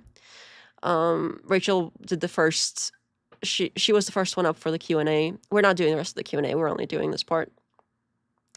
Did Rachel used to be a boxer? Check out her nose. Wow. I don't know. I also have a bumpy nose, actually. It's a pretty common thing. Yeah, I did fast forward. Rachel just cut in front of that guy. Well, Rachel is special. She's married to the talent. And, you know, since there's like 5 people there total, she has to be first. Dumb bum kid. Yeah, it should be obvious, right? Apparently not. In the Middle East has not resulted in anything positive. So then at least be honest that it's not about pedophilia. You do not care about pedophilia whatsoever. You're just ass mad. It's more obvious that it's not about pedophilia for Wilson. He's trying to use that as any excuse of why this war should be okay somehow. If it was really about that, then, you know, he wouldn't want the kids bombed. I can't believe I'm even having to say the sentence. Well, if you want to change Iran, I'm sure that they'll take you over there. You can go over there and fight the regime change war of the administration if you care so much about it. The point. Yes, Rachel, that's a great idea. Why don't you go to Iran? You can put the thing on like this, and then you can not show your ankles or anything, since, you know, I know she really hates feminism, and you know where there is no feminism? Iran. That is a great idea. That is a great place for her. Not that I'm particularly a fan, but I mean, she's doesn't even like want women to vote, so that's, I don't know. Honestly, it's sounding more and more like the perfect place for her. I don't know what she's so upset about. Welcome, Quiet Labor. So by their logic, Iran is justified bombing America because our government protects people. Yeah, their logic. Yeah, it all somehow works in their head. That's not a good look, having your mommy and wife argue for you. Not the first time either. It's actually pretty common that they will, like, Andrew will be doing a debate or something, and Rachel will, like, call in to the whatever channel. She'll be like, oh, you can't be mean to Andrew because and that's the voice, too. She's like, oh, you can't be doing that. What did you say to Andrew? Well, I'm here. You tell me now. I'm a mean one. He's the nice Wilson. I'm the mean Wilson. Blah, blah, blah, blah. That's I apologize for the voice. That's gotta be so annoying. But that's what she sounds like. In my head, at least. I think I got it pretty close. Don't talk shit about my wife, Felix. Yep, that's the default crash out for any time somebody mentions how many baby daddies the wife had. That's obviously. The point is, No, I didn't. No. The point is consistency. If the entirety of the consistency is, if Trump isn't actively going after pedophiles, he's supporting pedophiles. Has then that hang been on, a statement about this war? He's never mentioned that Iran Hang on, let me pedophiles. make the point. If that is the case, why does he need to mention a thing that's known? Yes, dig your hole deeper. Go ahead. But anyway, if it is the case that it's not consistent, hey, man, if Trump isn't actively going after what I think is a U.S. pedophile ring that I can't even prove exists, then he's supporting pedophiles. But over in Iran, where you literally see him blowing them up, where's the consistency there, man? He blew up 200 school children. Nobody has mentioned fighting pedophilia as part of this war. It's a regime change war for Israel to get control of the Middle East. That's what this is all about. And so, no, I don't support that. Are the Iranians? Is it Iranians bad? Iranians bad. Is it Iranians bad. institutional to the? Is it institutional? Is it institutional to the Iranians under Sharia law that they're allowed to marry kids or not? When every American has a I'll tell you what. backyard, Answer the question. barbecue pit and a pool, then we can go police the world. Can you answer the question? Is it the case that institutionally Sharia allows you to marry children or not? I'm not interested in Sharia. I don't want it in my Can you answer my country. question? Can you answer the question, Owen? Yes, Sharia is. What does that have to do with bombing the children, though? I don't like Sharia. Yes. I condemn Okay. Korea. So then the idea that she has is in fact the case. She's talking There are a lot of countries all over the world that have things that we disagree with, even some horrible things. We don't go bombing all of them. about consistency. If Trump is covering for No, it's pedophiles different. by not No. arresting who you think No. are pedophiles with no evidence, then you're supporting pedophiles by not letting One is our country that we have control over, another is another country, and we can't possibly police all the countries. him kill them in Iran. We could not have we could not have them as an ally, which we already don't. But by that logic, we should also not have Israel as an ally. So let's start there. It's different. It's my It's country different. versus Iran. Okay, I live in America. I want to fix America. If you want to fix Iran, go to the Middle East. It's not Nobody's about stopping you. it's not about fixing Iran. Yes, please go. It's about the consistency of your logical position, which is not So it's logical. not about fixing Iran, but that's the entire basis of It's your not statement. a logical position to say, oh, I'll oppose it. Oh, so he's going to try to bring logical positions into this now. Okay. This is pathetic. On one hand, and if Trump doesn't do that, he's supporting it. But on the other hand, if I take us away from killing them in Iran, that's not him supporting pedophilia. It's bizarre. You want to go one more time? No, I'm good. Oh, okay, you got it. Hey, how you doing? So wouldn't being successful on at least your primary promise of a thing be considered success? No. No. Okay. If I hit 1 home run in a 10-inning game and we lose, that's not a success. So, is it the case, though, that Trump has been hugely successful when it comes to mass migration? He has been successful in that arena, and that was one of his number one promises. Yeah, I said yes. I Yes. said that's been a success. Yes. That's one of, like, if there's 10 issues. But that's all negated by a 7-week war. It's a separate issue, and he's failed. All right. First, Andrew Wilson. All right, we're not doing all the Q&A and stuff. That I think we've seen enough. I've seen enough. I think we're good. Let me catch up on chat here, and then we'll call it a night. That's the best Rachel Wilson impression I've ever heard. She sounds like that in my head, too. I think she sounds like that in person, too, honestly. I've been liking the Wilsons lately, so this is interesting to watch. Nice Rachel impersonation. I don't know. Of all the times to like the Wilsons, lately is probably not the best, honestly, with all the pedo stuff. Like, honestly, I've been disgusted. I didn't really like them that much, particularly for a while, because I disagreed with a lot of their stuff and found them kind of dishonest. But lately, with all this pedo stuff they've been on, I've gone from kind of disliking to completely disgusted. Like, I don't know if you've been here for like the entire stream or not, but you might want to scroll back a little bit at some point if you're interested to hear the more disgusting stuff. It got bad. It got pretty bad. Internal critique. I'm surprised he didn't try that yet.